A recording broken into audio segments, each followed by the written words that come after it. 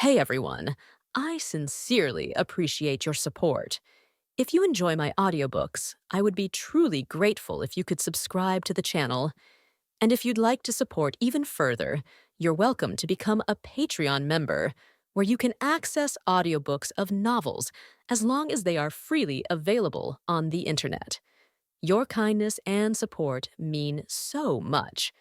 Thank you. Beside the central square of the City of Hope, the blacksmith's shop, where the furnace roars all day long and the hammering sounds deafen, now has an eerie atmosphere.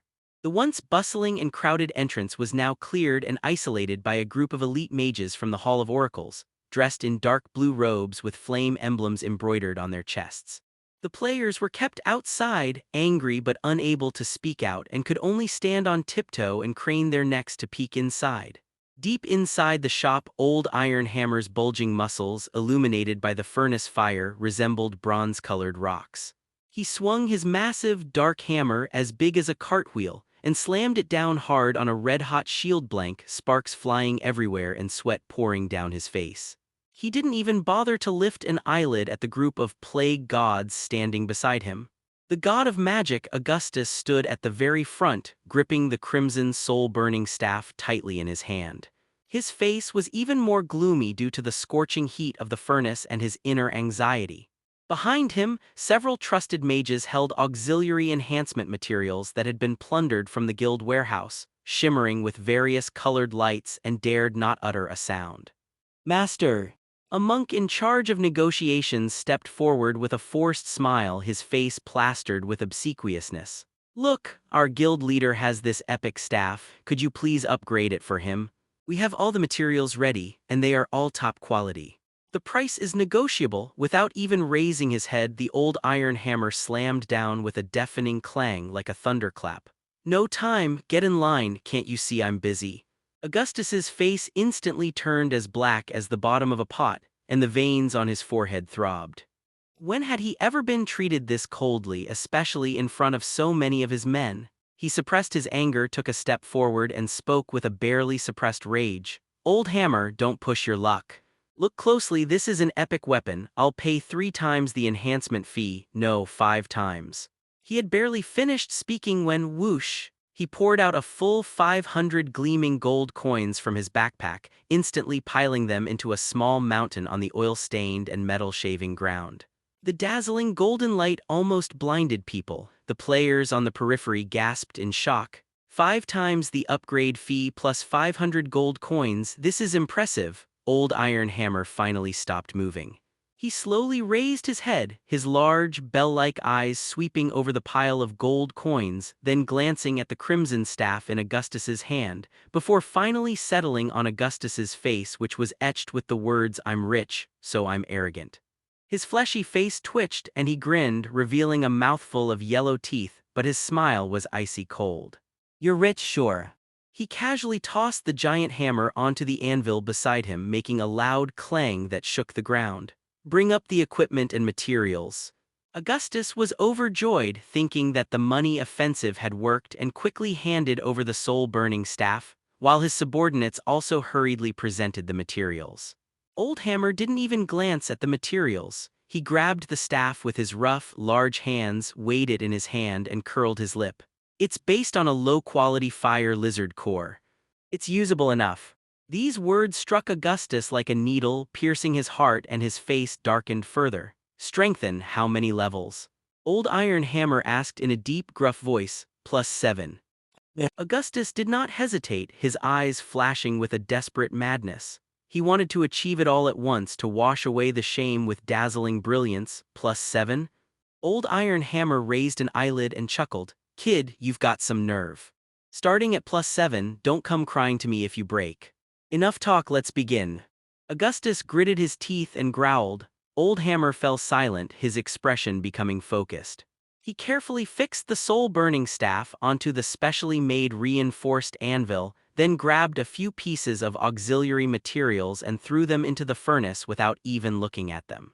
The iridescent molten metal was guided and wrapped around the crimson staff. "Seal the spirit, strengthen the foundation, enhance, charge." Old Iron Hammer's hair and beard bristled as he swung his giant hammer. the hammerhead enveloped in a layer of condensed white light.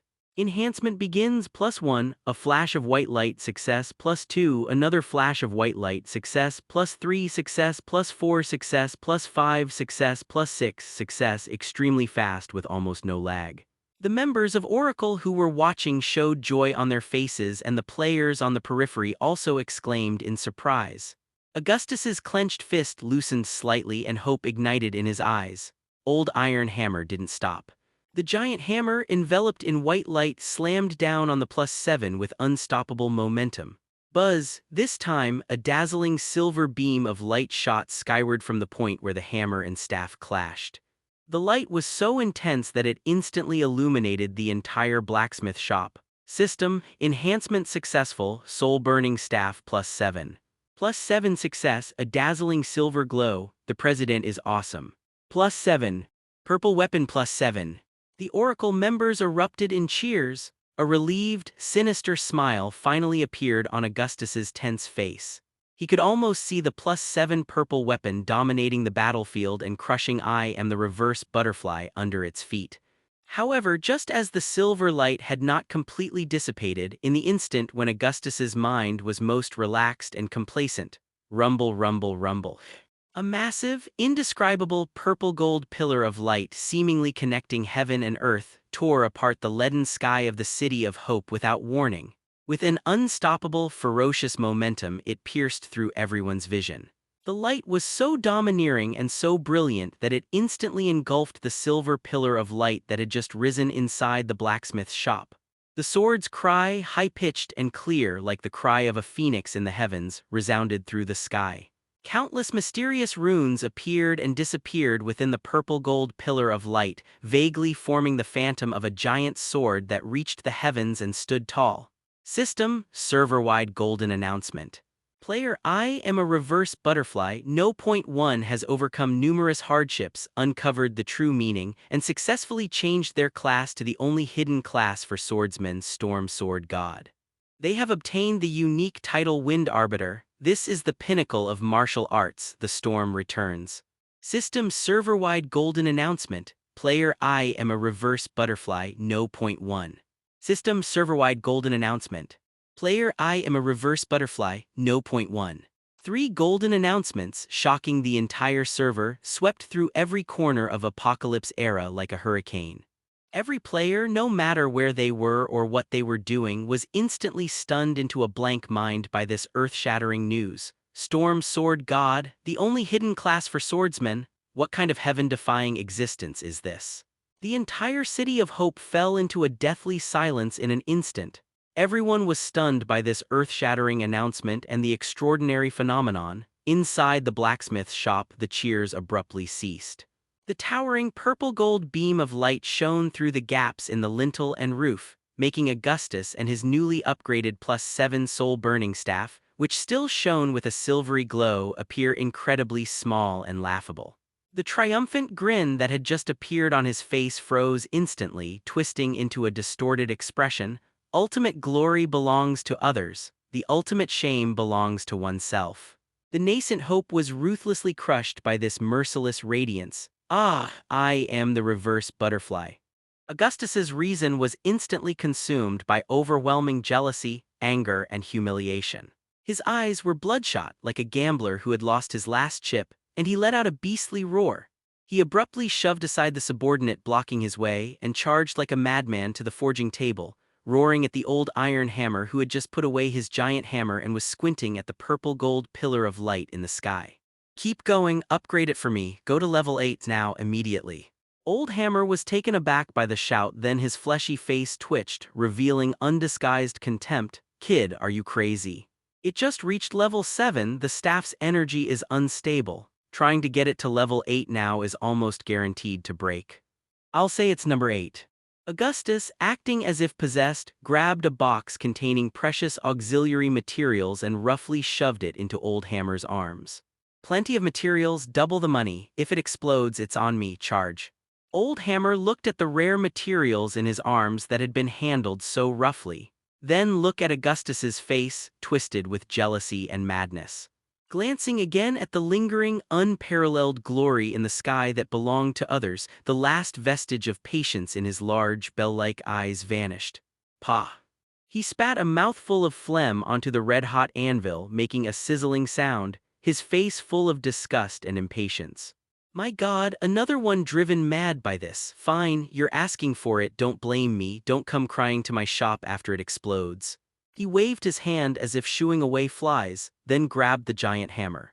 Without even glancing at the materials, he pushed the silver light surrounding the hammer to its limit, unleashing a brutal, almost venting attack.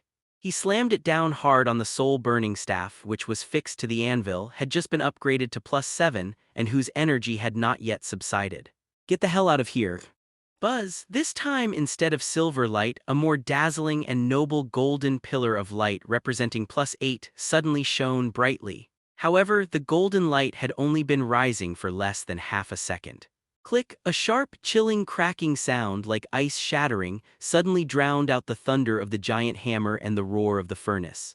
In the reflection of Augustus's pupils, which suddenly contracted to their extreme at that dazzling golden core. His epic staff-burning soul, which had been infused with guild resources and had just received a +7 silver glow.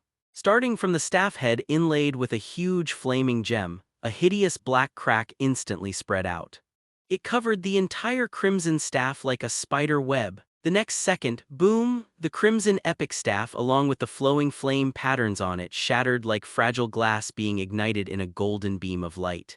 It transformed into countless fragments burning with purple flames like the most dazzling yet cruelest fireworks shooting out in all directions. System enhancement failed. The equipment burning soul staff, epic, has been destroyed. The golden light vanished instantly, leaving only purple fragments emitting blue smoke on the ground and the blacksmith's shop in deathly silence. Old Iron Hammer retrieved his giant hammer, looked at the mess on the ground, his face full of displeasure and undisguised disgust. "Pa, what bad luck, I said I'd explode, but I insisted on doing it. Did I get my brain caught in a door? Get the hell out of here, don't interfere with my business." He waved his hand at the dumbfounded Augustus and his ashen-faced men as if shooing away trash. Augustus stood there, stunned, his crimson mage robes seemingly losing all their luster. He maintained the outstretched posture, his palm empty, with only a few scalding fragments of epic shards scattered at his feet making a soft hissing sound as if mocking his foolishness. The frenzied expression on his face froze completely, leaving only a utterly empty and bewildered look. He looked at the priceless pile of purple wreckage on the ground. Then he suddenly looked up at the slowly dissipating purple-gold pillar of light in the sky. A hoarse, wheezing sound came from his throat like a broken bellows. "I am the reverse butterfly." His teeth were clenched so tightly they were grinding together, every word dripping with venomous hatred. "I can't beat you online, but what about offline? Chen Ping'an. I want you to pay me 100-fold. It wasn't just his staff that shattered, it was also his last shred of sanity. City of Hope, the Gale Dojo hidden deep in a dilapidated alley. Lorraine paced anxiously back and forth, oblivious to the fact that his gourd was already empty. "You brat, you have to hang in there," he muttered to himself, his eyes filled with worry. Sudden buzz, the token of wind that was suspended in midair within the dojo, guiding the trial passage, suddenly burst forth with an unprecedentedly dazzling azure light. Immediately afterwards, with a crisp crack, a tiny crack appeared on the surface of the keepsake. Its light quickly dimmed and it fell to the ground with a thud, turning into an ordinary stone. At the same time, the space in the center of the dojo violently distorted, and a figure enveloped in blinding blue light slowly emerged. When the light faded, Lorraine stared at the figure before her, frozen in place as if petrified, her mouth agape, wide enough to fit a fist. Chen Ping'an stood proudly, his body covered by a set of dark blue, form-fitting battle armor with flowing blue wind patterns and a sharp, domineering design. The armor has smooth lines with subtle swirling patterns at the joints. The shoulder armor resembles outstretched dragon wings and the chest features a roaring dragon head relief. The entire suit of armor seemed to be forged from a living storm, exuding a suffocating pressure and a sharp aura. He held a 4-foot-long, azure blue sword in his hand. The sword's blade is not made of solid metal but rather of highly compressed and condensed azure-colored gale force, with an internal storm seemingly surging within it. Fine, bluish-white arcs of electricity crackled along the edge of the blade, each slight tremor accompanied by a hissing sound in the air. Just one glance is enough to make your eyes sting. Storm Fury Sword, orange legendary upgradable exclusive weapon for Storm Sword God. Slot main hand weapon. Requirement level 56 scaling with character. Base physical attack 1056. Strength plus 75. Agility plus 92. Spirit. Special effects Storm Core, attack speed increased by 25%. Normal attacks and all skills have the Storm Erosion effect, which reduces the target's wind resistance by 15%, stacks up to 3 times, lasting 15 seconds. Increases damage dealt to enemies that are slowed or immobilized, bite of the raging wind. When an attack hits an enemy, it deals an additional agility x 1.5 points of wind damage and absorbs 25% of the total damage dealt as HP. On a critical strike, an additional small area wind blade splash damage is triggered, dealing 50% splash damage to enemies within 3 yards of the primary target. Annihilation Gale, unique effect.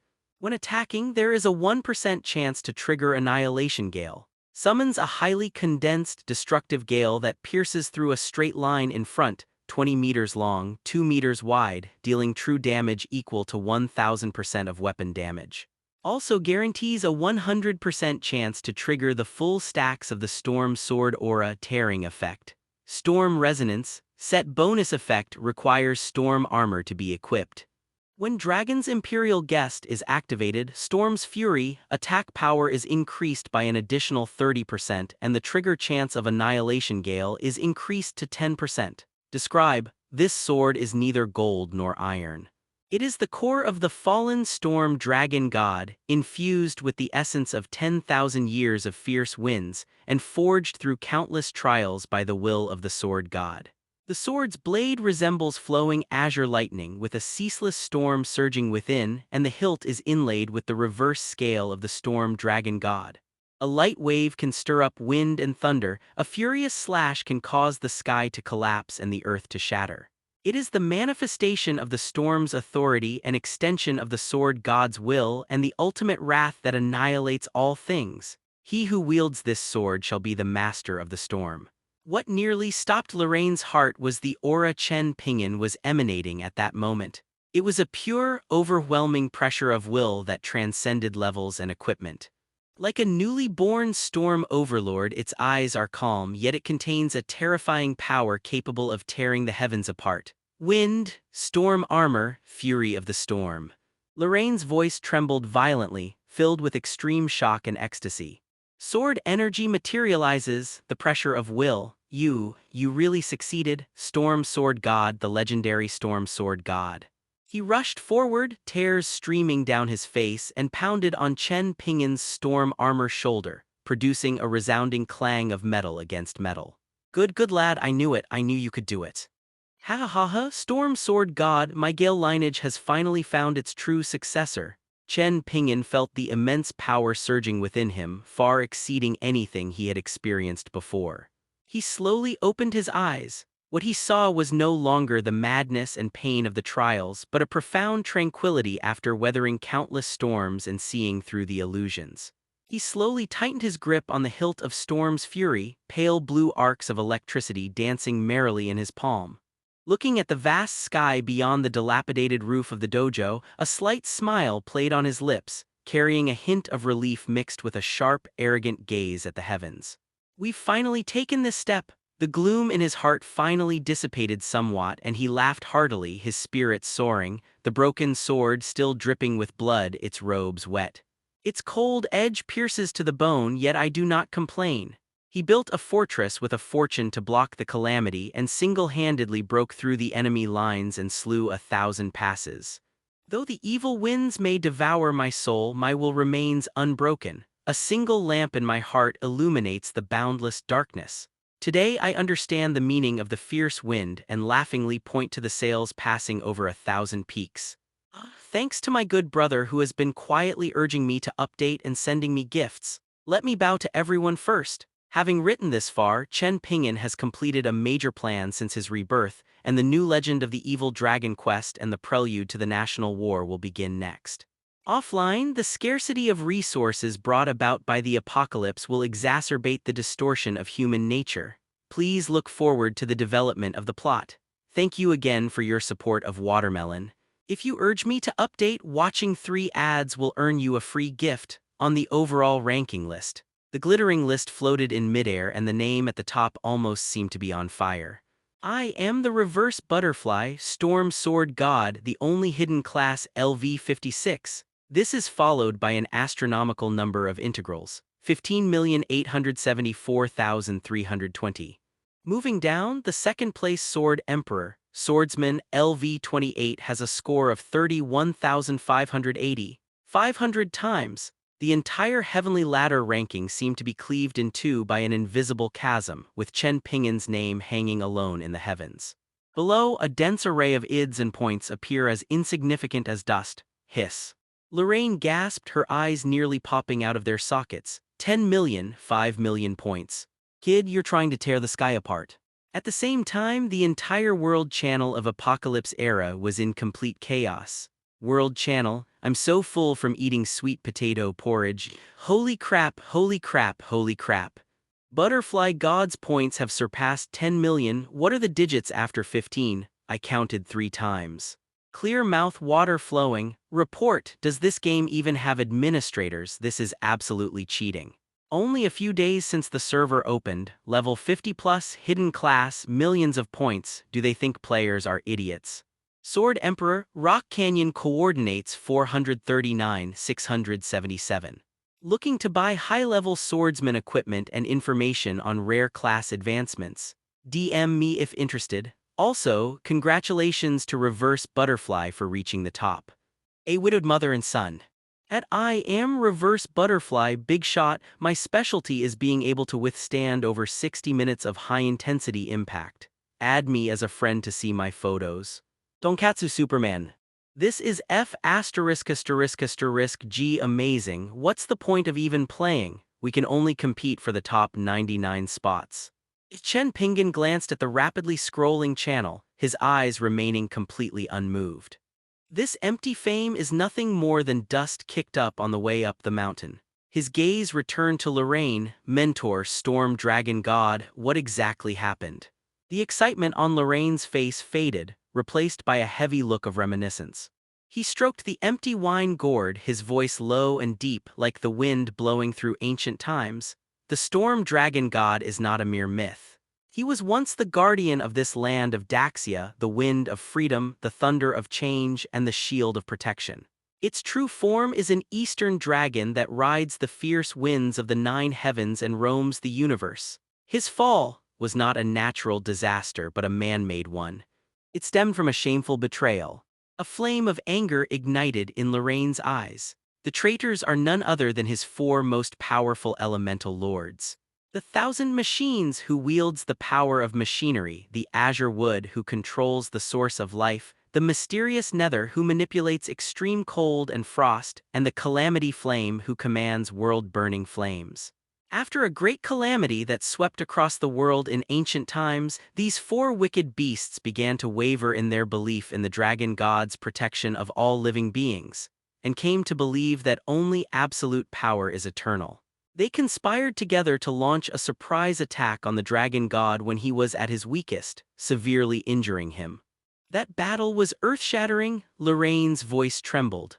Although the dragon god was powerful, he could not withstand the combined attack of the 4 evil spirits, and in the end, he perished. And those 4 wicked dragons divided up the core power legacy left behind by the dragon god, the Storm Dragon God armor. He stretched out his rough fingers and counted them one by one. The breastplate is the heart of the heavens, the lower garment the source of endless energy, the belt the root of raging thunder, and the boots the wings of flowing wind. These 4 treasures contain fragments of the dragon god's authority. Lorraine's eyes flashed with a sharp light as he stared intently at the illusory image of the storm armor on Chen Ping'an's body. Carrying their plundered legacy, they fled to the most dangerous places in Daxia, frantically absorbing the Earth's energy to not only restore themselves but also distort and corrupt the dragon god's power for their own use. Now they occupy a region and have become a source of chaos. Kid. Lorraine suddenly grabbed Chen Ping'an's shoulder with astonishing force, her tone more serious than ever before. The phantom of the storm armor on your body, the nascent form of the storm's fury in your hand, and the true meaning of the sword energy you have comprehended. All prove that you are the chosen successor of the storm dragon god's will. The storm sword god is one of the ultimate manifestations of his legacy. Finding those 4 corrupted relics and reclaiming the power belonging to the dragon god is your innate mission. Storm Dragon Armor, 4 core legacy items, the corrupted evil dragon, Chen Ping'an was utterly shaken. In the mid-game of the previous game, these 4 ultimate bosses, entrenched in the deepest part of the super dungeon, were always a shadow of despair looming over all players. Countless top guilds have exhausted all their resources, yet they still couldn't even break through the outer perimeter of their lair. So that's how they originated. Perhaps, while they are still in a dormant phase, finding clues and eliminating them ahead of time is the right strategy. Lorraine's words were like a key, instantly unlocking the floodgates of long-sealed memories. The top-level information fragments about the dragon god ruins and the elemental wasteland from his previous life suddenly connected with each other. A blurry but clearly defined map of Daxia rapidly took shape in his mind. The thousand-machine evil dragon, a twisted lair of mechanisms. Chen Ping'an muttered to himself, his eyes flashing with a cold light. First stop. The City of Liberty.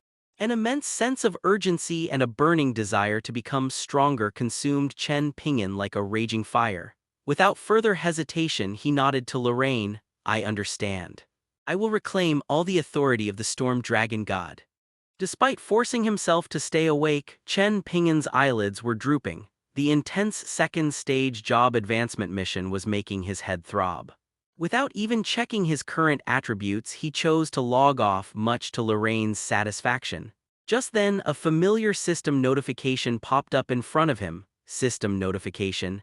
A unique special item fragment of the Time Rift. Unique has been detected and is now at energy saturation, evolving into fragment of the Time Rift.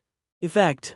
10% of the player character's base attributes strength, agility, constitution, spirit will be synchronously fed back to the player's real-world physical body.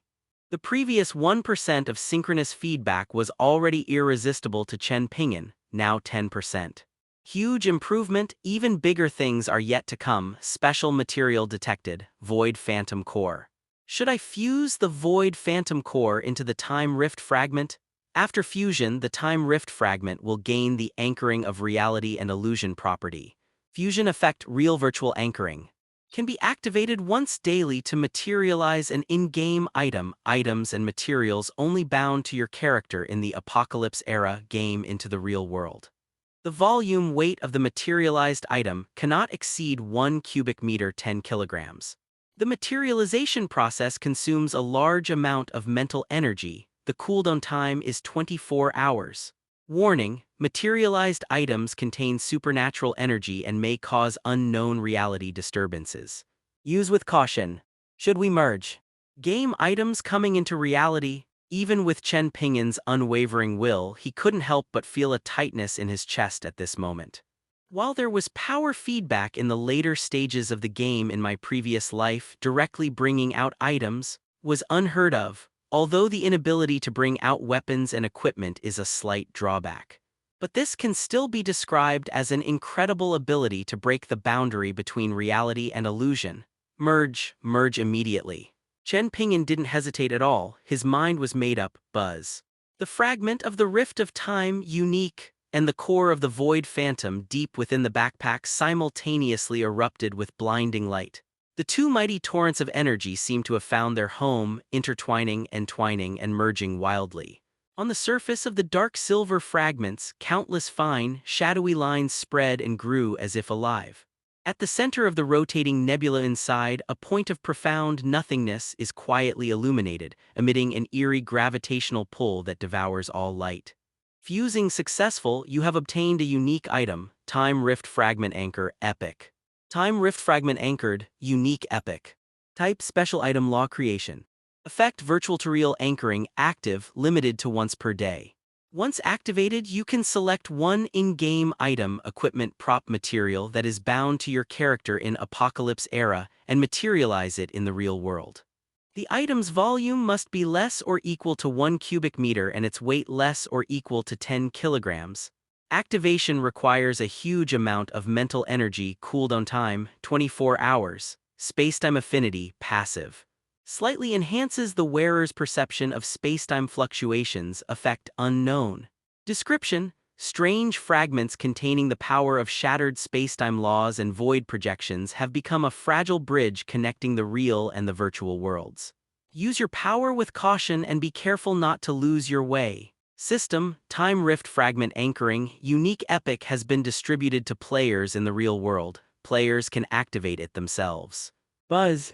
Consciousness sank into darkness. When I opened my eyes again, I saw the familiar metal ceiling of the safe house and the deep hum of the generator. Fragment of the time-space rift anchored was hovering in the air, and Chen Ping'an caught it in his hand. It feels warm to the touch, yet carries a chill that pierces the soul.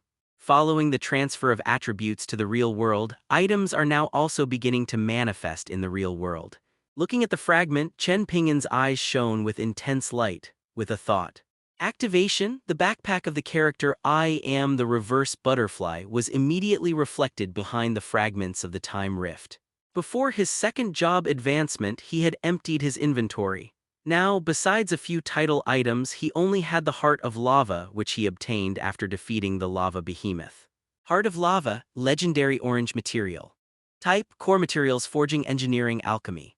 Description: the life and power core of the lava behemoth Gratoni contains the purest essence of fire and the laws of the earth.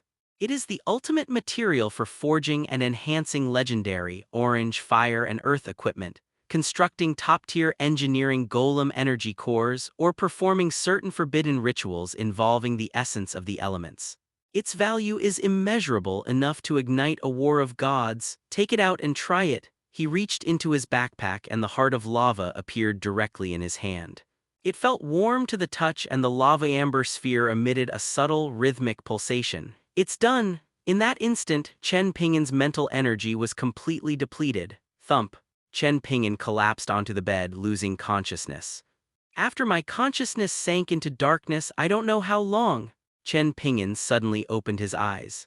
The cold light from the interior walls of the safe house illuminated my pupils, and the deep hum of the generator sounded exceptionally clear at that moment. He slowly sat up, feeling refreshed and invigorated, as if his body was filled with cool spring water and he could not find the slightest bit of fatigue. Fortunately, the I Am a Reverse Butterfly character currently boasts a spirit stat of 418. The feedback to Chen Ping'an amounted to a full 41.8 points. Otherwise, when I used Time Rift Fragment Anchoring before, the instantaneous consumption of a huge amount of mental energy would have probably turned me into a vegetable. It's scary to even think about it, but fortune favors the bold. Time Rift Fragment Anchoring not only provides the phantom anchoring ability but also a 10% attribute bonus. He clenched his fist, feeling the extraordinary strength and agility flowing through his body, and a slight smile appeared on his lips. It's worth mentioning that his current real-world strength is 69.6 and agility is 43.9. Bang, bang, bang! The heavy, rough pounding on the door like muffled thunder pierced through the thick alloy defenses and slammed into my ears. The heavy-duty explosion-proof door of the safe house, which was half a meter thick and embedded with multiple layers of alloy and special energy-absorbing materials, emitted a tooth-grinding metallic groan. Outside the door, a hoarse, arrogant voice seeped in through the crack in the door panel, carrying a strong sense of hostility. Chen Ping'an, don't you G play dead, open the door. Give me my money back. And you iron turtle shell brother Long has his eye on you, you'd better get out here right now, it's Scarface Dragon, that persistent B*******D. Chen Ping'an's eyes instantly turned cold. He slid silently off the bed, his bare feet making no sound on the cold cement floor. In a few steps, he darted to the control panel covered with monitor screens. With a swipe of your finger on the screen, more than a dozen night vision images from different angles are instantly magnified. Under the infrared lens, the desolate mountainous area surrounding the safe house clearly shows a dark green outline. At this moment, this desolate place is crowded with uninvited guests. At the very front was a burly man wearing a full-face helmet and a bulletproof vest. Just by looking at his size, he's definitely that idiot Scarface dragon. Behind him stood a dark mass of 30 or 40 people, each with fierce eyes, carrying machetes and steel pipes. Even more striking were the fact that at least 7 or 8 of them were holding heavy, dark weapons. Pistols, shotguns, and even 2 homemade hunting rifles with their barrels sawed off. The muzzle of the gun gleamed ominously in the night. Hold. Chen Ping'an cursed inwardly, clenching his fists. These bastards have upgraded their gear. Clearly, the chaos following the apocalypse has emboldened these local bullies, making them daring to even brandish such formidable weapons. Chen Ping'an, are you G deaf? Seeing no movement inside, Scarface Dragon became even more agitated and slammed his foot hard against the blast door again, making a dull thud. One of his henchmen immediately fawned over him and handed him a heavy fire axe. Scarface grinned as he took the axe, swung it with all his might, and chopped it down hard at the door lock. Clang. A piercing clang of metal clashing exploded outside the safe house, sparks flying everywhere. However, the expensive explosion-proof door only had a shallow white dent near the lock, and the paint hadn't even completely peeled off. On the contrary, the enormous recoil force made Scarface's arm go numb, cracked his thumb and forefinger, and almost caused him to drop the fire axe. Damn it, what kind of hellhole is this? Scarface Dragon was both shocked and furious. His face twitched as he looked at the gash that had appeared on the axe blade. Brother Long, this door is too hard, ordinary guys can't open it at all. A tall, thin man wearing a baseball cap and holding a pistol approached, his eyes fixed on the door with a sinister gaze. How about we try this? He brandished the pistol in his hand, the muzzle intentionally or unintentionally pointing at the door lock area. Scarface's eyes flashed with a fierce light. After hesitating for less than a second, he nodded sharply. Break it open for me, I refuse to believe it. Yes. A cruel excitement spread across the tall, thin man's face. He took 2 steps back, raised his arm, and aimed the dark muzzle of his gun steadily at the spot where the axe had just struck. Bang, bang, bang, the piercing gunshot instantly shattered the silence of the wilderness. The bullet slammed into the heavy alloy door, producing a sharp, piercing bang. Chen Ping'an's heart clenched at the sound of the gunshot, and his eyes were fixed on the surveillance footage. The bullet struck and sparks flew.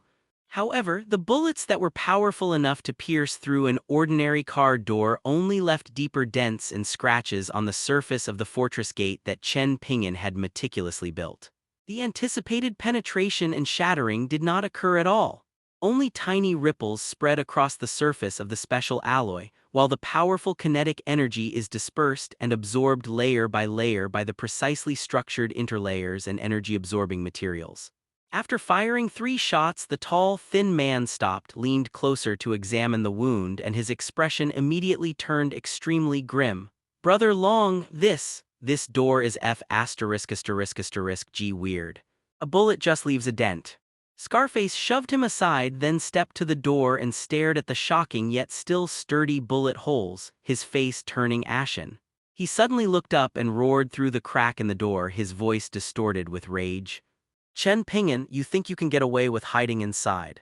Let me tell you, the world has changed. Your dilapidated house is nothing but a piece of easy prey. If I can't get it done today, I'll bring even more people and explosives tomorrow or the day after. Let's see how long you can keep hiding. I know you're playing that stupid game, you better pray I don't find you in the game. Otherwise, I'll make you wish you were dead. Vicious curses and threats like the tongues of venomous snakes kept creeping in through the cracks in the door. Chen Ping'an stared expressionlessly at Scarface Long's face, twisted with rage on the monitor. His current physical attributes are dozens of times greater than those of an average person. Their strength and agility far exceed the limits of ordinary people. With so many people involved, the air rifle pickoff strategy is no longer effective. Not enough firepower? If he wanted to, he was 70% confident he could rush out instantly, take down a large number of them before they could react, and even seize their guns and kill them in return. But reason firmly suppressed this impulse. The risk is too high, the opposing side outnumbers them and has the truth to back them up. Bullets don't have eyes. Despite his high mental attributes and 11.2 points in physical constitution, he has no interest in blocking bullets. More importantly, exposure. Once he demonstrates superhuman strength and speed and the news spreads in this post-apocalyptic world where order has collapsed, he will become an outcast and a fat sheep in the eyes of all forces and panicked crowds. At that time, they will face endless, larger-scale encirclement and covetousness. The fortress he painstakingly built will instead become a prison that traps him. Tolerate. Chen Ping'an squeezed out a single word through gritted teeth, his eyes as cold as ice. He cannot ruin the hard-won advantage and foundation for a moment's gain just to act rashly. The shouting and cursing outside lasted for more than 10 minutes. Scarface and his men used all sorts of tools to smash and pry, and even fired a few shots at close range with homemade hunting rifles, but they still couldn't make a dent in the steel fortress. Finally, filled with resentment and bitterness, he could only kick the door a few more times. He left behind a vicious "you just wait," before disappearing into the night with his men, cursing and swearing. Silence returned to the area outside the safe house. Chen Ping'an's tense nerves slowly relaxed, but a layer of cold sweat seeped out from his back. He leaned against the cold metal wall, took a deep breath, and then slowly exhaled. What about next time? A chilling question struck me. Scarface Dragon's words were not unfounded. As time goes on, panic intensifies and resources become scarce, making him a target who possesses a doomsday fortress and is suspected of being wealthy, only more conspicuous. Scarface Dragon returned empty-handed this time. Next time, the enemy might be even more ruthless, equipped with more advanced gear or even some organized force. The fortress's strength held firm this time. But how long can it hold out? Can it withstand the next, even more violent impact? A tremendous sense of crisis and a burning desire to become stronger ignited Chen Ping'an's blood like a raging fire. Power. I need even greater power, in reality and in the game, both. He held the pulsating heart of lava in his hand, his eyes flashing with a terrifying light. If reality can't solve the problem for now, let's look to the game. The stronger your game character is, the more attributes it will translate into in real life. And game item replenishment every 24 hours. At that point, let alone Scarface Dragon, even a regular army might be able to handle him. Without further hesitation, he rushed to the nutrient solution supply station, grabbed 2 vials of highly concentrated energy supplements and gulped them down. He even complains that eating compressed biscuits takes too much time. The cold liquid slid down my throat, instantly bringing a surge of energy. Immediately, he grabbed the silver-gray gaming helmet that was next to the control panel and put it on his head without hesitation. Doomsday Era activate. Light and shadow shift before my eyes and a torrent of data surges forth. The next second, the magnificent scene of the City of Hope, imbued with a sense of post-apocalyptic decadence, came into view once again. The figure of I Am the Reverse Butterfly appeared next to the teleportation array in the central square. The moment Chen Ping'an's foot touched the cold stone bricks of the central square, his friend list started flashing wildly. When I opened it, it was the last message Li Qiang had sent, filled with despair. The newspaper boy, Butterfly Goddess, Butterfly Father, help, those bastards from Hall of Oracles tricked me, there are too many of them. And they even used a despicable honey trap. They tied me up right away. They said they were going to take me to see that lunatic Augustus, peaceful daddy. The news abruptly ended. Chen Ping'an's gaze swept over the message, his face expressionless, but his eyes were as sharp as a drawn blade. That idiot Augustus finally managed to dig up some useful scraps. He muttered to himself, his voice devoid of any surprise, only displaying an indifferent air of complete control. The pieces have moved. It's time for the player to make their move too. Ignoring the awe-inspiring or inquisitive gazes from the surrounding players, he transformed into a blurry gust of wind, heading straight for the magnificent guild headquarters of Sword Pavilion. At the entrance of the garrison, 2 rows of elite guards from the sword pavilion, dressed in uniform silver-gray light armor and carrying longswords, stood like statues, their eyes sharp. When Chen Ping'an appeared at the doorway carrying an invisible sense of oppression, the guards instinctively tensed up and placed their hands on their sword hilts. "I am a reverse butterfly." The squad leader recognized the face the president studied every day, and his tone carried a hint of barely perceptible tension. "Please wait a moment, I'll inform the president." "No need." Chen Ping'an's voice was calm, yet carried an undeniable power, piercing through the noisy sounds of sword practice in the camp. "Tell Yi Gucheng that I am Nai Dai and I've arrived with what he's been dreaming of. I only have 5 minutes, no waiting after that." The captain of the guards dared not delay and immediately turned and rushed inside. Less than 3 minutes later, a figure as tall and straight as a solitary peak appeared inside the gate of the garrison. Yi Gucheng was still wearing his signature plain white swordsman outfit, but the usual coldness on his face was now replaced by a suppressed emotion. He walked over quickly. "The arrival of the butterfly goddess is an honor. I have failed to greet you properly." Yi Gucheng tried his best to keep his voice calm, but the burning desire deep in his eyes could not be hidden. He turned to the side and gestured for them to proceed. "Shall we talk inside?" Without wasting words, Chen Ping'an followed him straight into a secluded council hall decorated with sword illustrations. As soon as the door closed, Yi Gucheng got straight to the point. "What the butterfly goddess just mentioned, the thing she's been longing for." Chen Ping'an flicked his wrist, the movement so fast that it left only a blur. With a clear, resonant clang, the dark purple flowing wind-chasing shadow sword was casually stuck into the ebony wooden table between the two of them. The sword trembled slightly, dragon patterns flowed, and the wind from the edge of the blade emitted a low hiss. A sharp aura like that of a primordial beast instantly filled the entire room. Looking at the divine weapon he had longed for day and night, Yi Gucheng's breathing became noticeably heavier for a moment. This is on a completely different level than the rending wind he has, especially the special effect that ignores defense and the terrifying passive area damage. It's simply a god-tier skill in team battles. He forcibly suppressed the urge to reach out and touch it and looked up at Chen Ping'an. "What does butterfly goddess mean? I'll sell it to you." Chen Ping'an uttered 2 words, crisp and decisive. "One price, 100 million gold coins." He paused, his gaze sharp as lightning, piercing straight into Yi Gucheng's eyes. "Add one more condition." 100 million. Even though Yi Gucheng was mentally prepared, he was still so shocked by this astronomical figure that he almost jumped up. Yuanyuan.He has been frantically raiding dungeons lately and has amassed quite a fortune. 100 million gold coins is almost the limit of the entire guild's warehouse plus his personal funds. Buying this could bankrupt you. The usual coldness on his face shattered instantly, replaced by shock and heartache, and the corner of his mouth twitched uncontrollably. "Butterfly goddess, is this price?" Yi Gucheng tried to struggle. "Too expensive." Chen Ping'an chuckled and reached for his sword. "Never mind then, I'll list it at the auction house."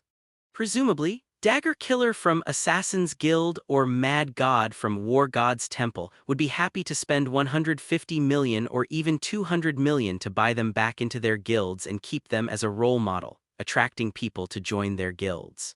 When the time comes, Chairman Yi, along with your sword pavilion brothers, will stand at the dungeon entrance watching others flaunt the sword that rightfully belongs to you. That must be quite a sight for you.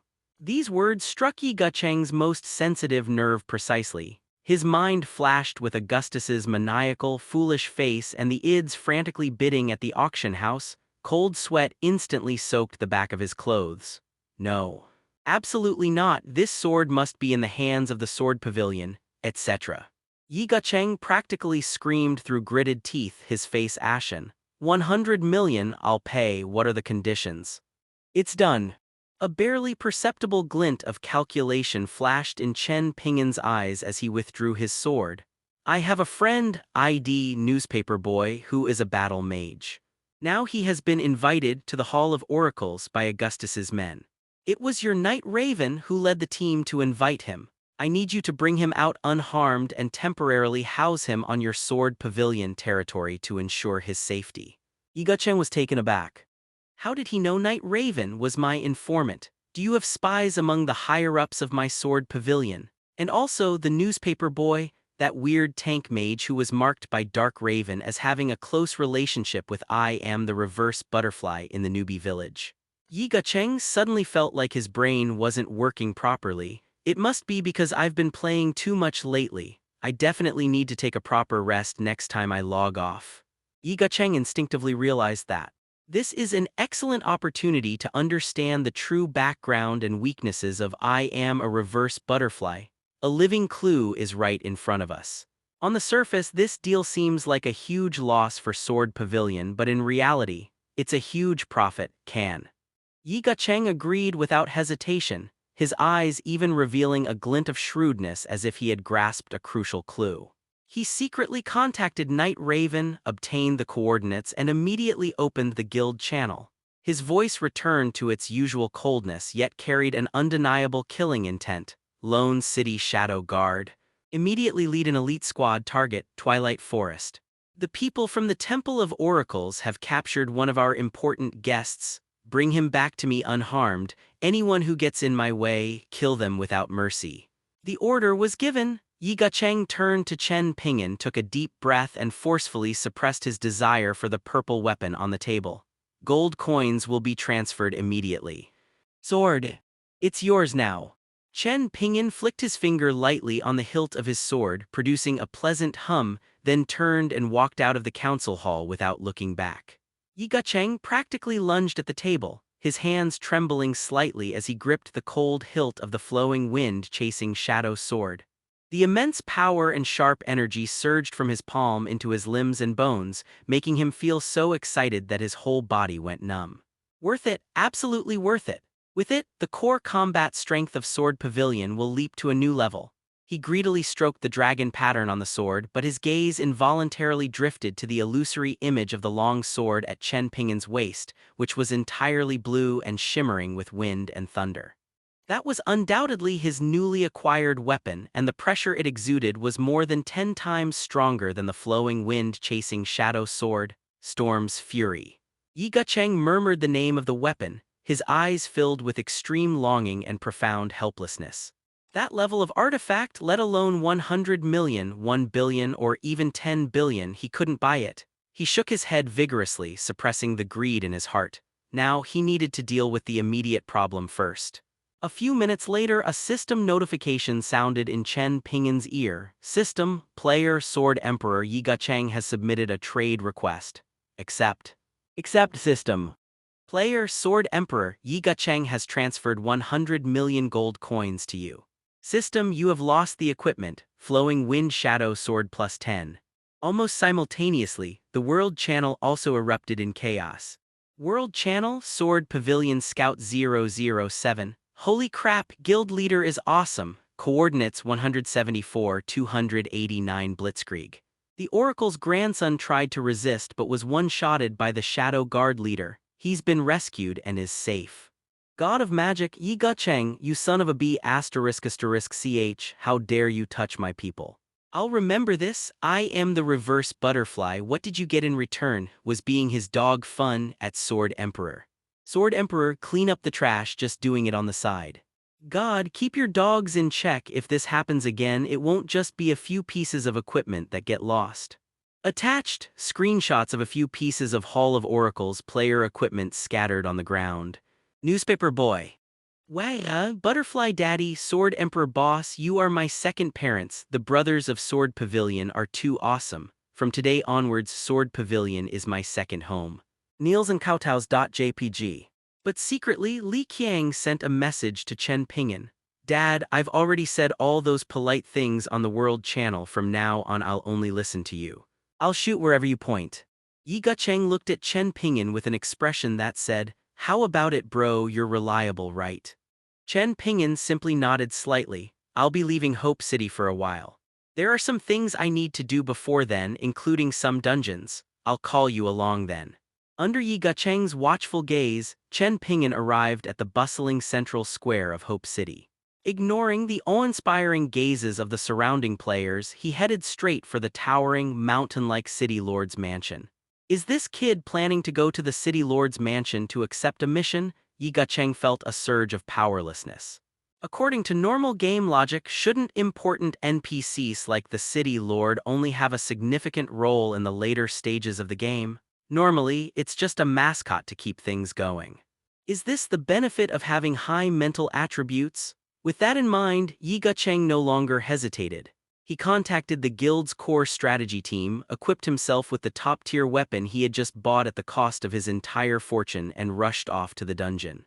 Damn it, if we don't work harder, we won't even get a bite out of this kid's mouth in the future. We can't even afford the scraps that are discarded. As soon as Chen Ping'an stepped onto the wide white marble steps in front of the city lord's mansion, two gleaming halberds crossed in front of him. Halt, this is the city lord's territory. Unauthorized personnel are not permitted entry. The guard captain was a burly, middle-aged warrior clad in gleaming silver runic armor. His voice boomed like a bell and his eyes were sharp as an eagle's. The ID above his head, Guard Commander Zhao Gang, glowed with a faint blue light signifying an elite NPC. Chen Ping'an didn't stop walking.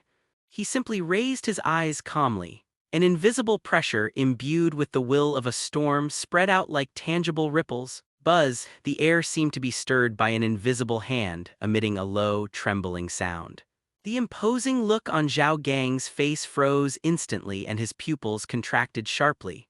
The oppressive aura wasn't domineering, but it carried a pure storm-like will originating from a higher level, making one's soul tremble. He and his guards were as if pressed down by an invisible giant hand, staggering back several steps, their crossed halberds crashing onto the cold stone steps with a clang. This is. Zhao Gang's voice trembled with disbelief, his gaze fixed on the title above Chen Ping'an's head, his face drained of color. Storm, Sword God, my apologies. Please forgive me, sir. He suddenly knelt on one knee, his head bowed deeply, his posture extremely respectful. The guards behind him immediately knelt down. I want to see the city lord. Chen Ping'an's voice was calm, yet it carried an undeniable power. Yes, please come with me, sir. Zhao Gang immediately stood up, bowed at a 90-degree angle and personally led the way, his attitude almost humble. Passing through the heavily guarded corridors and massive bronze gates, the guards, upon seeing Zhao Gang's bearing and the golden light above Chen Ping'an's head, all bowed respectfully and proceeded unimpeded. The main hall of the city lord's mansion was spacious and solemn. Sunlight streamed through the stained glass windows, casting dappled shadows on the floor. At the far end of the hall, a figure sat on a huge chair carved from a single piece of black crystal. City Lord Yuanyuan.He. He wasn't wearing a magnificent brocade robe but rather a dark gold, form-fitting suit of armor. Ancient runes were inscribed on the armor plates, exuding an aura as heavy as a mountain, yet also containing a sharp edge. His face was resolute, as if carved by a knife and axe, with a short beard on his chin, and his eyes shone with a sharp light as if they could see right through people's hearts. Simply by sitting there, an aura of authority, the power of life and death, enveloped the entire hall. When Chen Ping'an appeared at the entrance of the main hall, Yuanyuan.He's gaze fell on him instantly, like two tangible searchlights. The moment he realized that Chen Ping'an was the storm sword god, the dignified and imposing city lord abruptly stood up from the Xuanjing throne. Boom! The armrest of the incredibly hard crystal chair beneath him was shattered by the force he unconsciously unleashed. Gravel fell in a soft patter. Storm sword god. Yuanyuan.He's voice, filled with undisguised shock, echoed throughout the hall. You actually received the final approval of the Storm Dragon God's will and completed the ultimate inheritance of the Storm Sword God. His gaze, like the most precise scanner, scrutinized Chen Ping'an from head to toe, finally settling on the illusory image of the longsword at his waist, its blade a deep blue-green, crackling with the shadows of wind and thunder. A terrifying glint flashed in his eyes. The fury of the storm, it truly is the manifestation of his sword's will. After so many years, on the land of Daxia, a true successor to the Storm Lord has finally been born. Under Yuanyuan.He's gaze, which seemed capable of crushing mountains, Chen Ping'an still stood ramrod straight like the storm sword in his hand, poised to unleash its power. Lord, you are wise, the legacy has been passed down. I must travel far and wide to hone my skills and seek greater power to face the great calamity to come. A long journey. Yuanyuan.He raised a thick eyebrow, sat back on the throne, the broken armrests seemingly serving as an embellishment to his majesty. Where do you want to go? Our Daxia is a vast country, and apart from the City of Hope, there are 12 other major cities that stand tall in all directions. They are prosperity, democracy, civility, harmony, freedom, equality, justice, rule of law, patriotism, dedication, integrity, and friendliness. Every city possesses its own unique history and unpredictable dangers. Without the slightest hesitation, Chen Ping'an met Yuanyuan.He's scrutinizing gaze and clearly uttered 4 words: City of Freedom. The City of Freedom. Yuanyuan.He's pupils contracted again, his fingers unconsciously tapping the last remaining armrest of the throne, producing a dull thump-thump sound. I heard that it's already a mechanical jungle contaminated by the radiation of the 1,000 machines' evil dragon. It's fraught with danger, a place where every step is a potential threat. 100 times more perilous than the monster-infested territories surrounding Hope City. He abruptly stood up, his dark gold armor clanging, and an aura of iron-blooded decisiveness surged forth. But you are the Storm Sword God, the inheritor of the Dragon God's will. Your path is destined to be fraught with storms and thorns. Pass on the order. Yuanyuan.He's voice, like the clang of metal on metal, resounded throughout the hall. Effectually, I hereby appoint I am the Reverse Butterfly as the special envoy plenipotentiary of the City of Hope. He will act on behalf of Yuanyuan.He and travel throughout the cities. System. Congratulations on obtaining a special identity, special envoy of the City of Hope. Effect: within the territory of Hope City, all NPCs start with revered in favorability. A portion of the city's defense forces can be mobilized, requires mission trigger. With this identity, one can freely travel through the official teleportation arrays of the other 12 main cities of Daxia and enjoy the highest level of diplomatic privileges. A palm-sized token, neither gold nor jade, appeared out of thin air in front of Chen Ping'an. The token is entirely black with the majestic outline of the City of Hope embossed on its front. On the back is a powerful and ancient character Chinese letter meaning envoy with fine golden dragon patterns wrapped around its edges, emitting a faint fluctuation of law. Item: Yuanyuan City Lord's Token Special. Type: Identity Token Law Item. Effect: City Lord's Majesty. When equipped, all NPCs in Hope City, including guards, merchants, quest givers, etc., will have their initial attitude forcibly locked to reverence, quest trigger rate plus 30% and trade discount plus 20%. Special Order: with this order, up to 100 City Defense Guards LV.60 Elite Template can be temporarily mobilized to assist in combat during specific missions. Cooldown: 7 calendar days. Zhacheng Tonk: free use of the official teleportation arrays of the 13 main cities of Huaxia with no teleportation fees and special rights such as priority passage. Description: this token symbolizes the supreme authority and trust of the City Lord of the City of Hope. Seeing this token is equivalent to seeing the City Lord in person. Whoever carries this token when traveling to any city will be an envoy of the nation. Chen Ping'an reached out and grasped the token, a warm yet profound sense of power spreading along his arm. This decree represents the will of this City Lord and the entire City of Hope. Yuanyuan.He's voice was deep and solemn. Furthermore, you bear a heavy responsibility and your abilities cannot be compromised. Someone, summon the Master Craftsman. A moment later, the side door of the main hall opened. A figure slowly entered. He was short and stocky, wearing gray overalls stained with metal scraps and oil. His graying hair was a mess like a bird's nest, and his face was deeply lined with wrinkles. Only those eyes shone with an astonishing brightness, as if they contained the light of stars and a furnace. Divine Craftsman LV. Chen Ping'an knew that although this person looked like he was half buried, he was someone of great importance. He was the master craftsman of the old hammer master, the true pinnacle of forging in the City of Hope. This is also why Chen Ping'an didn't immediately go to Old Iron Hammer to enhance the weapon after obtaining it. Legend has it that the weapon was still a bit too much for Old Iron Hammer. The master craftsman's gaze bypassed the City Lord like the most precise calipers, instantly locking onto the Storm's Fury Phantom at Chen Ping'an's waist. That fervent light almost materialized into flames. Storm, the nascent form of the storm's fury. Tiangong's voice was hoarse with a metallic, trembling quality. He suddenly rushed to Chen Ping'an, staring intently at the azure sword shadow, trembling with excitement. Good, good, good. In my lifetime, I have actually been able to forge such a divine object with my own hands. Lord, hurry, prepare the spirit-tempering flame pool and the star core anvil. We can't wait a moment longer. Yuanyuan.He was clearly used to the temper of this national treasure-level grandmaster and immediately waved his hand. As instructed by the master, prepare immediately. Soon, the floor in the center of the hall silently slid open, revealing a passageway extending downwards. A wave of scorching heat and intense psionic energy washed over us. Chen Ping'an followed Master Tiangong and Yuanyuan.He down the passage. Below was a huge underground workshop shrouded in sweltering heat. In the center, a pool of crimson gold water churning like magma radiated terrifyingly high temperatures.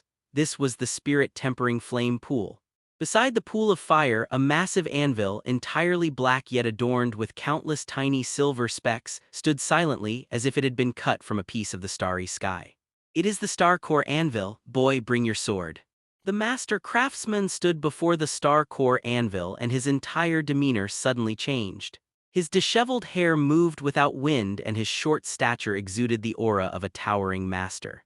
His eyes were sharp as knives and he was no longer slovenly. With a thought, Chen Ping'an's illusory image of Storm's fury at his waist instantly solidified. The long sword, its body a deep blue-green, fell into the calloused hands of the master craftsman.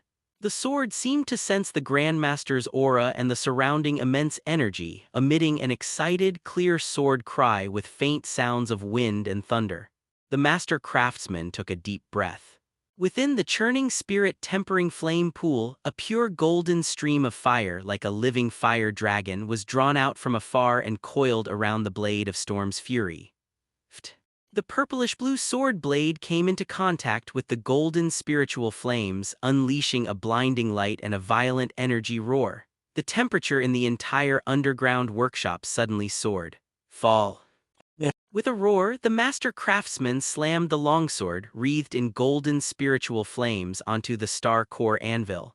He swung a huge forging hammer with an ancient design made entirely of an unknown dark red metal. Clang. The first hammer blows, the sound was not a harsh clang of metal but a deep, thunderous boom with a strange, resonant vibration. The silver specks on the star core anvil flickered wildly with each hammer blow, as immense stellar power was forcibly poured into the sword. The golden spiritual flames in the spirit-tempering flame pool surged wildly into the hammer strike point as if they were alive. Chen Ping'an clearly felt his mental link with Storm's fury suddenly jolt. An even more powerful and refined force returned. At the same time, great fortune is in effect. System, talent great fortune triggered, success rate for this enhancement increased to 100%. The probability of triggering perfect enhancement effects has been greatly increased. Enhancement successful, Storm's Fury +1, base physical attack increased to 1156. Perfect enhancement, Strength +10. Agility +10, Spirit +5, special effect Storm Core, attack speed increased to 26%. The master craftsman's eyes flashed with a sharp light, such powerful luck again. Clang clang clang. The forging hammer transformed into a dark red phantom, each strike powerful and precise, hitting the critical points of the sword's blade. The golden spiritual flames in the spirit-tempering flame pool were continuously drawn in and incorporated. The star core anvil shimmered like a waterfall of silver light. Clang, clang, clang, the hammer flashed, its shadows dancing, intertwining with dark red light and the silver glow of the star core, golden flames swirling around it. Each strike caused the longsword to hum and the oppressive aura rose steadily. Enhancement successful, Storm's Fury +2, base physical attack increased to 1299, perfect enhancement, agility +10. Whirlwind's bite splash range increased to 4 yards. Enhancement successful, Storm's Fury +3, base physical attack increased to 1453, perfect enhancement, strength +10. Storm Core damage to slowed immobilized enemies increased to 32%. Enhancement successful, Storm's Fury +4, base physical attack increased to 1638, perfect enhancement, Spirit +5. Whirlwind's Bite, lifesteal ratio increased to 27%. Enhancement successful, Storm's Fury +5, base physical attack increased to 1888, perfect enhancement, agility +10. Annihilation Gale, trigger chance increased to 1.2%. Enhancement successful, Storm's Fury +6, base physical attack increased to 2182, perfect enhancement, strength +10. Storm Core, wind resistance reduction effect increased to 16%, stacks up to 3 times. Enhancement successful, Storm's Fury +7, base physical attack increased to 2489, perfect enhancement. Agility +10, Whirlwind's Bite, additional wind damage coefficient increased to agility x 1.6. Enhancement successful, Storm's Fury +8, base physical attack increased to 2999. Perfect enhancement, strength +10, spirit +5, storm resonance attack power increased by an additional 35% when activated. The information flashed rapidly before Chen Ping'an's eyes. +4, +5, +6. Each successful enhancement is accompanied by an additional attribute boost from a perfect enhancement. The Sword of Storm's Fury shone brighter and brighter, with purplish-blue wind and thunder power surging and roaring along its blade, and faint dragon-shaped phantoms moving within the light. The entire underground space was filled with suffocating energy pressure and continuous, booming sounds like a god forging iron. Yuanyuan.He stood to the side with his hands behind his back, his eyes filled with a mixture of solemnity and amazement. The master craftsman's hair and beard stood on end as he devoted himself entirely to the task, pouring all his knowledge and passion into each hammer blow. Finally, when the master craftsman gathered all his strength, letting out a long roar like a dragon's cry, he slammed the final hammer blow onto the spine of the sword with immense force. Clang! This deafening roar surpassed all that had come before. It was as if a thunderbolt from the heavens had exploded directly inside the workshop. The incredibly sturdy underground space, reinforced with countless protective arrays, shook violently and dust rained down from the dome. Roar, a condensed, tangible, majestic, and sacred azure dragon shadow shot into the sky from the sword. Though small, the dragon's shadow contained a vast storm and an annihilating will, swirling and roaring. The roar of a dragon pierced through the earth, causing the entire main hall of the city lord's mansion to tremble violently. The glazed tiles shattered with a crash and the beams and pillars groaned. Enhancement successful. Storm's Fury +9. Perfect enhancement, great fortune, huge increase in base physical attack, huge increase in attributes, completely upgraded special effects. The hidden rune Godslayer has been partially awakened by the immense energy and the will of the dragon god. Storm's Fury hovered above the Star Core anvil. The sword was no longer a simple azure color. Instead, it shimmered with a deep, dark blue luster like a solidified cosmic storm. The arcs of wind, thunder, and lightning leaping along the edge of the sword transformed into a more condensed and dangerous bluish-white. On the spine of the sword, a thin, twisted, dark gold rune kill, seemingly written in the most ancient divine script, clearly appeared, radiating an aura of destruction that stung even the soul. Let's look at the enhanced attributes. Weapon. Stormfury Sword +9, orange legendary upgradable Storm Sword God exclusive weapon. Main hand weapon. Requirement level 56 scaling with character. Base physical attack 3896. Strength +380. Agility +397. Spirit +205. Special effects Storm Core Ascension. Attack speed increased by 30%. Normal attacks and all skills have the Storm Erosion effect, which reduces the target's wind resistance by 18%, stacks up to 3 times, lasting 15 seconds. Increases damage dealt to enemies that are slowed or immobilized by 35%. Whirlwind's Bite Ascension. When an attack hits an enemy, it deals an additional agility x 1.8 points of wind damage. It also absorbs 30% of the total damage dealt as HP, converting it into its own. On a critical strike, an additional small area wind blade splash damage is triggered, dealing 60% splash damage to enemies within 5 yards of the primary target. Annihilation Gale Ascended Unique Effect. When attacking, there is a 1.5% chance to trigger Annihilation Gale. Summons a highly condensed, destructive gale that pierces through a straight line in front, 30 meters long and 3 meters wide, dealing true damage equal to 15 of weapon damage. And it has a 100% chance of triggering the full stack of the Storm Sword Aura's tier effect. Storm Resonance Ascended set bonus effect requires Storm Armor to be equipped. When Dragon's Imperial Guest is activated, Storm's Fury attack power is increased by an additional 45%. Annihilation Gale trigger chance increased to 15%. Godslayer Awakening special effects increases all final damage dealt to targets with divinity traits, lord level or higher bosses, entities with special storylines, high-level elemental life forms, etc. by 20%.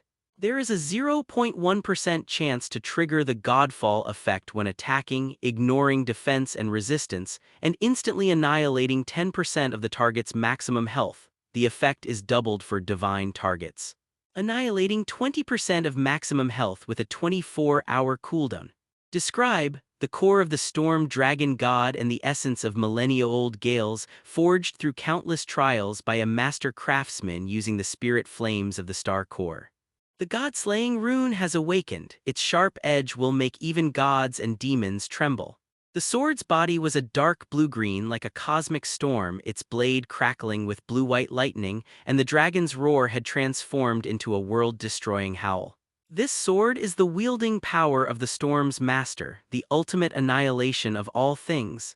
Its sharp edge will ultimately be aimed at that wicked beast who betrayed the dragon god.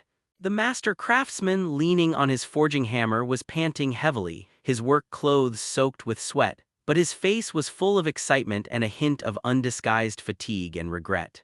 +9 with my limited strength and given the current power of Hope City's star core and spirit flame, this is the best I can do. Kid, your luck is simply heaven-defying.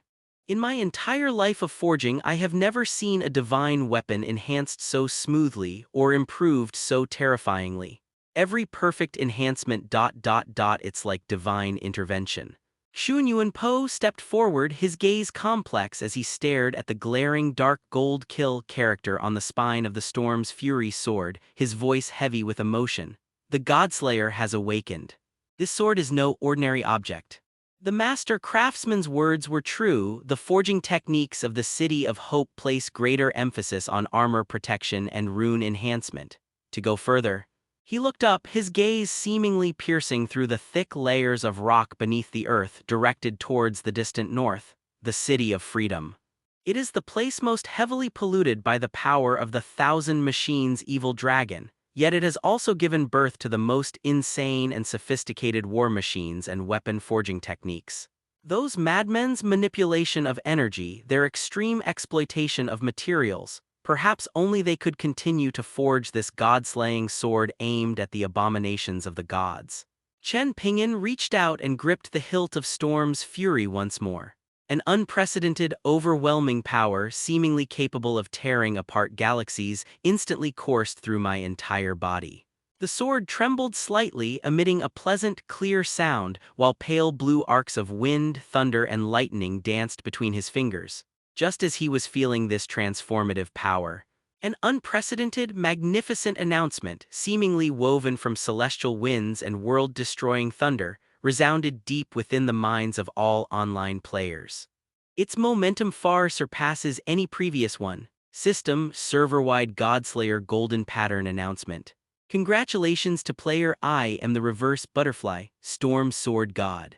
By defying the heavens and drawing upon the stellar core's spiritual flames, and with the full assistance of the divine craftsman, he successfully refined his exclusive artifact, the Storm Fury Sword, to +9. The god-slaying rune awakens, its sharpness astonishing the world. This is the pinnacle of forging techniques and a testament to the power of the storm dragon god in this world. Its might is magnificent, its power overwhelming. It should be the supreme among all armies. System server-wide Godslayer Golden Pattern announcement. Congratulations to player I am the Reverse Butterfly, Storm Sword God LV56.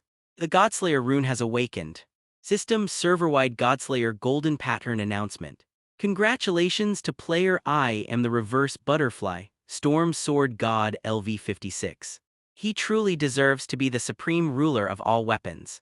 3 times in a row, the text of the announcement was not simply gold. Instead, it was intertwined with dark cyan wind and thunder patterns and dazzling dark gold phantom images of god-slaying runes. With a terrifying pressure that could crush mortals and reach even the gods, it frantically flooded the system panels and the tops of everyone's field of vision, lingering for a long time. The entire world channel fell into an unprecedented silence, as if choked by the world-ending pressure contained in the announcement. Several seconds passed before it exploded like a powder keg that had been lit. World channel.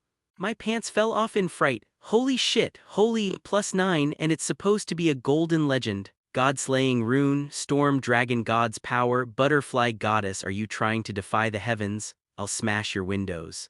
Just logged in and saw this. The blue dagger that just dropped yesterday suddenly doesn't seem so appealing anymore. No, it's not even good enough to be used as a fire poker. Sword Pavilion Cold Edge. Guild Leader, the purple weapon we just bought for 100 million, seems like it's instantly become an antique. Crying face.jpg. Waiting for you to finish your shift, at I am reverse butterfly boss. My incompetent husband just got killed by a monster. Looking for a sugar daddy sugar baby, my purple nightgown will warm the bed. It can withstand high-intensity shockwaves. At the edge of the twilight forest at the temporary assembly point of the Hall of Oracles, Augustus was roaring furiously at several of his key subordinates, spitting in their faces. Useless, a bunch of useless trash. It takes you half an hour to kill a level 35 boss. I need to level up quickly to get revenge, and I want top-tier gear. Before he could finish speaking, the 3 golden announcements entwined with wind, thunder, and god-slaying runes struck his mind like 3 divine lightning bolts descending from the heavens. Augustus felt as if he had been struck in the chest by an invisible giant hammer. His body swayed violently and his face instantly changed from a furious crimson to a deathly pale ashes. His next words were abruptly cut off, leaving only a hoarse gasp in his throat. He stared intently at the glaring text of the announcement in his field of vision, especially the line Stormfury Sword tempered to +9. Godslayer Rune awakened.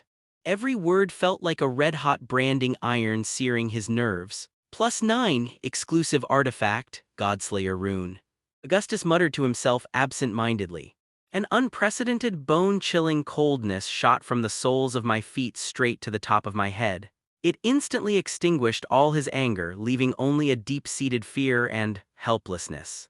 He was just fantasizing about overwhelming the enemy with sheer numbers. I even fantasized about revealing the opponent's new weapon. But now, is what's described in the announcement still something players can own? This gap is no longer an insurmountable chasm that can be bridged by numbers or tactics. How did he do that? Augustus's voice was dry and hoarse, trembling without him even realizing it. Looking at the blue equipment that had just dropped on the ground. Then look at that god-slaying sword in the announcement, which seems capable of tearing the screen apart. For the first time, a vine called despair truly entangled this proud and arrogant god of law. On their way to explore the Shadow Rift dungeon in the City of Hope, the elite team of Sword Pavilion, holding the newly acquired flowing wind-chasing shadow sword, Yuanyuan.He precisely severed the throat of an elite shadow wolf with a splitting wave slash. His movements were fluid and graceful, exuding the sharpness of a newly acquired divine weapon. He was basking in the sense of control that came with the attribute boost, preparing to lead his team to tackle the next challenge. Sudden. The announcement of the Godslayer Golden Mark has arrived. Boom! The words, imbued with the power of wind, thunder, and the will to slay gods, crashed into Yuanyuan's consciousness like the most violent mental attack. His sword-wielding motion froze instantly and his pupils shrank to pinpoints. +9, the Godslayer Rune awakens, the power of the storm dragon god. Yuanyuan stared intently at the announcement, each word like a heavy hammer blow to his newly built confidence, centered on the spiritual sword emperor technique. The fleeting joy and sense of power he felt from the +10 purple weapon in his hand seemed so laughable, so insignificant in the face of this magnificent announcement. Like fireflies compared to the bright moon. Why? Why is he always so much faster than me? Why does he always get the best things? His eyes instantly turned bloodshot, filled with resentment and a frenzied obsession. The problem lies in the spirit. The spirit attribute must be too low. My sword heart clarity hasn't reached its peak yet. If my mental attributes doubled again, no, double it, I'm sure I'll find his weakness. I'm sure I can catch up with him. The thought echoed wildly in his mind like a curse. He abruptly opened his attribute panel, staring at the high 58 points in his spirit attribute. His eyes were no longer filled with satisfaction, only endless greed and craving. Add points all to spirit.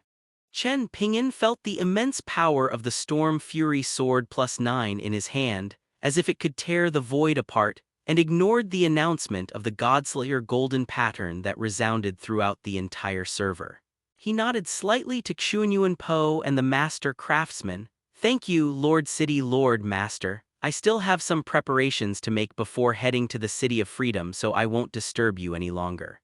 Yuanyuan.He looked at the young envoy before him, who bore the inheritance of the Storm Dragon God and wielded the newly awakened God-slaying sword, and said in a deep voice, "Take care, envoy, may your journey reclaim the glory that belongs to the Dragon God for Ardaxia." Chen Ping'an turned around and strode away, preparing to leave the scorching underground workshop. Warrior, please wait. Yuanyuan.He's voice suddenly came from behind, carrying a hint of embarrassment. Chen Ping'an paused, turning back in confusion. The once dignified and imposing Lord of Hope now wore a smile that resembled that of a shrewd businessman. He rubbed his hands together, his eyes darting around, looking as if he was reluctant to speak. That warrior. Yuanyuan.He cleared his throat, his voice softening slightly. Look, your enhancement this time was earth-shattering, a truly remarkable achievement, a blessing for Daxia, but... He deliberately drew out his words, glancing at the master craftsman leaning on his forging hammer beside him, as if he were about to collapse at any moment. Upon receiving the signal, the master craftsman immediately switched into his dramatic persona. He was only a little tired at first, but in an instant his back bent and his face turned ashen, the color draining from his face. He clutched his chest with one hand and held his forehead with the other, coughing violently. The coughing was so loud it seemed like his lungs were about to come out. Cough, cough, cough. Ouch. The master craftsman coughed intermittently and weakly as he spoke. This old man, this old body of mine ... in order to unleash the potential of the divine weapon, forcefully summoned the star core spirit flame, and the power of my very essence. I'm afraid I don't have many years left to live. Cough, cough, cough. As he coughed, his eyes, filled with bitterness and a sense of impending doom, stared intently at Chen Ping'an, his expression a silent accusation. Look, I almost died trying to upgrade you. Aren't you going to do something for me? I am a reverse butterfly. Chen Ping'an's lips twitched involuntarily. Good heavens, these two old folks have completely lost all sense of shame. A city lord and a master craftsman, are they putting on a farcical act to stage a staged accident? Where's the energy you had when you slammed the chair? Where's the fierce spirit you had when you swung the hammer? Seeing that Chen Ping'an didn't react, Yuanyuan.He quickly continued the conversation, his tone even more sorrowful. Yes, warrior, you are wise. For your divine weapon, the master craftsman almost lost his life. Moreover, in order to provide enough star core power and tempering flame, the top-tier enhancement materials that my city lord's mansion had treasured for many years. Well, they were really exhausted. The city treasury is almost empty. Monsters are lurking all around. The city defenses are stretched thin. This is truly. As he spoke, he made a gesture of being broke, his face full of sorrow, as if even the landlord's family has no surplus grain. Chen Ping'an was speechless. He certainly knew that strengthening the weapon was extremely costly, but these two were acting way too exaggeratedly. What about overdrafting the source of resources, emptying the city treasury? It's obvious they're taking advantage of the huge benefit they've gained to try and squeeze money out of them. This NPC is way too smart and cunning. However, Chen Ping'an reconsidered. Having just been appointed as an envoy, I will inevitably have to deal with the officials of the City of Hope when traveling to other major cities, especially the perilous City of Freedom. The master craftsman's forging skills are indeed superb. I may have to rely on him for future equipment upgrades. The current stalemate is detrimental to long-term development. Tusk. Chen Ping'an clicked his tongue lightly, his face expressionless, but his eyes showed that he saw through the clumsy performance. Lord of the city, master craftsman, let's not beat around the bush. I understand what you two mean. To be frank, how much support does the City of Hope need to cover this deficit and the master's recuperation expenses? Yuanyuan.He and Master Tiangong exchanged a glance, a glint of cunning gleam in their eyes as if they had caught a fish on the hook. Yuanyuan.He immediately dropped his sour expression and put on an expression that said, "Oh, you're too kind, but since you insist. Your Excellency is too kind. Talking about money only strains relationships. However, since you are considerate of the city's difficult defenses and care about the master's health, then 50 million gold coins." He tentatively gave a number, secretly observing Chen Ping'an's reaction with his eyes. 10 million. Chen Ping'an didn't even lift his eyelids, he directly slashed the carotid artery. This. Yuanyuan.He's face fell. Your Excellency, this isn't even enough to cover the cost of the master's supplements. Look at the master's face. At least 40 million. 20 million? Even if the city treasury is depleted, this basic maintenance fee won't make a difference. Chen Ping'an spoke in a flat tone. 30 million, no less than that. Your Excellency, this is for the City of Hope, the hope of millions of its citizens. Yuanyuan.He started playing the emotional card. At just the right moment, the master craftsman let out a series of heart-wrenching coughs. Cough, cough, cough. This old man is fine, Lord City Lord, there's no need to make things difficult for the envoy. The tone of her voice was utterly pitiful. Chen Ping'an looked at these two clowns, feeling both annoyed and amused. Ultimately, he didn't want to get too entangled in this matter and waste time. 25 million. Chen Ping'an made the final decision. Furthermore, once you have recovered your health, if I have any suitable materials, I hope you will still be willing to share them with me. Make a deal. Yuanyuan.He immediately made the decision, fearing Chen Ping'an might change his mind. His face instantly lit up with a smile and not a trace of worry remained. He immediately took out a jade talisman that shimmered with a faint light. Your Excellency is very generous. This is a specially made donation voucher from the City Lord's mansion. You can confirm the amount by channeling your thoughts into it. The master craftsman's cough miraculously stopped, and although he still tried to maintain a weak expression, the sharp glint in his eyes could no longer be concealed. 25 million gold coins, that's a huge sum of money. That's enough for him to buy countless rare minerals to experiment with new ideas. Chen Ping'an didn't bother to expose them. He took the jade talisman and with a slight thought confirmed the donation of 25 million gold coins to the City of Hope. System, you have donated 25 million gold coins to the official City of Hope account. You have been awarded the title of Permanent Honorary Citizen of City of Hope. Enjoy an extra 9.99% discount on all purchases within the Hope City's territory. Chen Ping'an remained completely unmoved upon seeing the system notification. This amount of money is acceptable compared to the proceeds from selling the flowing wind-chasing shadow sword. NPC relationships that can be resolved with money are not a problem. Most importantly, he obtained a powerful artifact upgraded to +9, that's real power. After carefully putting away the proof that Yuanyuan.He had solemnly handed him, Chen Ping'an stopped looking at the two grinning, smirking old foxes. He turned around and strode away from the City Lord's mansion. The lava behemoth should have respawned. It's time to head to Rock Canyon again. Chen Ping'an needs a second lava heart as a necessity for his journey to the City of Freedom. He contacted Yi Gucheng and invited Li Qiang to meet at the entrance of Panchi Canyon. Before leaving, some deterrence is still needed. The entrance to Rock Canyon. The twisted rock gate resembled the gaping maw of a giant beast. A wave of scorching heat, carrying the smell of sulfur, rushed towards Yi Gucheng, causing the strands of hair on his forehead to fly wildly. He subconsciously tightened his grip on the flowing wind-chasing shadow sword, worth 100 million gold coins, which now appeared dull and lifeless. He stared at the tall, javelin-like figure in front of him with a complicated expression. The Storm Fury sword +9 with its blue-white arcs of electricity crackling around Chen Ping'an's waist was merely casually hanging there.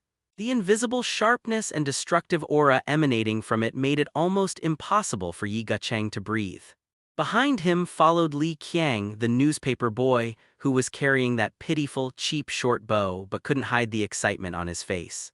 "Butterfly Daddy, let's do it. Same old rules, 91% experience, I know, I'll be cheering you on from behind." Li Qiang rubbed his hands together and approached Chen Ping'an with a fawning expression. Chen Ping'an ignored Li Qiang's antics and glanced at Yi Gucheng. "Watch the game, don't get in the way." The voice was flat yet carried an undeniable air of command. Yi Gucheng's Adam's apple bobbed and he squeezed out 2 words with difficulty. "Clear." He silently stepped back a few paces, selected spectator mode, but his eyes were fixed on Chen Ping'an, trying to capture a trace of the Storm Sword God's secrets from his every move. "Accept team formation." Chen Ping'an extended an invitation to Li Qiang. "System, player I am a reverse butterfly invites you to join the team." "System, you have joined the team." Team leader I am reverse butterfly has set the experience distribution ratio. Team leader 90%, team members 10%. Li Qiang looked at the system notification and grinned from ear to ear. "It's a sure thing. A guaranteed win, hahaha. Once I'm farmed up, I'll go after that damn mage god, 1 arrow and he'll be dead, heheh." Chen Ping'an stopped wasting words and took a step forward. Buzz. A pale blue gust of wind instantly enveloped his entire body. Swift step activated. His figure left a clear afterimage in place and his true form rushed like a ghost into the middle of the few wandering rock guardians. LV.32 at the entrance of the canyon. Roar! The nearest rock guard had just roared, its heavy rock arm only halfway raised. Sword light flashes. There are no flashy skill effects, only extreme speed and a sharp whistling sound that tears through the air. Puff, puff, puff. -280,234, -299,896, -260,568. 3 streaks of bluish-white wind and thunder sword energy swept past the vital parts of the 3-headed rock guard's belly almost simultaneously. Huge damage numbers exploded like a fountain. A 3-headed, 3-meter-tall rock monster with incredible defense. Before it could even touch Chen Ping'an's clothes, its massive body disintegrated, turning into countless rubble and specks of experience light. Instant kill. 3 consecutive kills. The critical strike triggers the Whirlwind Bite Ascendant effect, creating a small area of wind blade splash damage, which also deals 60% splash damage to the first rock within 5 yards. -168,140. -179,938. -156,341. Holy crap! Yi Gucheng's eyes nearly popped out of their sockets and his heart pounded wildly. He believed that with his awareness and swordsmanship skills, he could also take on a level 32 monster single-handedly. But could someone like Chen Ping'an effortlessly slay 3 people like cutting melons and vegetables really do that? And this splash damage is way too overpowered. I never even dared to dream of it. That terrifying attack power, that ghostly speed, and that eerie luck that seemed to deliver critical hits with every strike. Storm Sword God, terrifying beyond belief. Li Qiang jumped up and down in excitement. Awesome. Butterfly Daddy is awesome. Experience is here. Woohoo tilde. He hurriedly drew back the broken bow and fired a few arrows into the air, bew tilde bew, just to show his participation. Without pausing, Chen Ping'an transformed into a streak of azure lightning that tore through the hot winds of the canyon, rushing straight into the depths. Active skills such as Swift Step were all upgraded to level 5 upon completing the second job advancement quest. Swift Step activate. Swift Step LV.5 active effect. Consumes 20 MP, increases movement speed by 100% and evasion rate by 35% for 10 seconds, cooldown 40 seconds. Chen Ping'an's current movement speed is already as high as 715%. After activating Swift Step, I instantly reached 30% damage. His astonishing speed made him so fast that he left only a blurry trail on the retina. Monsters along the way. Whether it's the tough-skinned rock warrior, LV.36, or perhaps the swift and venom-spitting gargoyle, LV.40. Faced with absolute speed and power, they all become nothing more than clay chickens and earthenware dogs. Phantom Slash activated, a flash of green light and sword light like a waterfall. Phantom Slash, LV.5 active effect, consumes 30 MP, instantly unleashes 6 sword-wielding slashes on a single target, each dealing 230% physical damage, 10-second cooldown. Minus 255,231, minus 254,899, minus 256,123. A level 36 rock warrior was instantly dismembered. Even with several times the health bar, it was still a death sentence. Swift wind slash sweep, a bluish-white arc of sword energy roared out. Swift slash LV.5 active effect. Consumes 20 MP, deals 280% physical damage to enemies within a 5-meter radius at a 270-degree angle in front of you, 5-second cooldown. Minus 323,456, minus 312,587, minus 335,718. The 3 gargoyles that swooped down were like walking into an invisible meat grinder, exploding into pieces in midair.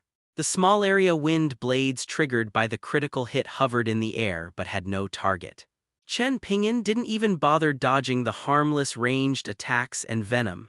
Occasionally, an attack will hit, but the health bar will only bounce symbolically before being instantly replenished by the raging wind's bite effect.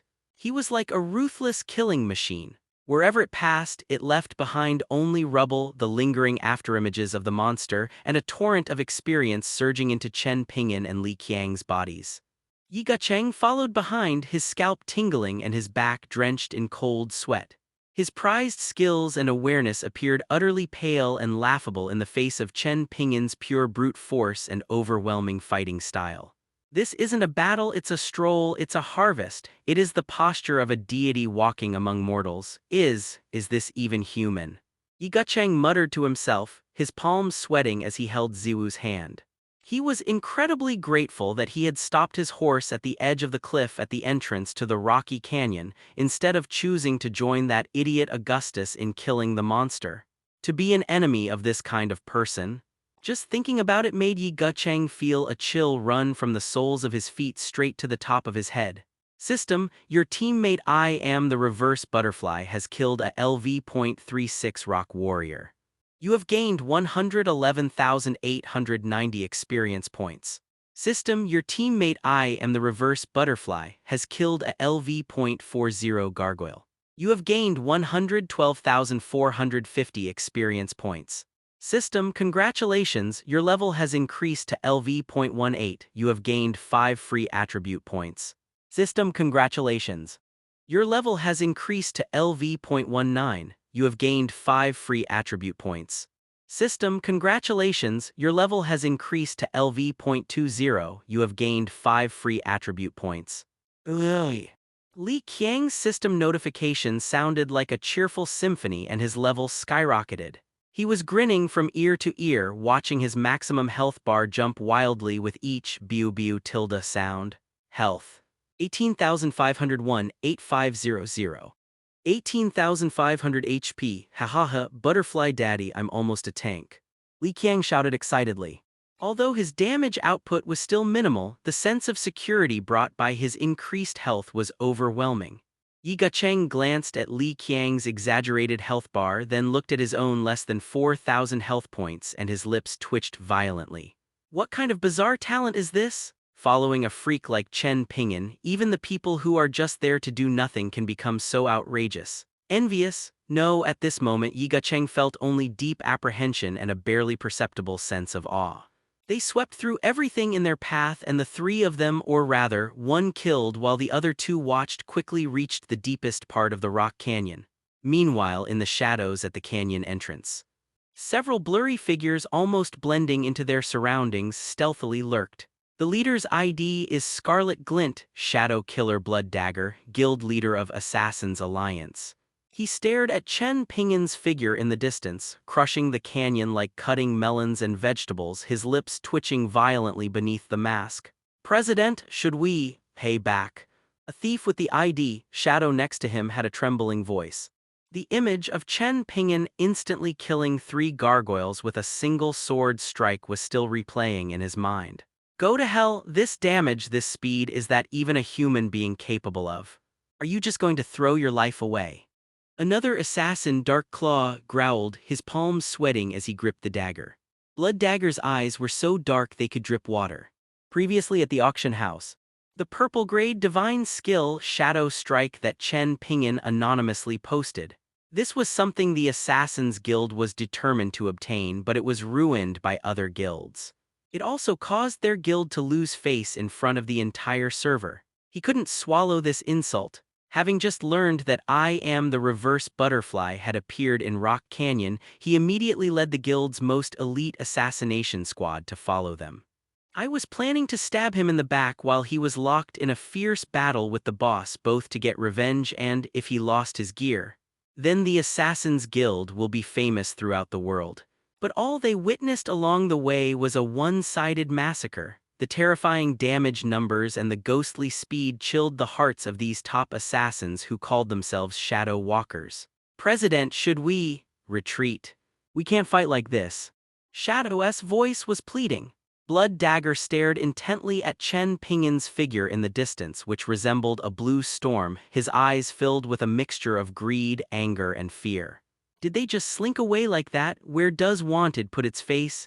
How am I supposed to survive in Hope City after this? What if he gets low on health while fighting the boss? What if he's careless? Fortune favors the bold. Shut up. Blood Dagger let out a low growl, his eyes flashing with murderous intent. We're already here, what's the point of being a coward? No matter how strong he is, he's still just a human, not a god. What have we been working on, leveling up day and night for? We can't tarnish the reputation of Assassin's Guild. Get ready to do it. Target locked on I Am the Reverse Butterfly. Once he's entangled by the lava behemoth, that'll be our chance to deliver a fatal blow. Everyone, perk up. Put on all your best buffs. Yes, it's the president. Seeing that their leader was determined, the men could only grit their teeth and agree, but their hands holding the daggers were trembling slightly and their legs were already cramping. They secretly decided to act according to the situation. Chen Ping'an was completely unaware of this, or rather, he didn't care at all. He swept through everything in his path, leading Li Qiang and the spectator Yi Gucheng, and once again arrived at the center of the lava lake. The familiar lava lake reappeared before my eyes with scorching waves of heat rolling around it. In the center of the lake, a colossal creature composed of molten lava and massive obsidian, lava beast Gratoni, LV.50, slowly rises from the lake, unleashing a deafening roar. Roar, it's you again, you annoying ant. How dare they set foot on Gratoni's territory again? This time I will burn you to ashes, even your soul. The lava behemoth's eyes, composed of burning magma, suddenly locked onto Chen Ping'an. Its destructive roar abruptly ceased, its massive body even recoiled slightly, and its churning lava surface emitted a hissing sound. This aura. The lava behemoth's voice carried a hint of disbelief and astonishment. A storm, and the aura of a god, though faint, incomplete, it can't be wrong. A chilling sense of annihilation. Humble human, what happened to you? On its giant face, formed of lava, a feeling akin to fear was revealed. The last time Chen Ping'an killed it, he relied on the wrath of the wind god's special effect and the terrain to his advantage. This time, however, the power emanating from the opponent was from a higher level, a power that made it instinctively tremble. Noisy. Chen Ping'an's eyes were cold and expressionless. Facing this behemoth that had once required a fierce battle, he now felt only indifference. Buzz, the pale blue storm, instantly coalesced around him into a majestic and sacred phantom of an Eastern dragon, Dragon's Imperial Guest. Activate Dragon's Imperial Guest, active LV.1. Cost 300 MP. Effect, summons the phantom of the storm dragon god's will to possess you for 30 seconds. During possession, all attributes increased by 20%, agility increased by 50%, physical and magical defense are increased by an additional 100%. The phantom of the storm dragon god coiled around Chen Ping'an, and his aura instantly soared to its peak, as if he had merged with the fierce winds of this world. Its form blurred again, its speed reaching its limit, leaving only a scorching trail carved by the wind pressure in its wake. His true form had already appeared, as if teleported to the side of the lava behemoth's massive head. Die. Phantom combo, the sword strikes like a dragon. The storm's fury transformed into a pale blue-white light and shadow that tore through space. Minus 80,126. Minus 89,876. Minus 81,236. Minus 80,566. Minus 82,310. Minus 86,582. 6 strands of wind and thunder sword energy, condensed to their ultimate form, exploded on the incredibly hard obsidian skull of the lava behemoth. The rubble mixed with molten lava scattered and flew everywhere like fireworks. The lava behemoth let out an agonizing roar, its massive head being forcefully cleaved backward. Roar, you ant, you have angered me. Lava eruption. The lava behemoth went completely berserk, its massive lava fist slamming down with earth-shattering force towards the tiny Chen Ping'an suspended in midair. At the same time, the lava lake beneath its feet seemed to boil, with countless scorching pillars of magma shooting into the sky, blocking all of Chen Ping'an's escape routes. Faced with this deadly attack, Chen Ping'an's eyes remained unchanged. The dragon's imperial guest buff grants him an extra 100% in both defenses, giving him the confidence to withstand attacks. He didn't dodge or evade. The tip of his Storm's Fury sword was aimed directly at the crashing lava fist. Storm Sword Aura passive trigger. The pale blue aura swirling around the sword is incomparably sharp. Clang.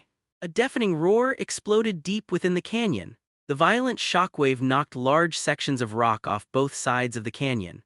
Chen Ping'an's body sank slightly, and the wind swirled beneath his feet to dissipate the immense force, allowing him to withstand a punch that was powerful enough to collapse a small mountain. A damage number floats above the head, 89 blocked. What? The lava behemoth's lava pupils were filled with terror.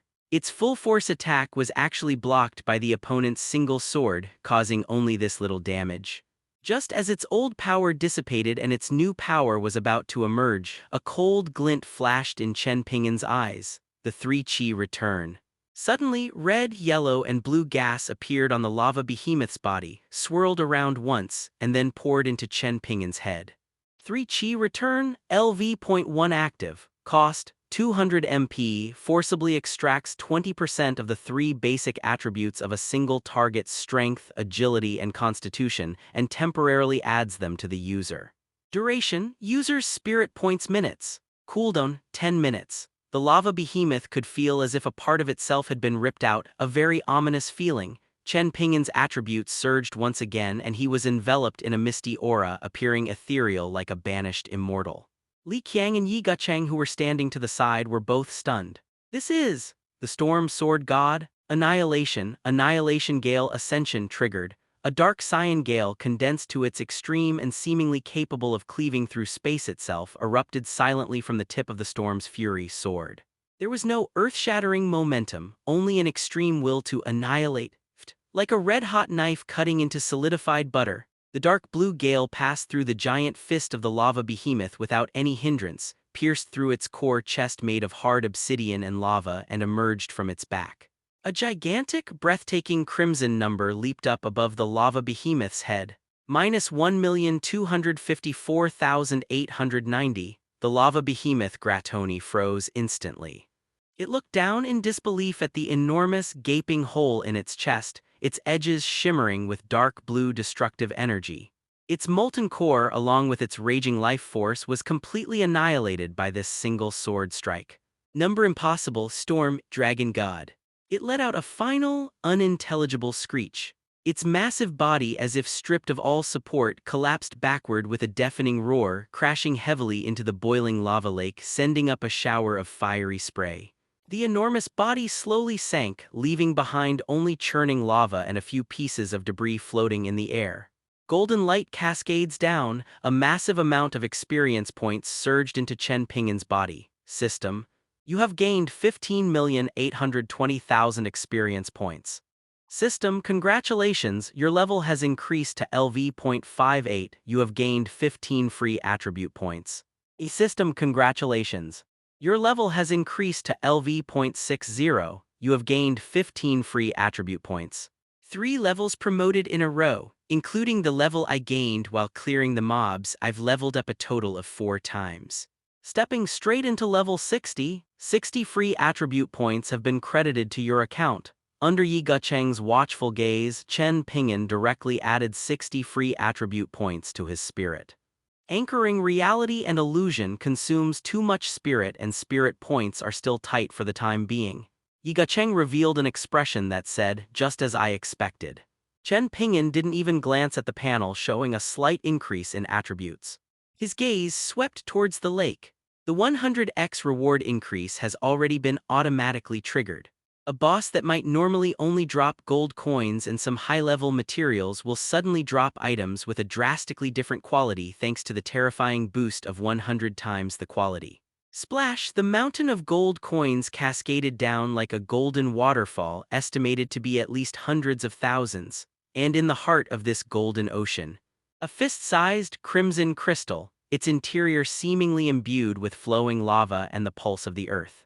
It floated silently, radiating a powerful and pure energy of flame and earth. Item: Lava Heart, legendary orange material. Type: Core materials, forging, engineering, alchemy. Description: the life and power core of the lava behemoth Gratoni contains the purest essence of fire and the laws of the earth. It is the ultimate material for forging and enhancing legendary orange fire and earth equipment, constructing top-tier engineering golem energy cores, or performing certain forbidden rituals involving the essence of the elements. Its value is immeasurable enough to ignite a war of gods. Note, as this is not the first kill, the energy intensity is slightly lower than the first drop, but it is still a legendary rare item.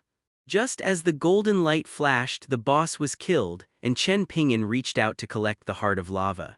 Now kill them. Blood Dagger, lurking behind a scorching hot boulder in the distance, unleashed a desperate, mad glint in its eyes. He suddenly activated his trump card, Eternal Night Curtain. His entire body instantly transformed into a blurry, almost imperceptible shadow. He charged at top speed toward Chen Ping'an, who was facing away from him and seemed completely unprepared. At the same time, he swiped his hands rapidly, frantically applying every burst buff he could to his body as if it were free. Shadow Burning, attack power plus 30%, lasts 15 seconds, deadly focus. Critical hit rate plus 25%, critical hit damage plus 50%, lasts 10 seconds, a feast of slaughter. The next 3 attacks deal double damage, your own defense is reduced by 50%, Wind Potion. Movement speed plus 50%, lasts 20 seconds. Multicolored light flashed wildly around him, instantly pushing his condition to its peak. The 2 daggers in his hands, Viper's Kiss, purple epic, gleaming with a ghostly blue venomous light, emitted an excited hiss. All that remained in his eyes was Chen Ping'an's unsuspecting back. Go to hell, I am the reverse butterfly. Your legend ends here, the legendary materials are mine. Blood Dagger roared inwardly, his adrenaline surging as if he could already see himself becoming famous and renowned throughout the world. He was less than 10 yards away from Chen Ping'an's back. All you need is a backstab followed by an eviscerate. I'll send you to the Western Paradise. I, the Taoist priest, am about to succeed. Jai. However, just as he was about to enter the optimal attack range, having just acquired the Heart of Lava, Chen Ping'an was turning to leave the lava lake when, seemingly unintentionally, he casually swung his sword at a swarm of LV.38 lava sprites that had spawned to his side and was getting in the way. Swift Wind Slash, a massive bluish-white arc-shaped sword aura roared out, covering an extremely wide area. The attribute bonuses from the dragon's Imperial Guest and 3 Chi return states are still active. The sword energy tore through the air, precisely covering the small group of lava sprites, and just then, Shadow Slayer Blood Dagger, at the peak of his buffs and dreaming of making a name for himself, rushed into this fan-shaped area.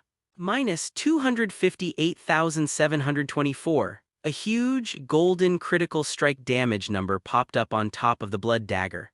The multicolored buffs surrounding him vanished instantly like soap bubbles that had been popped. His forward-charging figure, full of power and killing intent, froze abruptly as if struck head-on by an invisible giant hammer. Well. The ferocity and ecstasy on Blood Dagger's face froze instantly, replaced by utter bewilderment and disbelief.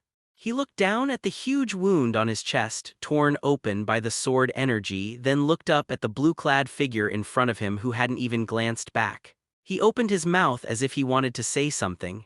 Thump.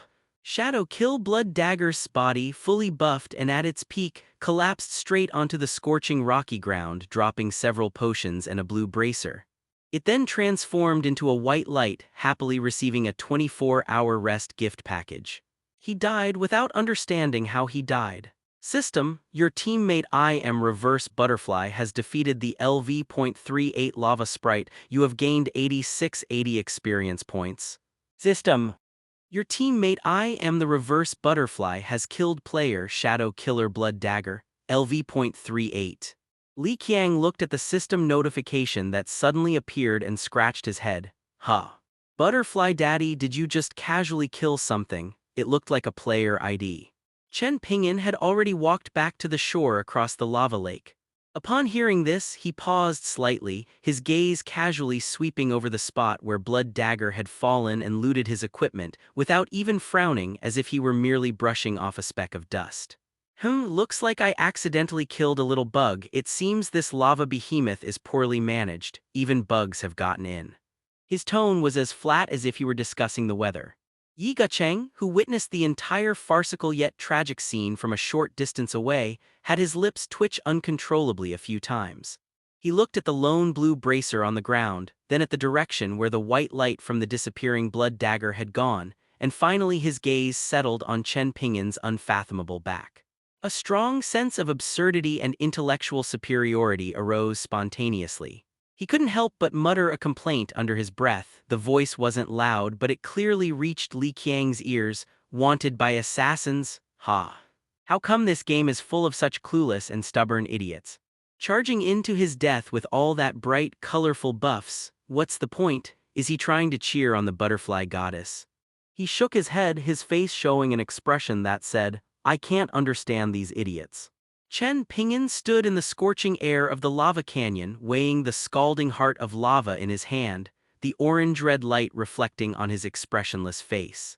Yi Gucheng was still staring blankly at the blue bracer that the Shadow Kill Blood Dagger had dropped on the ground, seemingly not yet fully recovered from the dramatic scene just now. Li Qiang, however, was quite carefree, happily counting how much blood he had gained. He's gone. Chen Ping'an's voice was flat as he simply stuffed the heart of lava into his backpack. I already have one of these in real life, but since I'm about to head to the City of Freedom, it's best to have one on hand. Yi Gucheng suddenly realized, Butterfly Goddess, you're leaving already? No, aren't you going to see what else is there? Trash, not interested. Chen Ping'an glanced at the items that had been dropped by the Blood Dagger, too lazy to even bend down to pick them up. Looting, not a chance. The legendary Gratoni's lava bracers in my hand is miles ahead of this trash blue bracers. Li Qiang followed eagerly. Butterfly Daddy, where are we going? Continue grinding. Going back to the city to take care of some things. Chen Ping'an's words were concise, and the three of them immediately took out return scrolls. With a flash of golden light, they all vanished from their spot. Seeing that they had really left after a long while, a few of the assassins who had slipped through the net earlier, whose legs had cramped up, cautiously walked out. The boss has been fired, what do we do? What else can we do? Pick up the dropped equipment and materials and take them back, but nobody wants them. The white light faded in the central square of the City of Hope. Chen Ping'an waved his hand at Yi Gucheng and Li Qiang as if giving instructions to his two subordinates. You are free to do as you please. We'll contact you again in a while. After saying that, he strode towards the most magnificent and resplendent building in the city, Jinlin Pavilion. Jinlin Pavilion is the largest auction house and comprehensive chamber of commerce in Hope City and even the entire Huaxia region, with unfathomable power behind it. At the main entrance, symbolizing the prestige of the building, stood 2 rows of well-equipped, expressionless guards, their ranks all marked with question marks. For ordinary players to get in, they either need to prove they have enough money or have a high-level member recommend them. As for Chen Ping'an, he didn't even stop walking. Not to mention the anonymous VIP ID card that Jin Suanpan gave him before, he now has the City Lord's token given to him by City Lord Yuanyuan.He. Just as he was about to step onto the gleaming jade steps of the Golden Scale Pavilion, the Yuanyuan City Lord's token special hanging at his waist seemed to sense something, vibrating slightly, and a soft yet undeniable dark light flashed by. Buzz, like a boulder thrown into a calm lake, the two rows of statues-like guards at the entrance of Golden Scale Pavilion suddenly jolted and turned to look at the token at Chen Ping'an's waist. Their eyes instantly shifted from cold wariness to extreme respect, even tinged with a hint of fear. Whoosh. The guards knelt down in unison, their heads bowed deeply. "Welcome, adults." The captain of the guards' voice was trembling with excitement. They recognized the token. It represented the City Lord's will. The holder of this token is second only to the Emperor in the City of Hope. This sudden turn of events left all the players in the plaza dumbfounded. "Holy crap, what's going on?" The guards down. "Am I seeing things? Aren't those guards supposed to ignore Yi Gacheng completely? Look at his waist. That black sign is glowing, it's that thing. What's that? A GM's identification." Ignoring the gasps and the kneeling of the guards around him, Chen Ping'an walked straight past the kneeling guards and pushed open the heavy golden Nanmu door inlaid with gemstones of the Golden Scale Pavilion. Inside the door lies another world. The decor is luxurious to the extreme with soft and bright magical lighting. A faint, refreshing aroma of spices filled the air. Beneath the enormous crystal chandelier, a dazzling array of materials and props were on display, leaving visitors mesmerized. Wearing uniforms, attractive NPC sales assistants were diligently serving a few players who looked quite wealthy. The moment Chen Ping'an entered, the icy aura emanating from him, the invisible pressure emanating from the token at his waist, instantly silenced the entire first-floor hall. All the sales NPCs turned their attention to this location, their eyes filled with shock and awe. Just then, a fragrant breeze accompanied by the crisp clack-clack of high heels wafted up the luxurious spiral staircase. "Oh dear tilde. What wind has blown our esteemed envoy from the City of Hope to my humble Golden Scale Pavilion? It truly brings honor to our humble shop." Her voice was soft and alluring, carrying the languid charm and allure unique to mature women. A stunningly beautiful woman in a purple cheongsam gracefully descended the stairs. Her figure was shapely and graceful, and the slit in her cheongsam revealed her long, fair legs. Her long, black hair was styled in an updo, revealing her slender neck. Her makeup was exquisite, and her peach blossom eyes were watery and captivating. The ID above his head is Golden Scale Pavilion Master Caiyan Duojuo. She is the mastermind behind Golden Scale Pavilion. In his previous life, Chen Ping'an was quite a figure, but he had never even seen her shadow, only heard of her name. It was said that she had a powerful background and amazing methods. Caiyan Duojuo walked straight up to Chen Ping'an, ignoring the stunned stares of the other players in the hall and the respectful bows of the sales assistants. She bowed slightly, revealing a stunning expanse of snow-white skin on her chest, and smiled charmingly. "Your Excellency, it is an honor to have you here. I, Caiyan Duojuo, have failed to greet you properly. Please forgive me." Her gaze swept across Chen Ping'an's face, filled with undisguised admiration. He lingered on the Stormfury Sword +9 for a moment, a hint of surprise flashing in his eyes before his smile widened. Tusk, not only is your Excellency of high rank and great power, but you are also exceptionally handsome and possess unfathomable strength. It truly makes my heart race."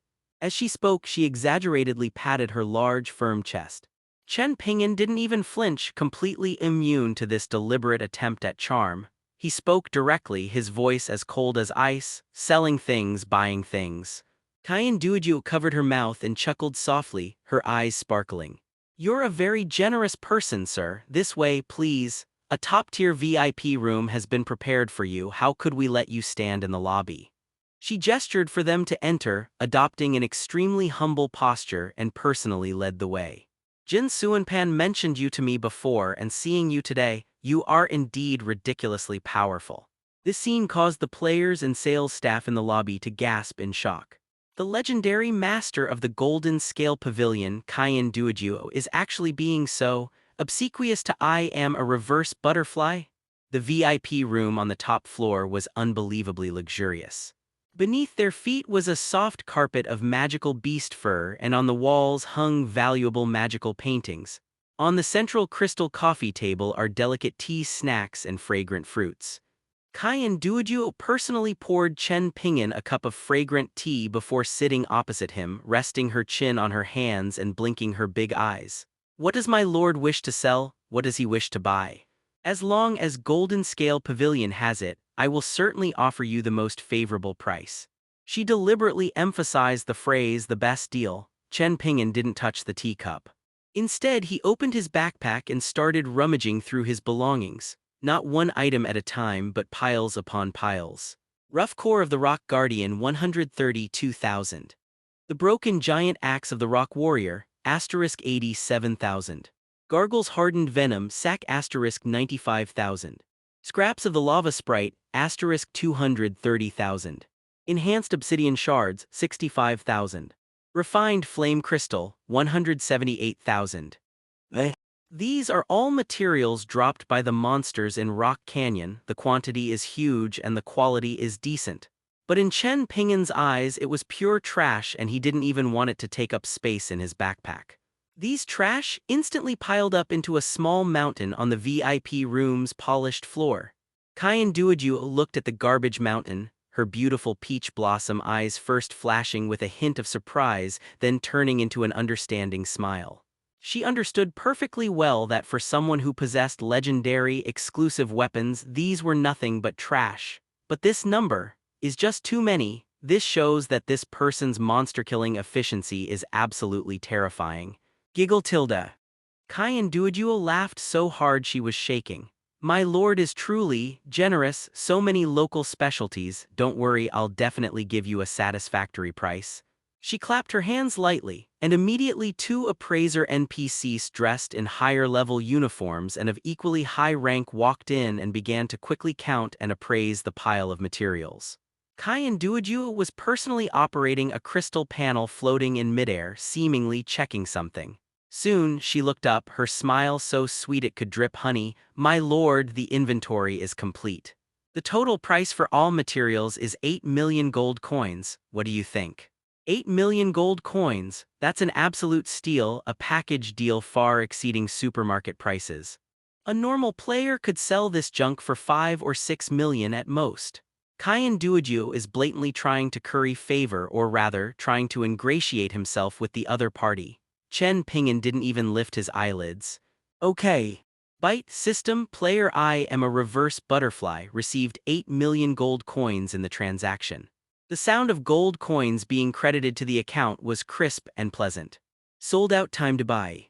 Chen Ping'an didn't waste any words and directly presented the list. How much void dust is there? I want it all. Astral fragments, all of them. Geophysical iron, all required.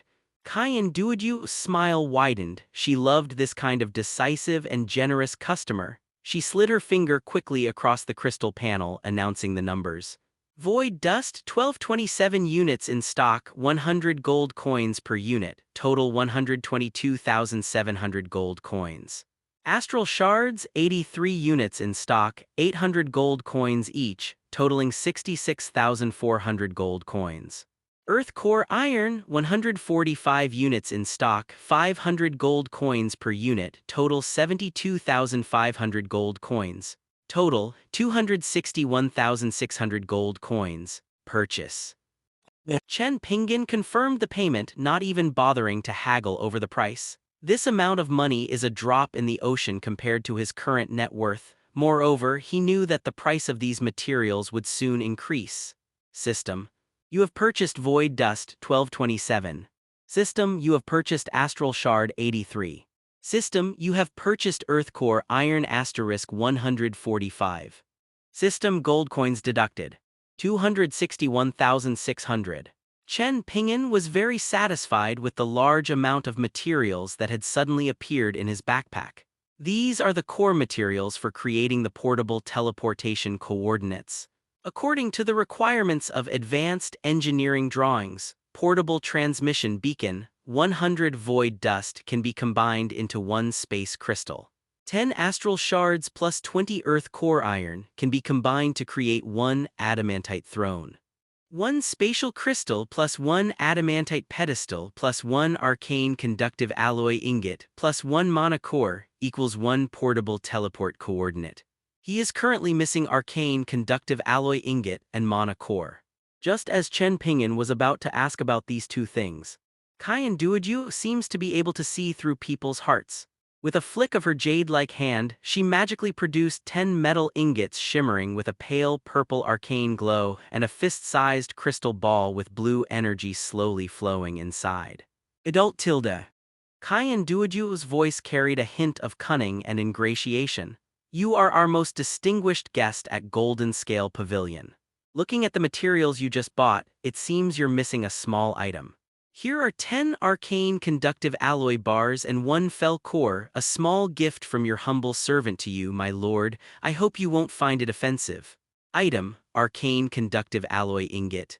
Type: rare engineering materials. Description: a special alloy containing stable arcane energy. It is a key conductive component in the manufacture of high-precision magical devices. It is tough and has excellent magical affinity. Item: mana core. Type: advanced engineering materials. Description: a pure energy core extracted from powerful magical creatures or special machinery, providing a stable and powerful power source for various magical devices. These two items are not cheap, especially the magic core. Its market price is at least 500,000 gold coins. Yuanyuan's gift carries considerable weight. Chen Ping'an finally looked up, took a serious look at Yuanyuan, and accepted the gifts without refusing. Thanks. Oh sir, you're too kind, it's my honor to serve you. Yuanyuan smiled, her eyes crinkling into crescent moons. She leaned slightly forward, the neckline of her cheongsam lowered, and a subtle, alluring fragrance wafted over. A handsome young man like you, so young and accomplished, holding such a high position and wielding such immense power, and yet so aloof from women, is truly a rare find in this world. She deliberately emphasized the phrase "not interested in women," with a hint of resentment and teasing. I am quite lonely guarding this vast golden scale pavilion. Her eyes sparkled, exuding a seductive charm, and she probed, half jokingly, half seriously. If you ever feel tired and want to find a place to rest, I would gladly offer myself to you and give you this golden scale pavilion as part of my dowry. Would you like to consider it? If outsiders heard this, they would be absolutely stunned. The Golden Scale Pavilion Master, Yuanyuan, is actually going to pay out of his own pocket. Unfortunately, the object of her flirting was Chen Ping'an. Chen Ping'an's face remained expressionless, as if he hadn't understood the implication in her words, and he simply stood up.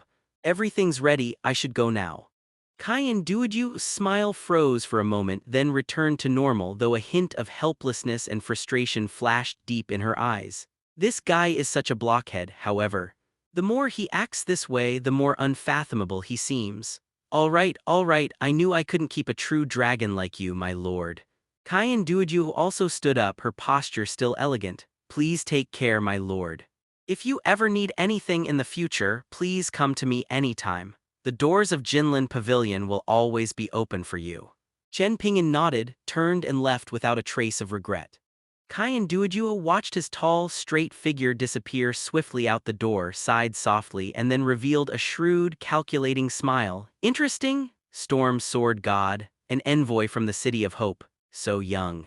This investment will definitely be a winner. After leaving Jinlin Pavilion, Chen Ping'an found a quiet corner and calmed himself down. Even the most disciplined officials will likely succumb to temptation when faced with a lot of money. Let alone a hot-blooded young man like Chen Ping'an. Amitabha Buddha, my Tao heart is steadfast, my Tao heart is steadfast. Chen Ping'an took a deep breath, then opened the engineering panel and brought up advanced engineering drawing. Portable transmission beacon, make it. System notification sounds rang out in succession. Synthesis successful, you have obtained 12 space crystals. Synthesis successful, you have obtained adamantite base 7. Crafting successful, you have obtained portable teleport coordinates 2. Looking at the two palm-sized, intricately designed metal devices emitting a faint blue light lying quietly in his backpack, a hint of satisfaction flashed in Chen Ping'an's eyes. Item portable teleport coordinates epic. Type engineering gadget. Effect coordinate setting. A temporary teleportation coordinate point can be set in a non-combat area exists for 24 hours. Guidance time setting 3 seconds. Fixed point teleportation. After activation, it requires a 10-second setup time. Once the setup is successful, you will be instantly teleported back to the set coordinates. The teleportation process can be interrupted by attacks or powerful control. Beacon recycling. Beacons can be recycled and their cooldown time is reset upon recycling. If not retrieved within 24 hours, the beacon will automatically disappear. Cooldown time 12 hours after a single beacon is used, regardless of whether the transmission is successful or not, or whether it is retrieved. Multiple beacons can be used interchangeably, but each requires independent computation and cooling. Description: a cutting-edge engineering creation crafted using spatial crystals and an adamantite base, with stable spatial beacon runes inscribed inside. It is powered by a magical core with arcane alloy conducting energy. It is a life-saving and mobility marvel that explorers and strategists dream of. Use with caution, the power of space is shrouded in mystery. Great stuff. We'll definitely make more when we have enough materials. Chen Ping'an gripped one of the beacons tightly. With this thing, whether you're exploring dangerous areas in a game or facing a crisis in the real world, you'll have an extra crucial life-saving and mobility trump card. Even if a national war breaks out in the future, this will still be a strategic item. Chen Ping'an glanced at the system time, just over 13 hours after going online. There are still 11 hours until the next use of virtual anchoring. But he was still full of energy, his mind as clear as if he had been washed with ice water. We need to significantly improve our offline strength before Scarface attacks again. Last time they brought truth with them, who knows, maybe next time they'll bring a Tiger 300. It's not impossible. There's no time to lose. City of Freedom, let's go. He whispered the goal to himself and without the slightest hesitation, turned and walked towards the teleportation hall on the east side of the central square of the City of Hope. The teleportation hall was bustling with activity, crowded with ordinary players waiting to be teleported to different battle preparation points or dungeon rendezvous coordinates. The air was thick with the smell of sweat and a sense of anxiety. The old established restaurant is bringing zombies, 50 gold coins per person, 2-hour speedrun to defeat the Zombie King, corpses please. Holy crap. That's so expensive, why don't you just rob someone? That's right, I'm going to rob you. Hand over your valuable equipment and materials or else. Damn it, afraid of you. I'm from the Rongcheng Daisy Guild, you just wait. I'll send people to crush you right now. Chen Ping'an's arrival was like a stone thrown into a noisy pond. As he approached, the crowded people were pushed aside by an invisible force, involuntarily making way for him. The Lord Yuanyuan's token special hanging at his waist exuded an indescribable air of authority. Upon seeing this from afar, the guards immediately straightened their backs. He clenched his right fist and slammed it heavily onto his left breastplate, giving a perfectly standard military salute. Adult. The guard captain's voice was loud and clear, filled with genuine reverence. Do you want to use the teleportation array? Chen Ping'an nodded slightly, to the City of Freedom. Yes, please follow me, the VIP teleportation array is this way. The captain of the guard immediately stepped aside and led Chen Ping'an away from the noisy public area towards a heavily guarded passageway deep within the main hall, carpeted with dark gold. Those players queuing up, eagerly watching the teleportation light. Watching Chen Ping'an being respectfully led into that legendary passage, his eyes were filled with shock, envy, and an undisguised sourness. Holy crap, who is that? Going straight through the VIP lane. Are you blind? Didn't you see the guard's salute? The one with the glowing token, he must be a super big shot. Didn't you see that sword? Storm Sword God, the only hidden class for swordsmen. I am the reverse butterfly. Damn it, can't you speak properly? Why are you taking advantage of me for no reason? These discussions were shut out by the heavy stone gate. Inside the private VIP teleportation room, the floor was engraved with silver runes 10 times more complex and precise than those in the public teleportation array, and the air was filled with rich spatial energy. The captain of the guard personally operated the control center. My lord, the target coordinates have been locked. Freedom City East District Teleportation Plaza. Just a heads up, you have the right to temporarily mobilize no more than 100 city defense guards. I also want to go out and see the world. Once I return with you, I will marry my childhood friend Lei. Chen Ping'an watched the guard captain frantically making bold pronouncements, his lips twitching, his expression complex. No need, it's more complicated there than you think, you might not even come back. The guard captain looked incredulous, however his strong sense of professional ethics led him to bow slightly. Yes, sir. The teleportation will begin in 10 seconds, please stand firm. Buzz, a silver light several times more intense than that of public teleportation, instantly engulfed Chen Ping'an's figure. There was no dizziness or vertigo. There is only one strange tactile sensation. A space stretched to its extreme and then folded in an instant as if passing through a layer of viscous liquid crystal. The next second the feeling of solid ground came over me and the light faded. A completely different aura washed over me. It is no longer the stone architectural style of the City of Hope, which carries a sense of historical weight and a desolate end times. What came into Chen Ping'an's view was a colossal city built from huge, solid, dark brown logs that gleamed with the patina of time. City of Freedom. The scene before him was a powerful visual shock even to Chen Ping'an, a reborn person who had come here for the second time. The city wall was not made of bricks and stones. Instead, it consists of giant trees with diameters exceeding 5 meters and astonishing lengths. It is constructed by interlocking and stacking parts using an extremely complex mortise and tenon structure, resulting in a seamless and unified whole. The surface of the city wall is not smooth but covered with raised wooden gears, lever structures, and crisscrossing pipes. These pipes are not cold metal, they are more like some kind of incredibly tough vine or specially treated wooden tubes. It flowed with light that was sometimes deep blue, sometimes crimson, and sometimes emerald green. Like the lifeblood of a giant city, it delivers surging energy to every corner of the city. At the city gate, 2 enormous wooden puppets, each 10 meters tall, stood guard. They were not humanoid, they were more like giant bears clad in heavy wooden armor with enormous bronze gears embedded in their joints.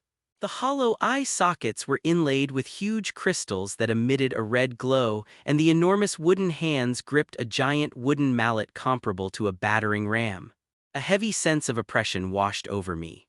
Looking beyond the city gates into the city, the scene inside is even more peculiar. On the streets, instead of horse-drawn carriages and ox carts, there are wooden mechanical beasts of various shapes and sizes. With 6 legs, carrying huge cargo boxes on its back, the mountain-moving crab moves with a steady gait. There are slender wooden kites that glide along fixed tracks to transport passengers. There are round, rolling scavenger balls that move by rollers at the bottom and spray an unidentified green liquid to maintain the wooden streets. These puppets move with precision yet possess a rigid, inflexible quality. The dull click-click sound as people walked and the hissing sound of leaking steam formed the main melody of the city's background noise. The buildings are also primarily made of wood, but their structure is extremely ingenious. Between the eaves and brackets, you can see rotating wooden windmills, copper chimneys belching steam, and wooden walkways and tracks crisscrossing in midair connecting different buildings. Huge wooden gears were embedded in the outer wall of the tower, turning slowly and heavily, pulling some unseen mechanism. The entire city is like a magnified, intricately crafted wooden toy, in full operation, brimming with the strange and wondrous charm of ancient mechanical arts. However, in Chen Ping'an's view, beneath this strangeness lay an invisible sense of oppression. There were quite a few pedestrians on the street, including both players and NPCs. But most of them walked in a hurry, their faces expressionless, their eyes wary and tired. Everywhere you look, you see puppet guards dressed in uniform dark brown wooden armor and wielding spears inlaid with energy crystals. They patrol very frequently and their movements are perfectly synchronized. The red crystal eyes scanned every corner as if searching for any trace of disharmony. Chen Ping'an had just stepped out of the plaza area where the teleportation array was located. A bulletin board suspended in midair and composed of countless tiny wooden gears automatically flew to him. It unfolded into a screen of light, and a cold, emotionless, synthesized voice rang out. Survival regulations of the City of Liberty announced. Regulation 1: Curfew. During the daily game hours from 8 p.m. to 6 a.m. the following day, the area outside the city is closed, and all players are forced to remain in the safe zone inside the city. Violators will have 100 city contribution points deducted and will be imprisoned for 12 hours game time. Rule 3: Contribution Point System. All services within the city, including but not limited to accommodation, food, basic maintenance, teleportation, and skill training, require city contribution points. Contribution points are earned by completing city tasks. If your contribution points fall below the warning threshold, some privileges will be restricted. Rule 7: Puppet Priority. All public facilities and roads should give way to city puppet units, guard, transport, and maintenance types. If a puppet is damaged in a collision, the responsible party will be compensated with contribution points equal to 10 times the repair cost. Rule 15. Speech norms. The dissemination of negative speech and inflammatory slogans is prohibited within the city. Violators will be penalized with deductions of contribution points or imprisonment, depending on the severity of the offense. City motto. Self-discipline gives me freedom. All residents are urged to strictly abide by the regulations and work together to build an orderly and free city. Below the light screen, several glaring red real-time penalty messages were scrolling. Player unconvinced violated curfew by attempting to leave the city at night, resulting in a deduction of 100 contribution points and a 12-hour imprisonment. Current contribution points: -65. Player Lotus Pond Night Sir posted the comment, "This garbage city is worse than a doghouse," in the public channel, deducting 50 contribution points. One warning issued. Does self-discipline give me freedom? A barely perceptible hint of sarcasm curled at the corner of Chen Ping'an's lips. This is not freedom, it is clearly being shackled with even heavier chains. In his stereotype, the players of Freedom City were notoriously crazy. Especially during nation wars, those who make strange noises while killing others are most likely players from the City of Freedom. It's true that I've been suppressing my feelings a lot lately. Just then, a new player who had just left the starting village teleported through the nearby regular teleportation array, his face full of excitement, saw the announcement, and his face instantly fell. Damn it, we can't go out to level up at night, what's the point of playing then? A seasoned player who looked like he'd been playing for a few days patted him on the shoulder, looking utterly dejected. Brother, you'll get used to it. The advantage is that more puppets can be rented during the day, and the efficiency of teaming up to kill monsters is decent, as long as you can tolerate this ridiculous rule. Sigh, I should have chosen City of Hope.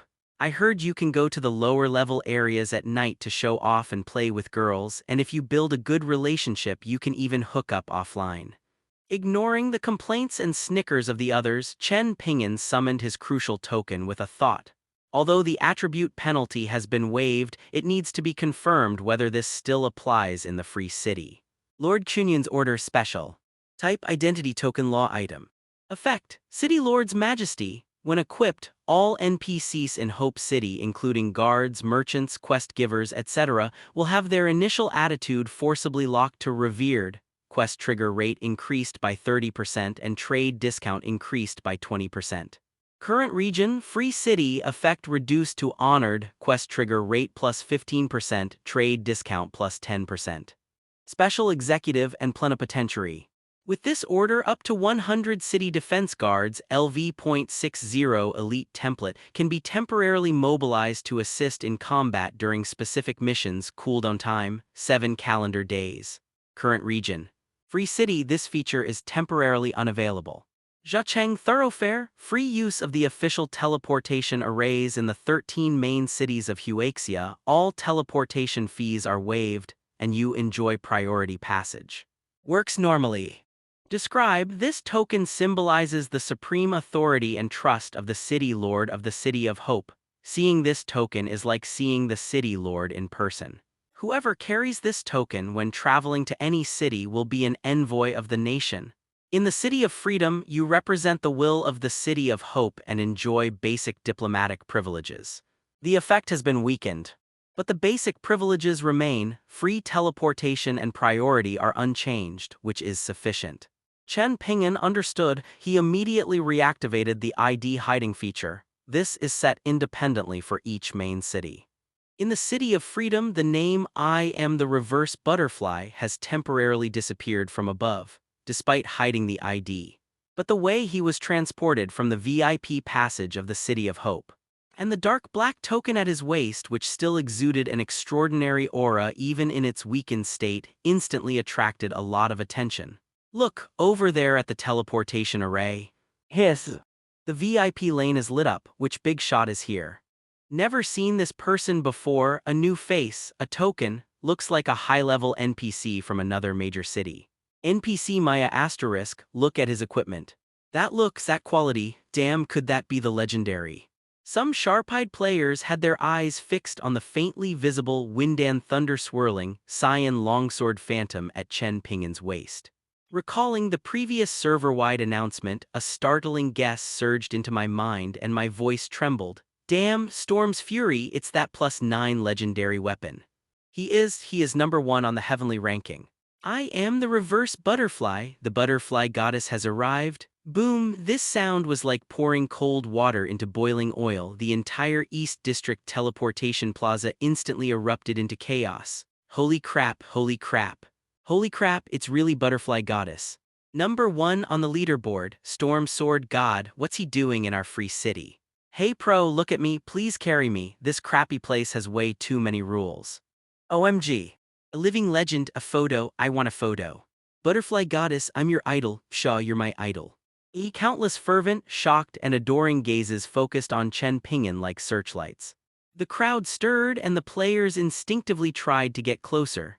But seeing Chen Ping'an's cold, unapproachable aura and the subtle pressure he exuded, they all subconsciously stopped in their tracks.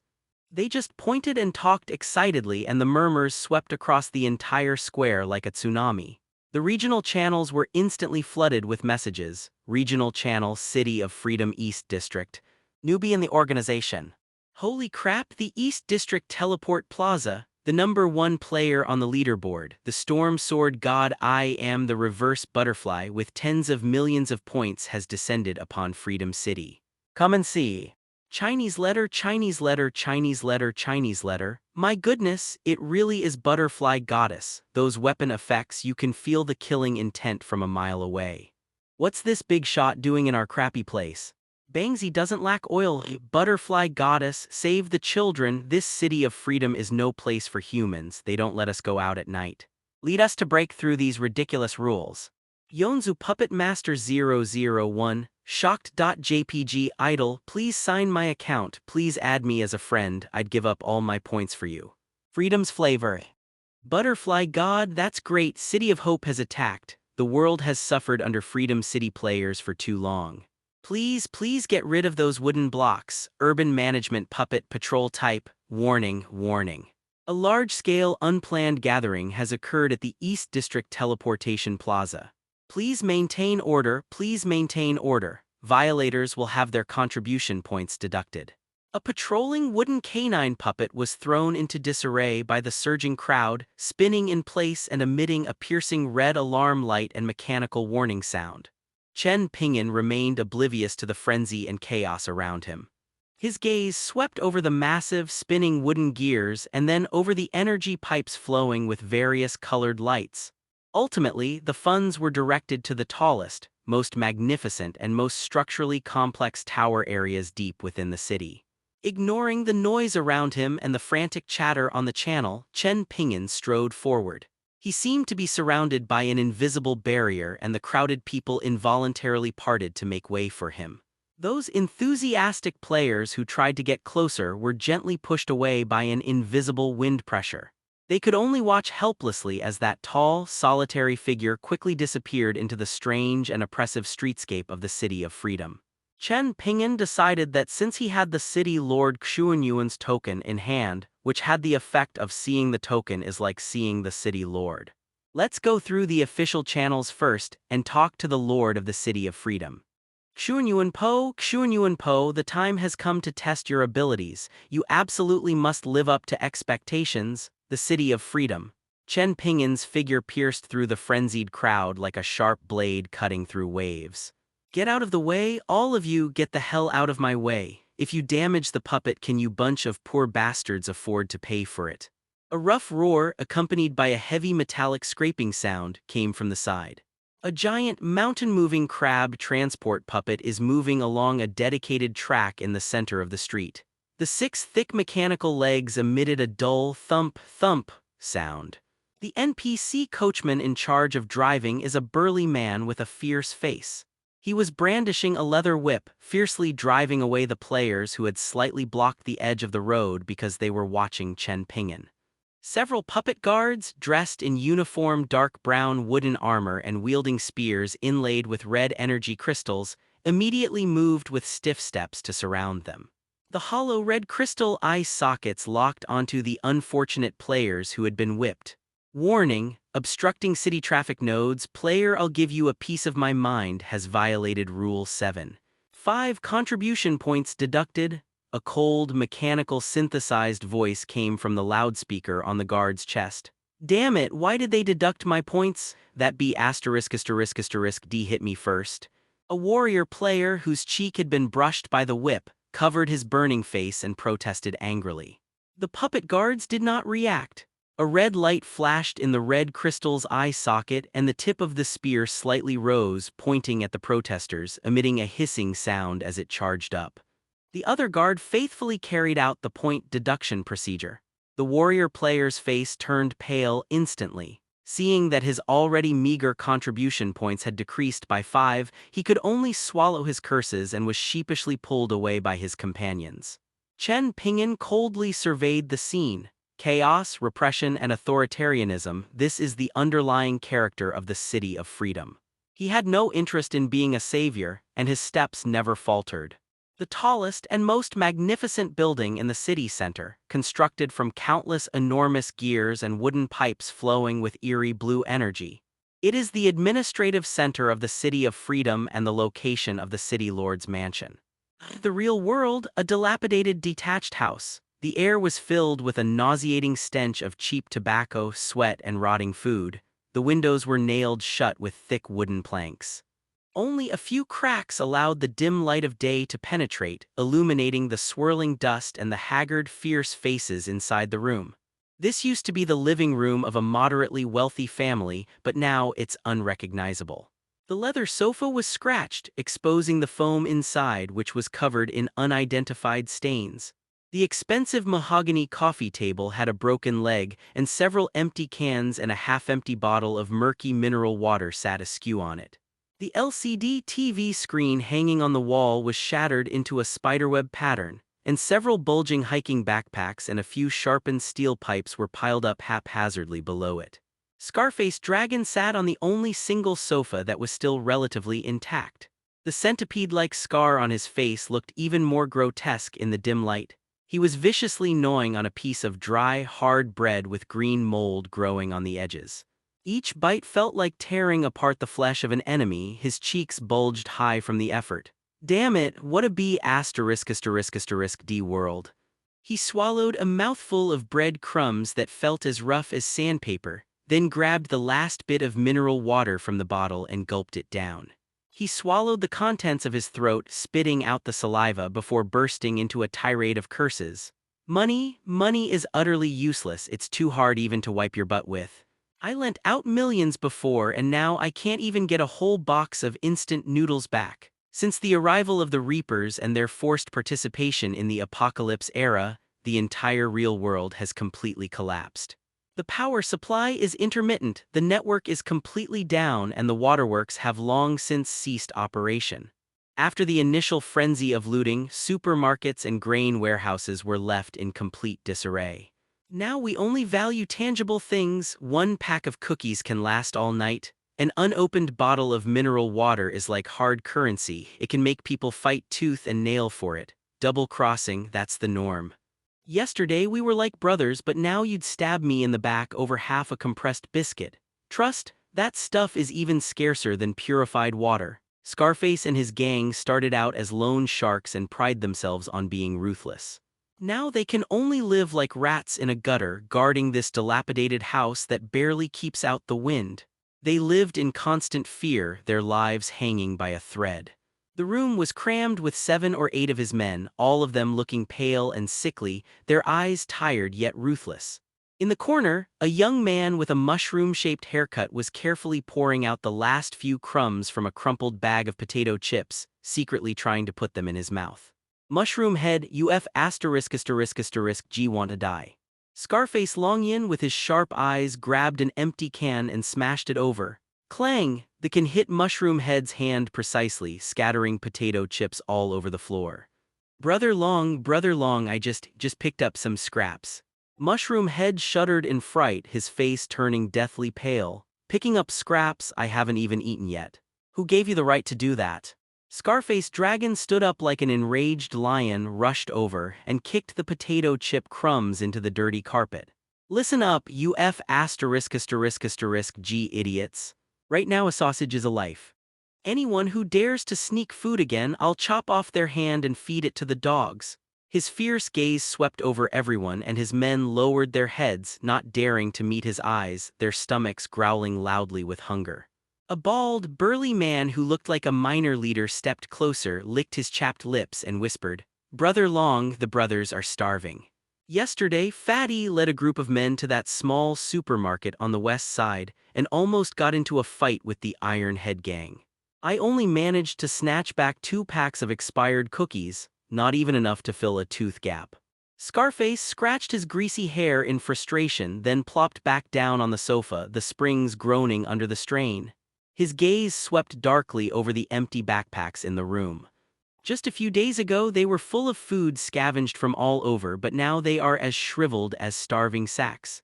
The apocalypse has begun, order has collapsed, and currency has become worthless. The transaction degenerated into the most primitive form of barter. The definition of things quickly narrowed down to a few hard currencies: food, medicine, weapons, and fuel. It was common for 1 or 2 of his men to go out and disappear, and they brought back less and less stuff. Take that one time, for example, when he led a team to Chen Ping'an's villa to cause trouble. And the result? It didn't even scratch the paint off the front door much. On the contrary, several of their own men were hit by high-pressure air rifles fired from inside the fortress, resulting in heavy losses. They didn't even exchange a single glance with the other party. If I hadn't been so lucky, I would have been reporting to the King of Hell long ago, Chen Ping'an. Scarface uttered the name through clenched teeth, his eyes filled with deep-seated resentment. That madman, that psychopath. He slammed his hand on the broken coffee table, making the empty cans on it bounce around. His house, that iron shell, it's probably crammed full of food and drink, a generator, medicine, maybe even some damn liquor and women. Brother Long. A weasel-faced fellow next to them couldn't help but whisper in response, his eyes darting around. Brother Long, do you think he might really be a reincarnation? Isn't that how it's always written in novels? Knowing something bad is going to happen, they prepare in advance and frantically stockpile supplies. Reborn.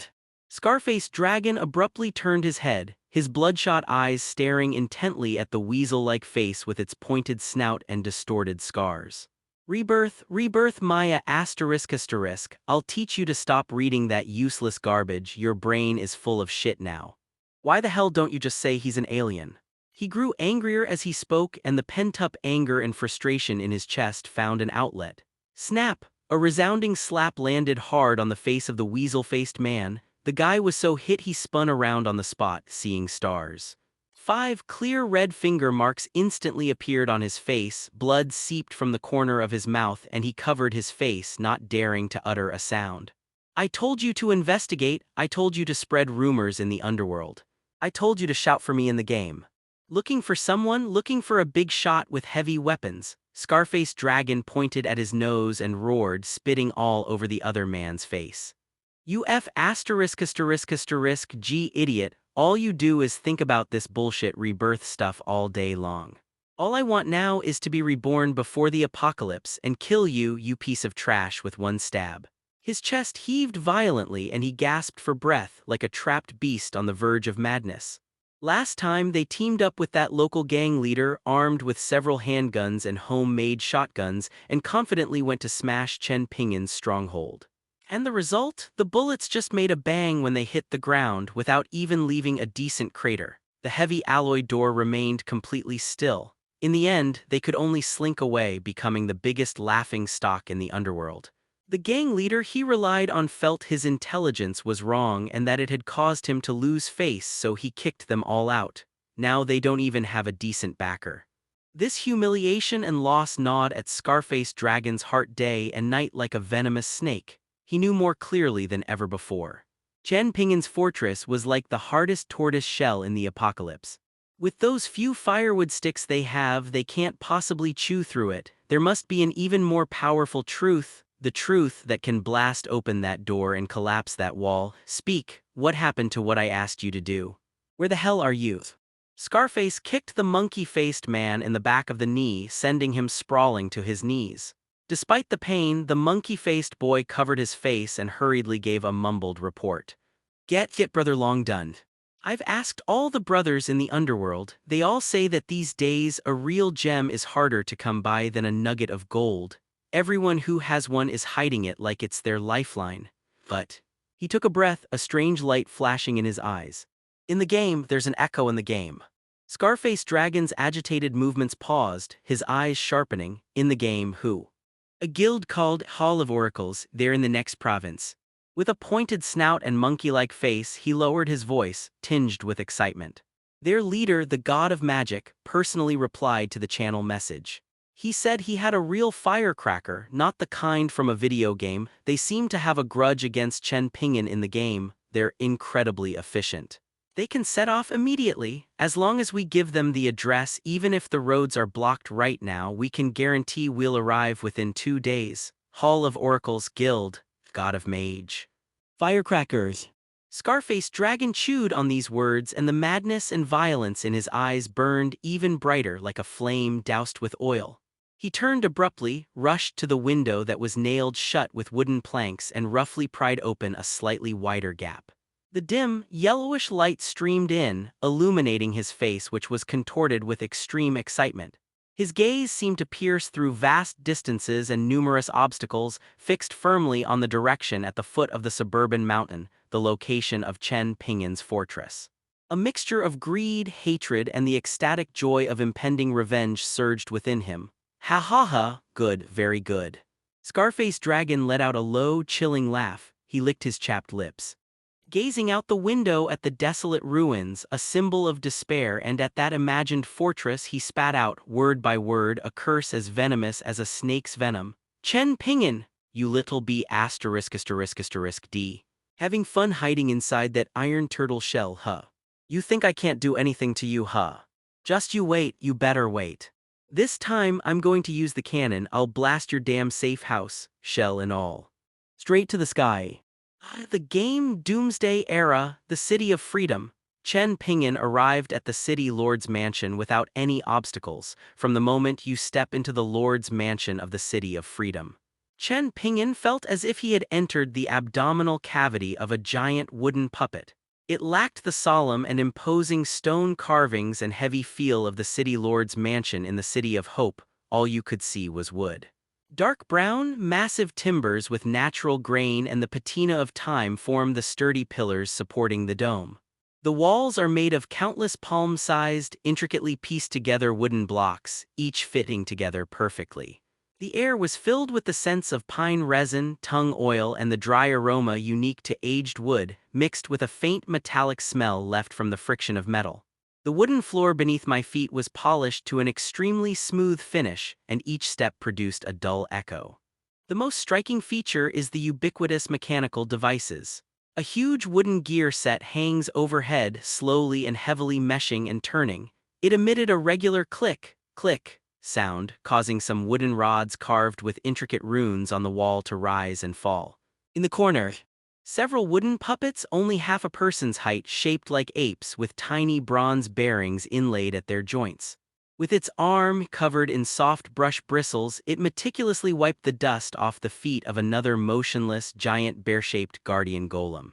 Light filters through the stained glass windows set high in the wooden lattice windows, casting dappled shadows on the floor. Tiny dust particles in the air danced within the beam of light. The entire space was so quiet that only the grinding of gears and the faint sounds of the puppets working could be heard. It exudes a cold, precise, and lifeless sense of order. Chen Ping'an's appearance was like a pebble thrown into a stagnant pool. Stop, identity verification required. Without warning, a cold, metallic synthesized voice rang out in the empty hall. Almost the instant the sound rang out, several previously inconspicuous wooden panels on the walls on both sides of the passage suddenly shrank inward, revealing dark, gaping holes. The four guardian puppets, which had been standing quietly against the wall like decorative sculptures, suddenly had a blinding red light shining from their eye sockets. Freedom City Xuanmu Guard LV.65 Elite. They are nearly 3 meters tall, and their appearance is somewhere between humanoid and bear-like. The entire piece is made of a deep black hardwood with a metallic sheen, and the joints are made of forged steel bearings and gears. The enormous wooden hand gripped a series of long halberds made of dark wood, each with a gleaming, eerie blue crystal at the tip. This city of freedom is really willing to spend money, even a guard's clothes are of epic quality. But after thinking about it for a moment, I felt relieved. In Free City, the only way for players to speed up their leveling process is to rent puppets as henchmen during the day. As a result, most of the profits are essentially handed over to the NPCs in the City of Freedom.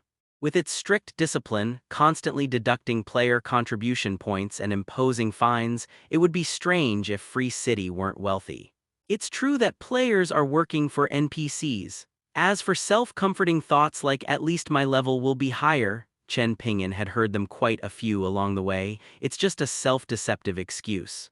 What good is having the right level if you don't have powerful equipment and skills? Wearing a full set of basic gear will only result in poor stats. Higher-level dungeons require more powerful golems and the rental fees increase exponentially. Chen Ping'an shook his head. He wasn't a savior, there was no need for him to think so much. There are still unknown dangers in the real world, so focusing on mastering the game is the top priority. Looking at the attributes of the guards' clothes, they were passable. Mystic Wood Heavy Armor Purple Epic. Part Full Body Heavy Armor. Defense plus 580. Strength plus 75. Constitution plus 65. Special effects: Hardwood Guardian reduces physical damage taken by 15%. Energy resistance reduces elemental damage taken by 10%. Self-discipline core. Immune to all mental control effects, charm, fear, confusion, etc. Description: the core armor of the Free City's standard guard golem, forged from millennia-old black iron wood and refined gold gears, is indestructible and possesses an iron will. 4 long halberds whistling through the air crisscrossed and blocked all of Chen Ping'an's paths of advance. The dark blue crystal at the tip of the halberd hummed, locking onto Chen Ping'an's vital points. The heavy sense of oppression, like a solid wall, crashed down. Chen Ping'an didn't stop walking, nor did his eyes waver. He ignored the icy halberd tip that almost pierced his nose and the oppressive aura that could suffocate an ordinary player. He casually reached his right hand to his waist, revealing the dark black Yuanyuan City Lord's token special. Buzz! The moment the token's light touched the 4 Xuanmu guards, the blinding red light locked in their eye sockets vanished as if doused with cold water. The raised halberd suddenly stopped in midair and a series of rapid, grinding gear sounds came from inside its heavy body. Buzz detected. High-level diplomacy, rule token, authority, confirmed. ZZZ threat level reduced to 0. Buzz release order in effect.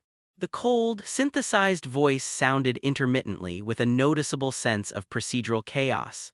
The 4 Xuanmu guards who had just been radiating murderous intent seemed to have been put on pause. Stiffly, in unison, they retracted their halberds. They awkwardly stepped aside, their heavy wooden feet thumping on the floor, making way for a passage to the inner sanctuary. The red light in their eye sockets turned into a faint pale green, signifying safety, but their gazing posture remained unchanged, like 4 silent overseer towers. Chen Ping'an expressionlessly retrieved the token, walked straight through the passage they had cleared, and headed deeper into the inner hall. The further you go in, the more intense the sense of intricate, cold mechanisms becomes. A massive wooden drive shaft extended down from the darkness overhead, connecting to a complex set of interconnected devices on the ground, the purpose of which was unknown. The walls are no longer simply pieced together with wooden blocks, but are covered with intricate mortise and tenon structures resembling a star map.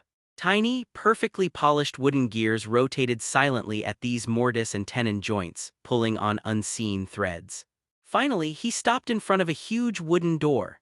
The door panels are carved with patterns of the sun, moon, stars, mountains, rivers, and the state. Upon closer inspection, however, these patterns are actually composed of countless miniature gears, linkages, and runes ingeniously combined.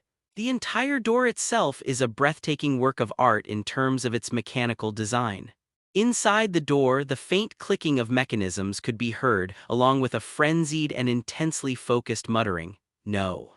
There's still a problem with stress transmission here. A small error can lead to a huge mistake. Again, turn counterclockwise 3/4 of an inch, then back half a tooth to the right. Almost there. Brilliant, brilliant indeed. Haha, Chen Ping'an raised his hand and tapped the heavy wooden door 3 times with a light touch. Thump, thump, thump. The sounds of mechanisms and muttering inside the door abruptly ceased. After a moment of deathly silence, a voice, tinged with displeasure at being disturbed and the authority of a superior, rang out, "Come in." Chen Ping'an pushed open the door and entered. The scene inside the door was a bizarre mix of a mad laboratory of mechanical arts and the city lord's office. The room was unusually spacious, but it was crammed with things. The walls were covered with structural drawings made of various wood and metal, filled with complex lines and dense annotations. Various tools were scattered on the ground. Carving knives, files, ink lines, Luban rulers, and a large number of oddly shaped tools that Chen Ping'an couldn't name. In the corner, there was a small mountain of wood scraps and metal ingots gleaming with different lusters. In the center of the room, behind a huge desk, also carved from a single piece of dark hardwood, stood a person. Yuanyuan, the Lord of the City of Freedom. He looked to be around 50 years old. His face was thin and frail, with slightly high cheekbones and graying temples. He wore a well-tailored dark blue brocade robe with an antique style, and the cuffs and hem were embroidered with delicate gear and cloud patterns in silver thread.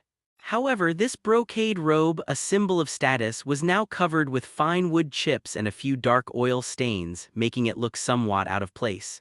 His hands are the most striking feature. Long, slender fingers with well-defined knuckles and neatly trimmed nails. However, the fingertips and the area between the thumb and forefinger were covered with thick calluses and several fine scars. These are the hands of a top-tier craftsman.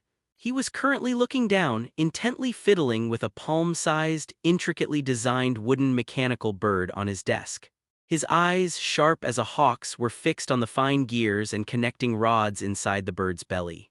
His right index finger carefully moved one of the small protrusions, while his left hand held a slender carving knife, barely thicker than an embroidery needle.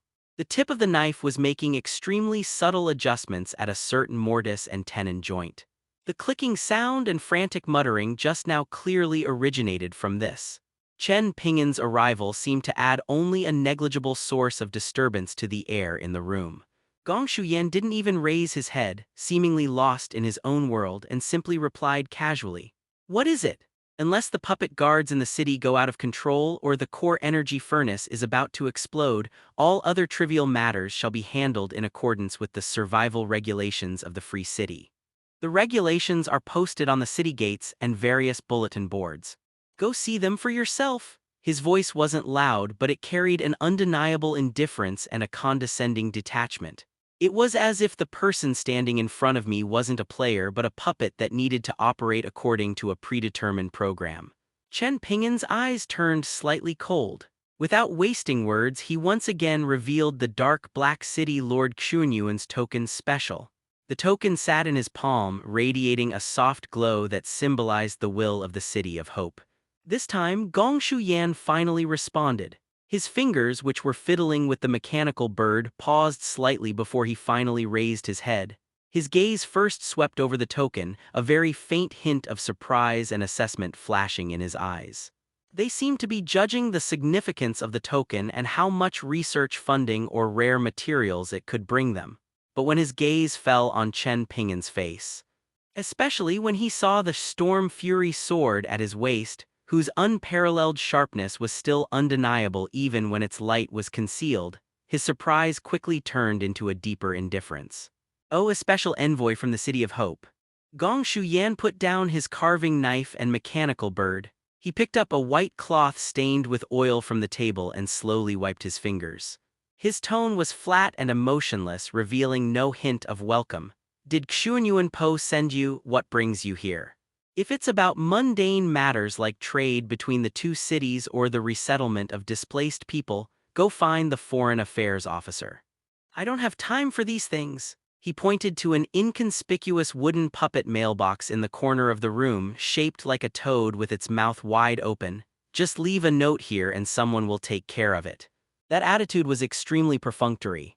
It's as if Chen Ping'an, wielding the city lord's token and carrying a special mission, is the #1 on the server's leaderboard. In his eyes, it was less important than a single wooden feather on the wing of the mechanical bird on the table. Chen Ping'an got straight to the point. I have come for the 1,000 Machines evil dragon. The moment the words 1,000 Machines were uttered, time seemed to stand still in the room. Click. The exquisitely crafted wooden mechanical bird in Gong Shuyan's hands contained a crucial gear node within its belly. Under his unconscious and sudden increase in force, it made a crisp sound of being unable to bear the weight and actually shattered. Several small pieces of wooden gear flew out and landed on the smooth wooden floor with a few soft thuds.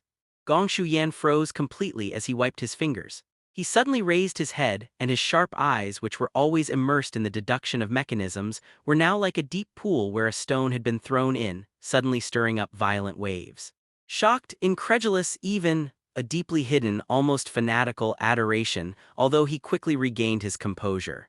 But how could that sudden, violent fluctuation escape Chen Ping'an's keen perception, honed by his life-and-death experiences and enhanced by his high mental attributes? You. For the first time, Gong Shuyan's voice showed a noticeable fluctuation, carrying a chilling sense of offense and extreme vigilance. Where did you hear this name? It is a top secret of our City of Freedom. Anyone who speaks of it will be severely punished according to the regulations. He stared at Chen Ping'an, his eyes sharp as knives. It was as if they wanted to penetrate his body and see through his true intentions. There was not a trace of fear or apprehension in his eyes regarding the title Evil Dragon. It's more like a fanatic guarding the name of the supreme deity in his heart, not allowing the slightest desecration. Chen Ping'an sneered inwardly. From the moment he entered the city lord's mansion, he sensed that something was amiss. Really, this old scoundrel not only knew of the existence of the 1,000 Machines evil dragon, but his attitude was also extremely strange. This is absolutely not the reaction a normal city lord would have when faced with a terrifying, monstrous dragon that had betrayed and killed a god and now lurks deep within his territory. Top secret. Chen Ping'an's lips curled into an undisguised sneer. A monstrous beast that has stolen the legacy of the dragon god, corrupted and polluted the earth, and could destroy this city at any moment. In your words, it's become a secret that needs to be protected. Lord Gongshu, is the freedom of your City of Freedom perhaps meant for this wicked dragon? Insolence. Gong Shuyan's expression changed drastically. An unnatural flush rose on his gaunt face, clearly indicating extreme anger. He slammed his hand on the desk with a loud thud, making the delicate tools and parts on the table jump. Ignorant brat, what do you know? He shouted sternly, his voice trembling slightly with emotion. The existence of Master 1,000 Machines is the ultimate embodiment of mechanical arts. It is the perfect fusion of ultimate wisdom and power that exhausts all human imagination. His physical structure, the flow of his energy, his very existence is a living, unparalleled, incomparable book of secrets. It is the ultimate guiding principle that we pursue throughout our lives. He became increasingly agitated as he spoke, and the fervor that had been forcibly suppressed in his eyes surged forth uncontrollably once more. His tone carried an almost manic devotion. The distorted pollution you're talking about, that's an essential process in energy transformation. It is the growing pain of the old order transforming into a higher form. It's a magnificent evolution that mortals cannot comprehend. If it weren't for the power of Lord Thousand Machines radiating and nourishing this land, how could the City of Freedom possess such exquisite and timeless mechanical creations? How was such an efficient, stable, and perfect order established? He opened his arms, pointing to the intricate gears, the operating puppets, and the exquisitely complex wooden structures inside and outside the room. They seemed to be displaying supreme sacred objects. Have a look, behold all that has been created by the power and grace of Lord Thousand Machines. This is true power. This is the cornerstone of eternal order. What storm dragon god? It's nothing but a fleeting illusion. Only intricate mechanisms, perfect systems, and ironclad laws can create lasting peace. Gongshu Yan's voice echoed in the room filled with mechanical contraptions, carrying an undeniable fanaticism and arrogance. The lifeblood of a system lies in its implementation. As long as the survival regulations of the City of Freedom, formulated by me, Gongshu Yan, are perfect enough. As long as the puppets I invent are powerful enough to meticulously execute every rule, monitor every corner, and punish every transgression. The City of Freedom will forever be a land of order. It will forever be under my control. There's absolutely no need for any additional intervention. He took a breath and looked at Chen Ping'an again. His gaze had turned completely cold, regaining its former air of absolute control, tinged with a hint of condescending pity. As for you, envoy of the City of Hope, out of respect for Yuanyuan.He, I will not pursue your crime of speaking ill of Lord Qianji. But the affairs of the Free City are not for outsiders to meddle in. The whereabouts of Lord Thousand Machines are not something you should be seeking. Let us return to where we came from. Don't make a mistake for yourself. He waved his hand as if shooing away an annoying fly. He carefully picked up the mechanical bird whose key parts he had crushed, his brow furrowed. It was as if the conversation that had just taken place, which was enough to cause a huge uproar, was less important than fixing the little bird. Chen Ping'an stood quietly in place, taking in Gongshu Yan's fanatical and obsessive declaration and his undisguised contempt at the end. There was no anger on his face. Are we really expecting this old scoundrel obsessed with contraptions, worshipping evil dragons, and treating human life like dirt to provide clues? That's utterly delusional. Therefore, he did not expect to find clues through him. Judging from his expression, it seemed that if I said a few more words, he would kick me out of the city. But the difficulty of completing the mission will be hellish. The waters of this City of Freedom were indeed deeper and more murky than he had imagined. On the surface, it is a city of strict order and institutions, but at its core lies a morbid worship of a distorted existence and a cold, lifeless puppet regime. He stopped looking at the old madman, lost in his own world, and without saying a word, turned and left. The heavy, carved wooden door closed silently behind him, shutting out the eerie space inside the hall, filled with sawdust, engine oil, and frenzied babbling. Stepping out of the gloomy and oppressive city lord's mansion, the slightly dim evening light spilled onto the streets of the City of Freedom, which were made up of countless giant gears and wooden pipes. On the streets, squads of puppet guards patrolled in perfect unison. Thump, thump, thump. As she walked by, the Ruby's eyes coldly swept over each hurried player and NPC with a blank expression. Curfew has been imposed. All players are prohibited from leaving the city. Violators will be punished according to the regulations. On the bulletin board in the distance, new penalty information was still being updated. Does self-discipline give me freedom? Chen Ping'an looked up, gazing at the tallest and most complex government towers deep within the city. A cage built of wood and gears, bound by rules set by an old madman who worships evil dragons binding countless living beings. Does it deserve to be called freedom? He gripped the hilt of the sword at his waist tightly. Storm's fury seemed to sense the murderous intent churning in its master's heart. The sword trembled almost imperceptibly and emitted a low, barely audible sword cry. That old B********* Deke Yuanyuan.He is so unimpressive, he can't even intimidate a tech geek. Since official channels are blocked, it seems I'll have to resort to my own methods. Chen Ping'an's gaze swept over the puppet guards on the street who marched in neat, heavy steps, their red crystal eyes coldly scanning the area. The final decision was made regarding the eastern part of the city. The sound of the huge water wheel turning there could be faintly heard even from a distance. That's the direction of the heart of the furnace workshop. In Chen Ping'an's memory, there was a reliable big sister-type NPC there who should be able to provide some clues. It might even trigger some quests. The heart of the furnace workshop is situated beside a tributary of a fast-flowing moat. The massive wooden water wheel creaked and groaned as it was struck by the river water, slowly turning the bronze transmission gears that were several stories high. The space inside the building is extremely large, yet it does not feel empty. Thick log pillars support the high ceiling, and the walls are covered with various yellowed wooden structural diagrams and leather scrolls densely labeled with data. Wood chips and metal scraps were scattered on the ground, and fine dust swirled in the air. The most striking feature is the central area. Several roaring furnaces spewed flames, and molten metal was slowly poured into ceramic molds, filling the air with intense heat. A dozen shirtless craftsmen and NPCs were sweating profusely as they hammered, quenched, and assembled all sorts of oddly shaped wooden and metal components. The clanging and clattering of metal, the clicking of gears meshing, and the hissing of leaking steam mingled together. It is full of primal, vibrant energy belonging to the artisans. Chen Ping'an's arrival was like a drop of water thrown into boiling oil. The sword at his waist, its blade gleaming with the light of wind and thunder, instantly drew everyone's attention. Whispers spread among the craftsmen. "Look at that sword, hiss could it be? Number 1 on the leaderboard, Storm Sword God, what's he doing in this filthy place? There must be a big deal. Quickly notify Sister Mo Yuan."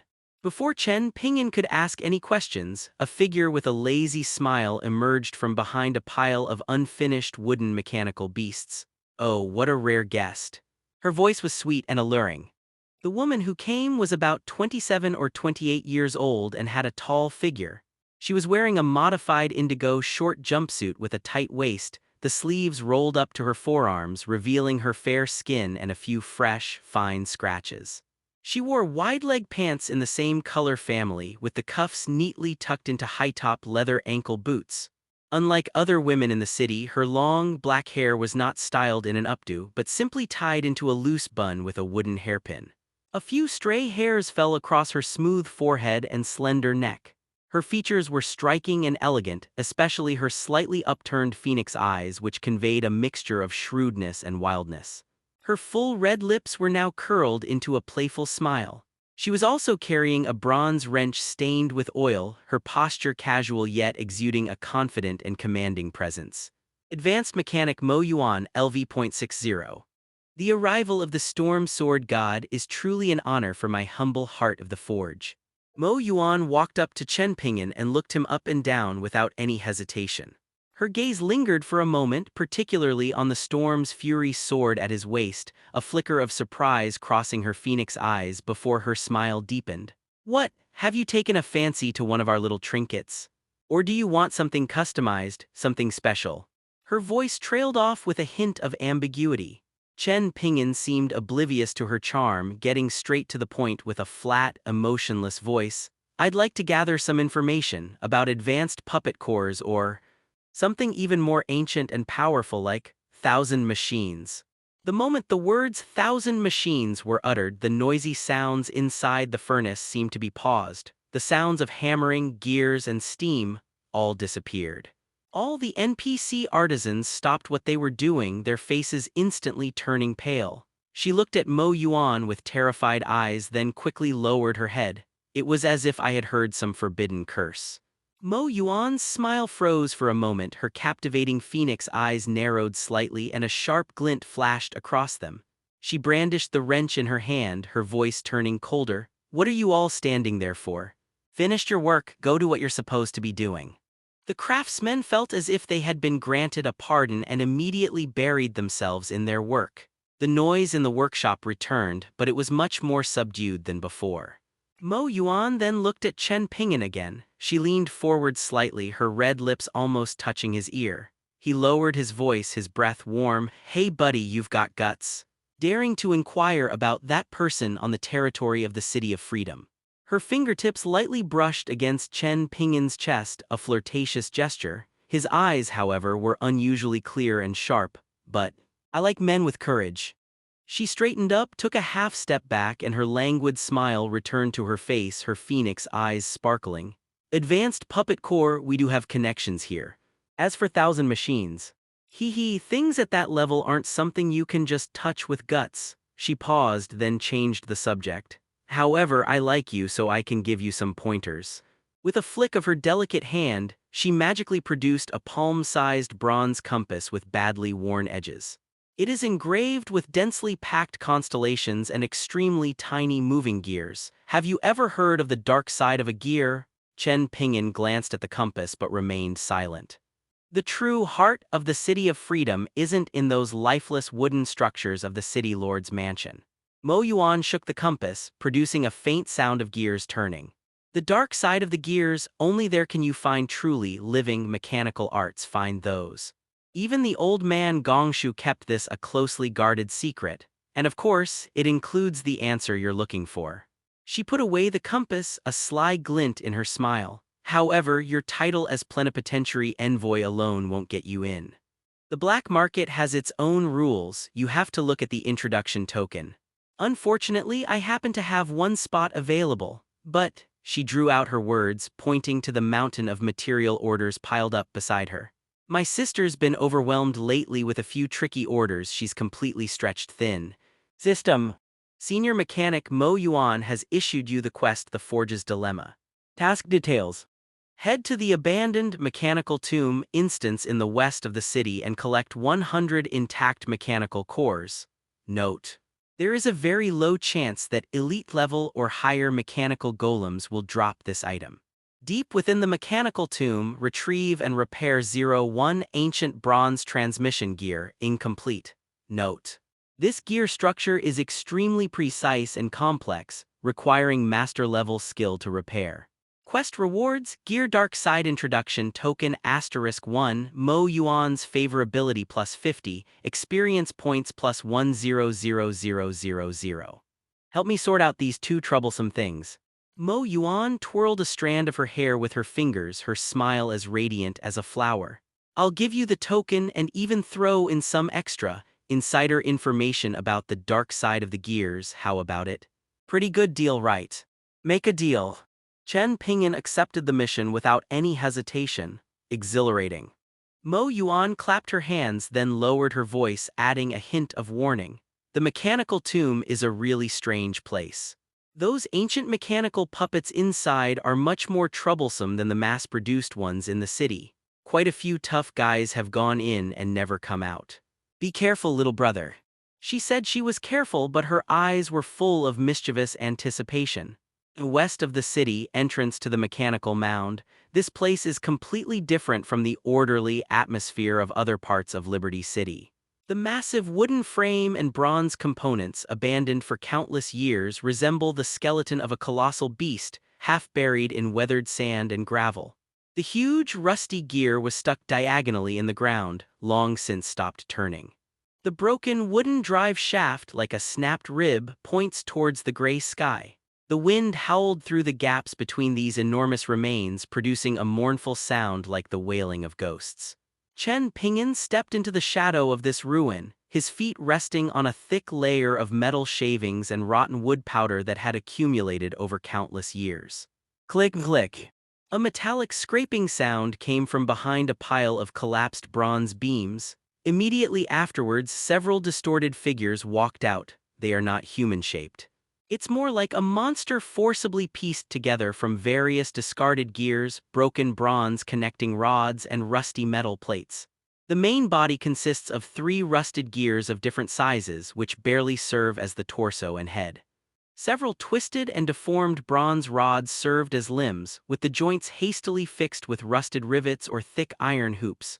It has no eyes. Instead, in the center of the largest gear that serves as its head, there is a murky, dim, low-quality energy crystal that barely emits a faint red light. The inferior puppet in the tomb, LV.60. Health 105,001-05000. Attack power 388. Defense 355. Skills none.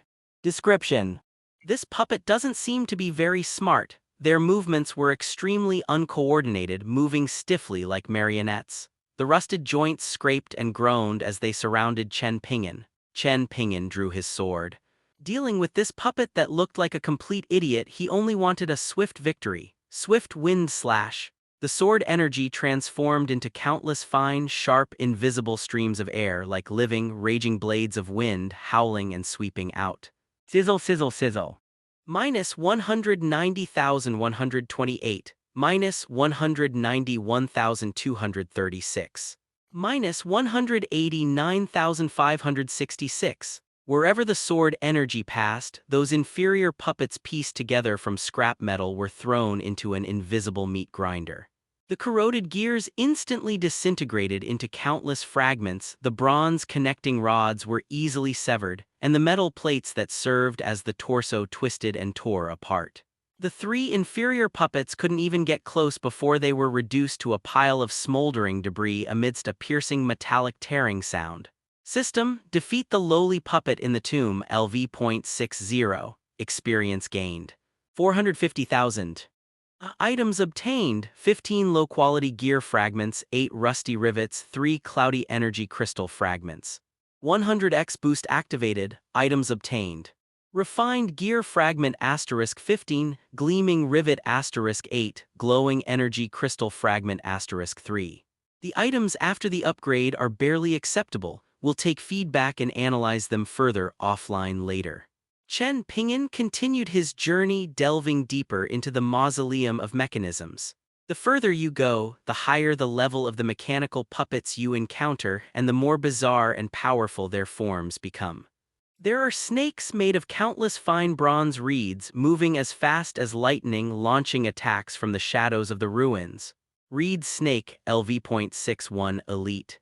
Health 320,032,0000. Attack power 488. Defense 455. Skill Bouncing Assault. Effect: allows for instantaneous attacks across short to medium distances. Description: adventurers beware, this snake seems to be able to teleport wandering buwanga. There are heavy armored golems covered in thick bronze plates shaped like siege turtles. They move slowly but have amazing defense and can spew out streams of scorching steam. Heavy armored giant golem LV.62 Elite. Health 580,580,000. Attack power 88. Defense 2200. Skill Steamjet. Effect: deals continuous fire damage and inflicts a burning effect on a cone-shaped area in front. Description: don't worry, adventurer, this puppet looks intimidating, but it's just a punching bag like Agamemnon being hacked to exhaustion. There were even wooden kite sentinels that could hover briefly in the air and fire a dense barrage of bronze crossbow bolts. Wooden Kite Sentinel LV.63 Elite. Health 210,002,10000. Attack power 538. Defense 210. Skill Hovering Shot. Effect: allows the user to briefly hover in the air and fire a rain of arrows. Description: you blind sentry, you've brushed against my handsome face. Barn, furious, stomping his feet on the ground. However, in front of Chen Ping'an, all of this became a joke. Swift Step activated. His terrifying 30% movement speed transformed him into a streak of azure lightning that tore through the dim ruins. Phantom Slash activated. The cyan and white sword light cascaded down like a waterfall, instantly dismembering the heavy armored giant puppet blocking the way. Swift Wind Slash Sweep.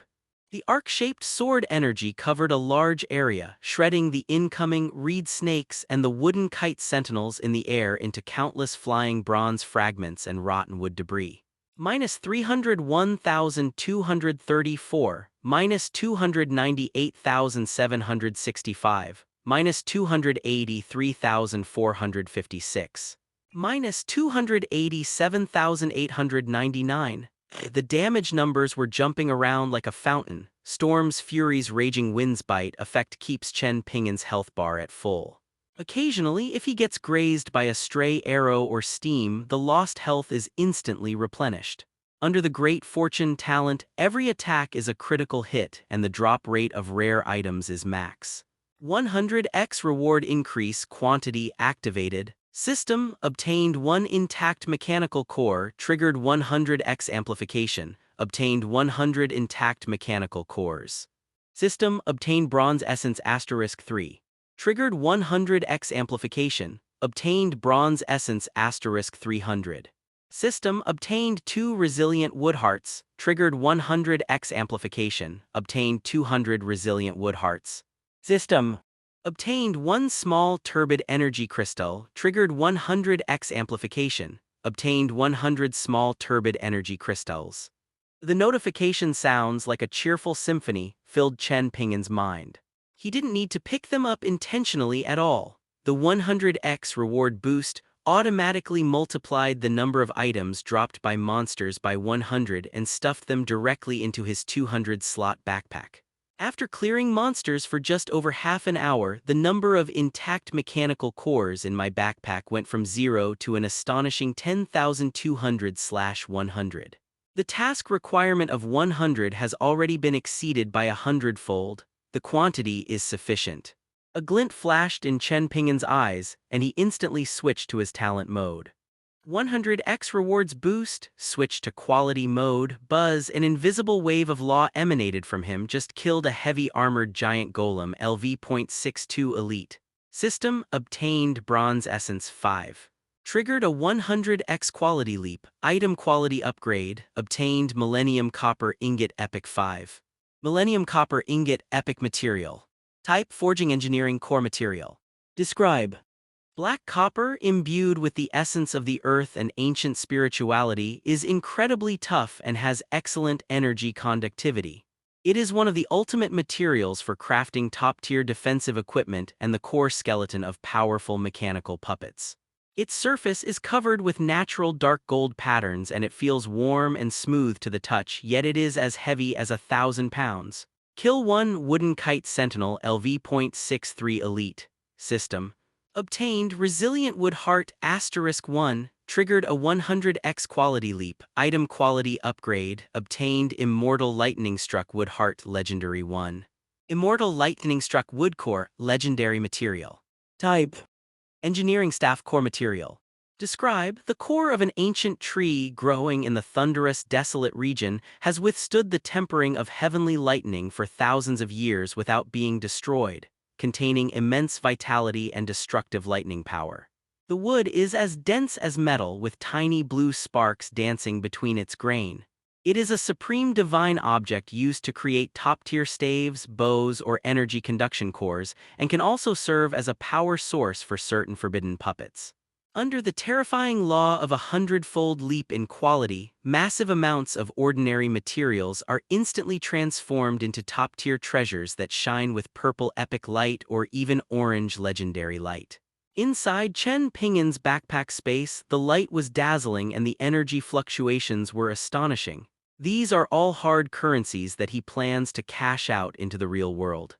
For turning in quests to NPCs, ordinary items are fine. However, when it comes to linking the virtual and real aspects offline, which involves one's own worth and life, this cannot be taken lightly.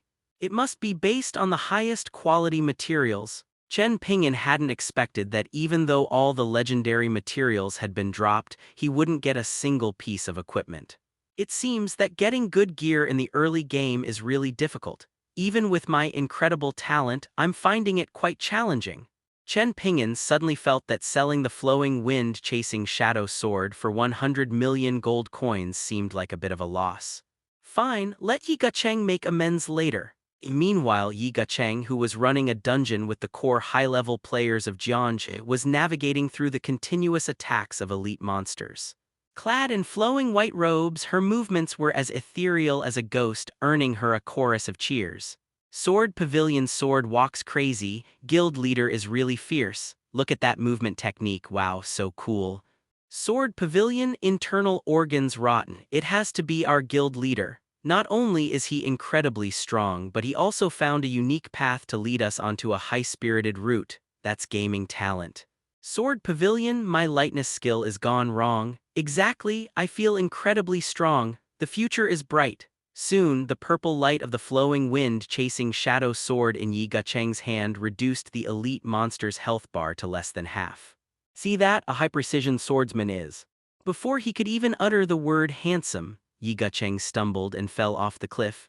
Thankfully it wasn't too high, otherwise I would have received a 24-hour surprise gift. As Yi Gucheng drank the blood vial, he rubbed his thigh, cold sweat pouring down his back. A sense of foreboding lingered in my mind. It feels like being targeted by a thief. Something seems amiss. The City of Freedom. Having easily completed his first mission objective, Chen Ping'an continued walking towards the deepest part of the mechanical tomb, an area exuding a rich, ancient aura. According to the quest prompt, the ancient bronze transmission gear is located there. After passing through a canyon made up of the remains of huge bronze gears, the view suddenly opened up before us. This is a huge natural cave with countless stalactites hanging from the ceiling. In the center of the grotto, a huge bronze gear with a diameter of over 5 meters lies there quietly. It wasn't completely abandoned. Its surface was covered with a thick layer of green rust and dust.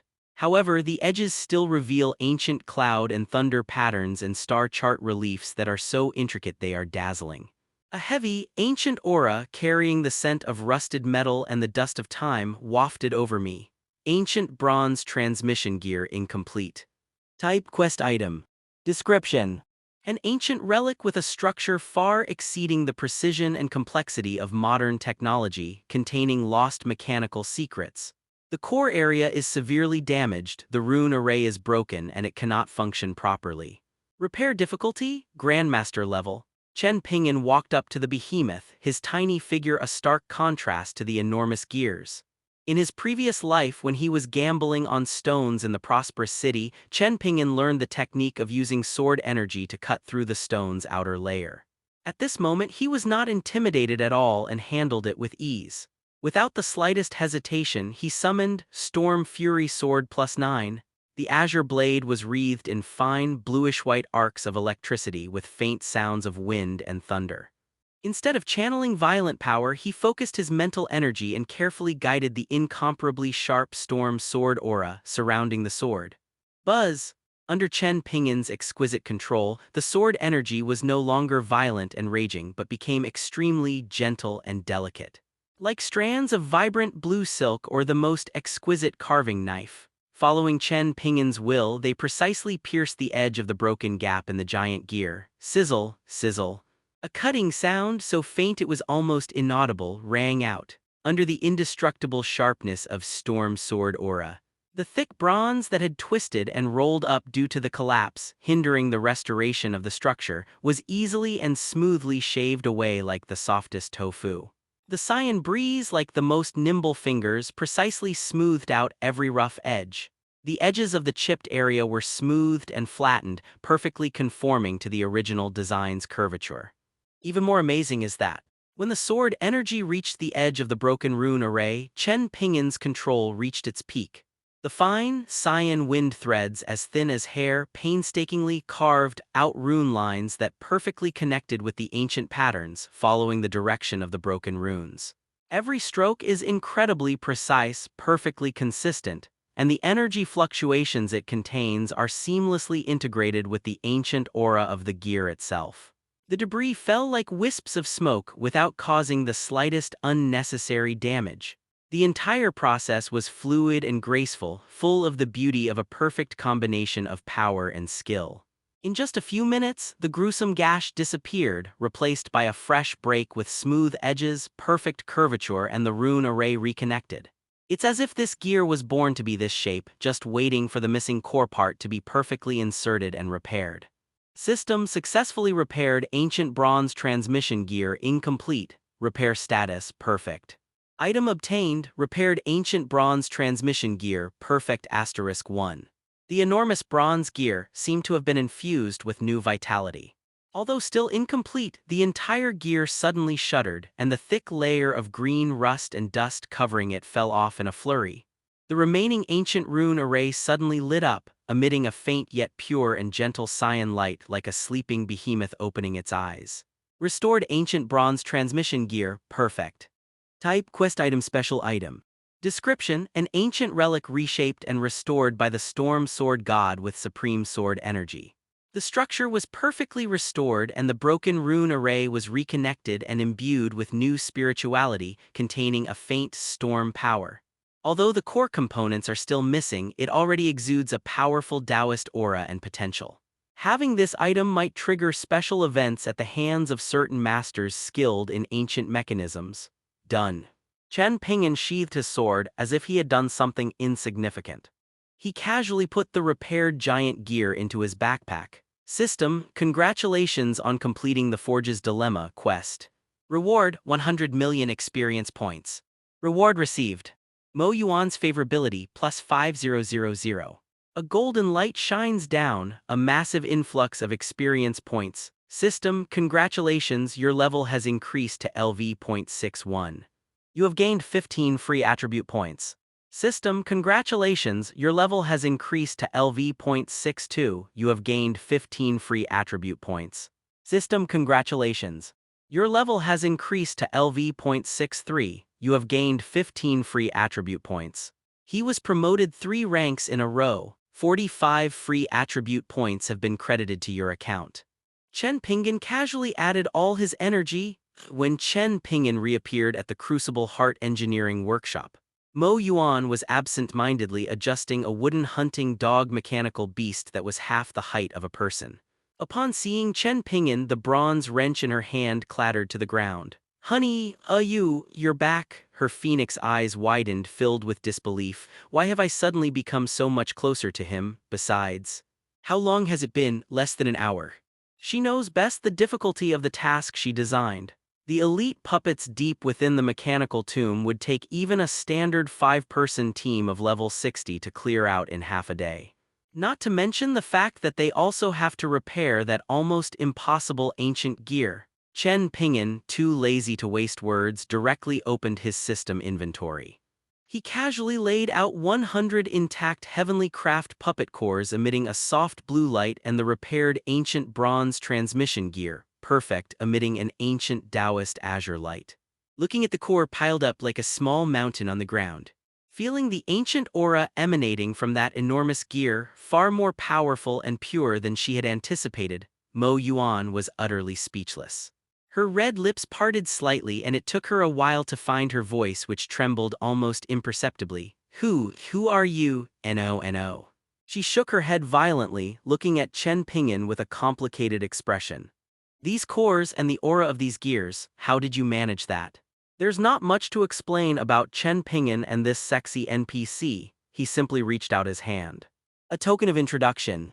Mo Yuan took a deep breath, forcefully suppressing the turmoil in her heart. She gave Chen Ping'an a deep look. He then carefully took out the bronze foil compass from his personal tool bag and solemnly placed it in Chen Ping'an's palm. Bronze fine-toothed compass, special token. Type, quest item key.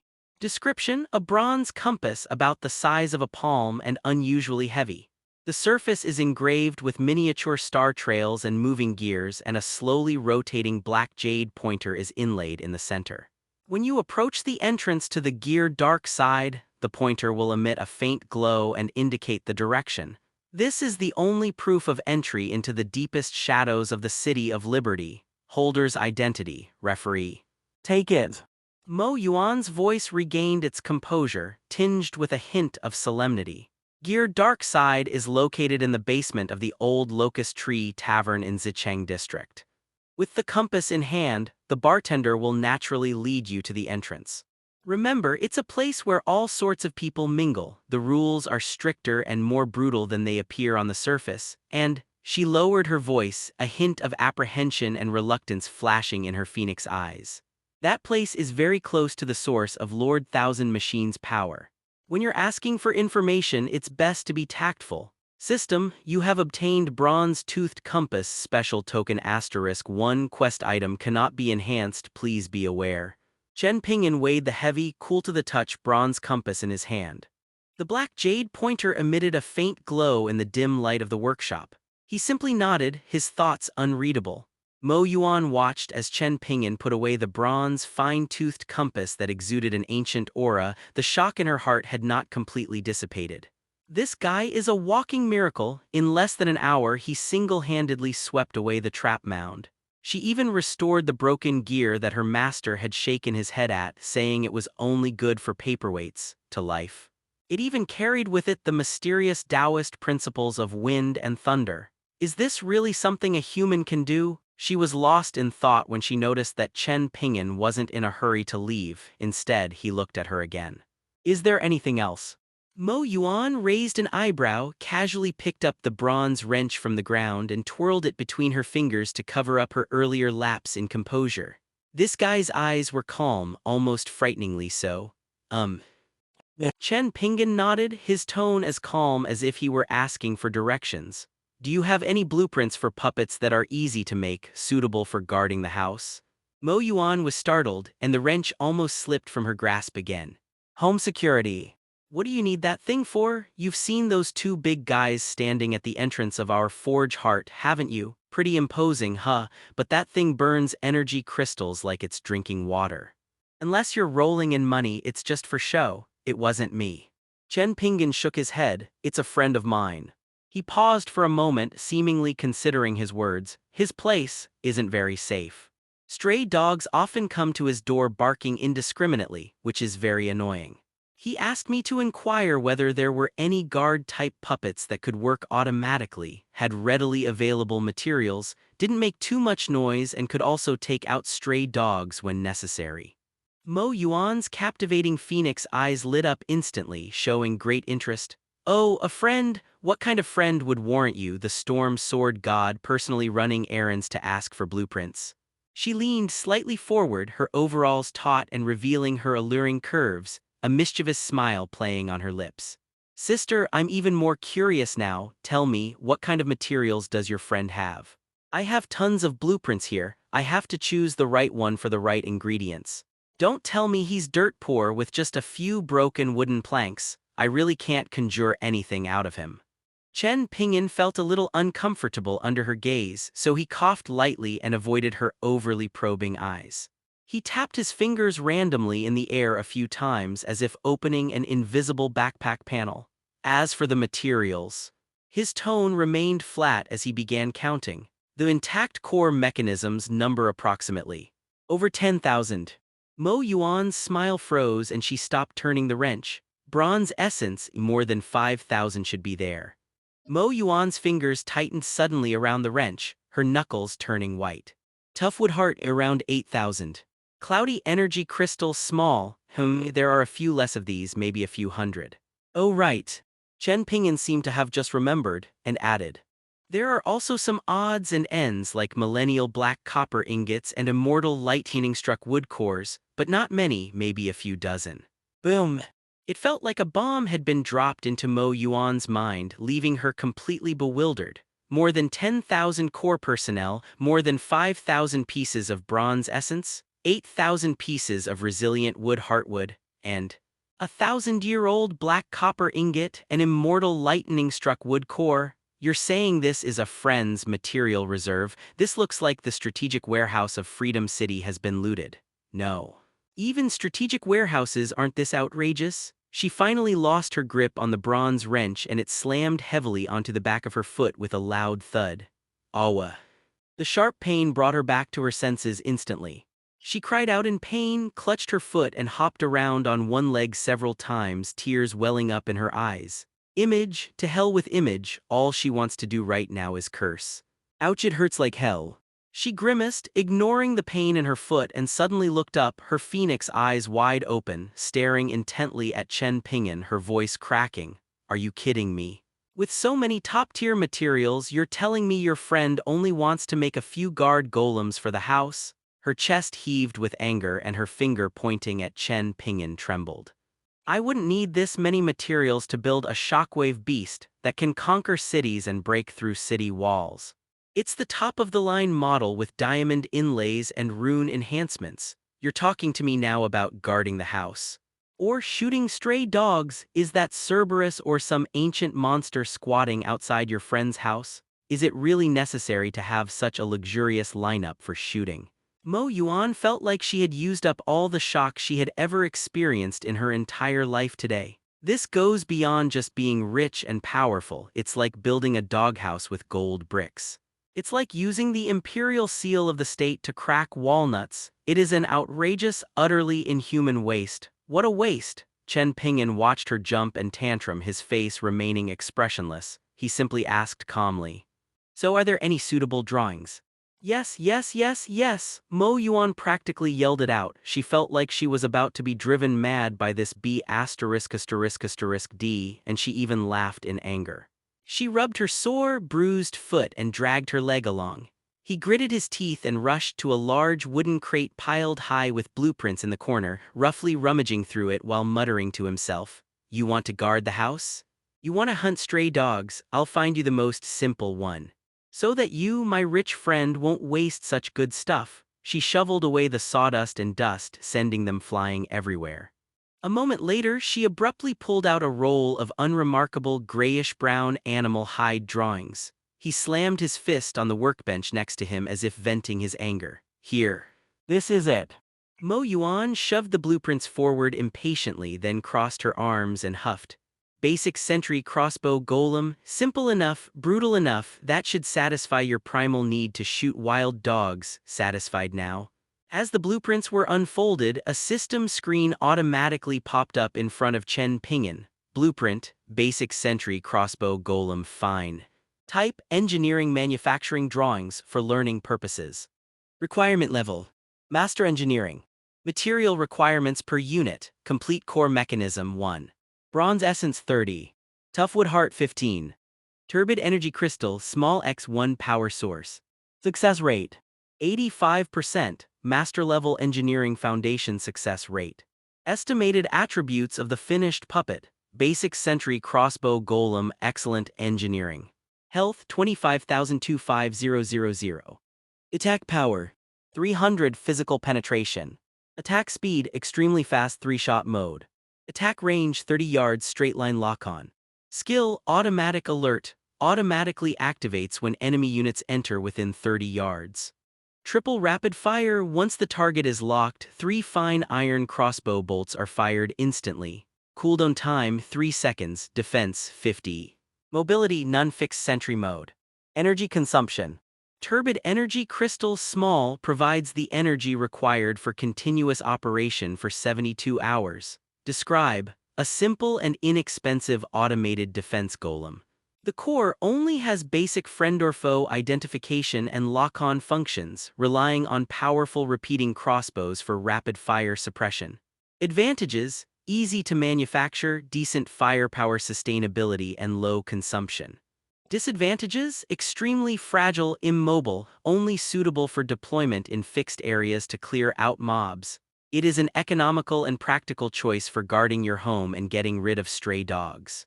Chen Ping'an's gaze quickly swept across the attributes on the screen, especially the description of an economical and practical choice for clearing out wild dogs, and he nodded calmly. "Can." He spoke succinctly, pointing a finger in the air. "I've studied the blueprints." System, congratulations, you have successfully learned blueprint, basic sentry crossbow golem, excellent. Proficiency in the engineering branch puppet creation has been increased. With a flash of light, the dusty animal hide blueprint on the workbench transformed into a stream of light and disappeared into Chen Ping'an's body. "Hey, you." Mo Yuan was about to say that he hadn't paid yet, but she swallowed the words back. She looked at Chen Ping'an's expressionless face. Looking at the piles of advanced blueprints on his workbench that required exorbitantly priced materials to even begin, he suddenly felt utterly bored. Talking about money with someone who has so much material they could use it as bricks to build a wall, that's so beneath me, and so hurtful to my self-esteem. She waved her hand dismissively with a weary air of having seen through the world's illusions. "Never mind, you can have the blueprints, consider it making friends. I just hope your friend doesn't actually use black copper ingots and lightning-struck wood to make this piece of junk. Or I'm afraid I won't be able to resist going through mountains and rivers to strangle him." Chen Ping'an ignored her complaints, and after confirming that he had finished studying the blueprints, he turned around decisively. "Thanks." A cold, clear voice uttered 2 words, and the tall, sword-like figure showed no lingering attachment. Stepping out the door, I was enveloped in the twilight and bustling streetscape of the City of Freedom.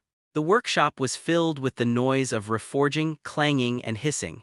Mo Yuan did not immediately return to her workbench. She stood there, her gaze unfocused as she stared at the still slightly swaying wooden door as if she could still see the man's departing figure. A faint trace of the storm's chill seemed to linger in the air. She instinctively bent down and picked up the bronze wrench that had just fallen to the ground. The rough, cold metallic touch made her tremble slightly. Unconsciously, she ran her fingertips along the shiny, oil-stained lines on the wrench, her gaze somewhat unfocused.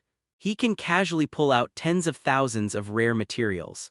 He single-handedly swept through the traps and obstacles as if they were nothing. Restoring ancient artifacts is like carving wood. She murmured softly, each word sounding like the narration of an incredible myth. Storm Sword God, #1 on the heavenly ranking. A blush, unnoticed even by herself, a mixture of curiosity, longing, and even a hint of admiration appeared. It crept quietly onto her bright cheeks. My heart pounded uncontrollably in my chest a few times. Tusk. She suddenly shook her head violently, as if trying to shake off the jumbled thoughts in her mind, and gave a self-deprecating laugh. Mo Yuan, what are you thinking? The farther away you are from this monster, the safer you are. That being said, when she picked up her tools again and her gaze fell upon her magnificent designs that required vast amounts of rare and precious materials to realize. A thought, however, arose with unparalleled clarity and irresistible allure, and I couldn't suppress it. If I could go on an adventure with this sir, go explore those legendary hidden realms, go witness a wider world and more powerful creations. That feeling ... it must be really exhilarating, right? The flames of the furnace danced in her bright phoenix eyes, reflecting a hint of ambition that was unwilling to accept the status quo. The rusty bronze compass felt slightly warm in Chen Ping'an's palm. The central black jade pointer pointed straight into the depths of the western district. He kept moving, ignoring the cold, scrutinizing red lights of the patrolling puppets on both sides of the street, and followed the pointers, quickly navigating through the maze of gears, pipes, and towering wooden buildings. Finally, the pointer came to a steady stop, then trembled violently, pointing to an unremarkable tavern, Old Locust Tree. I pushed open the creaking wooden door, which looked as if it might fall apart at any moment. A foul odor, a mixture of cheap ale, sweat, and moldy wood, wafted over.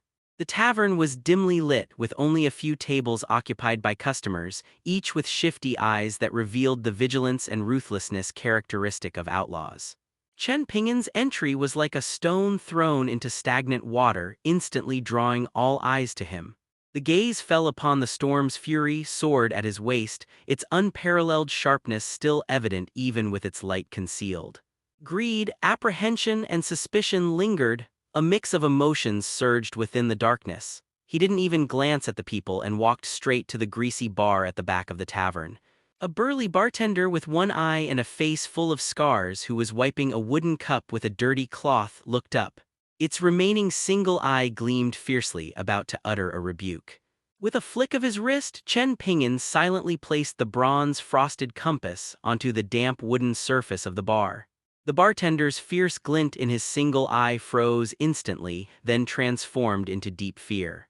His Adam's apple bobbed and his hoarse voice was kept extremely low. Behind, turn left into the third storage room, floor.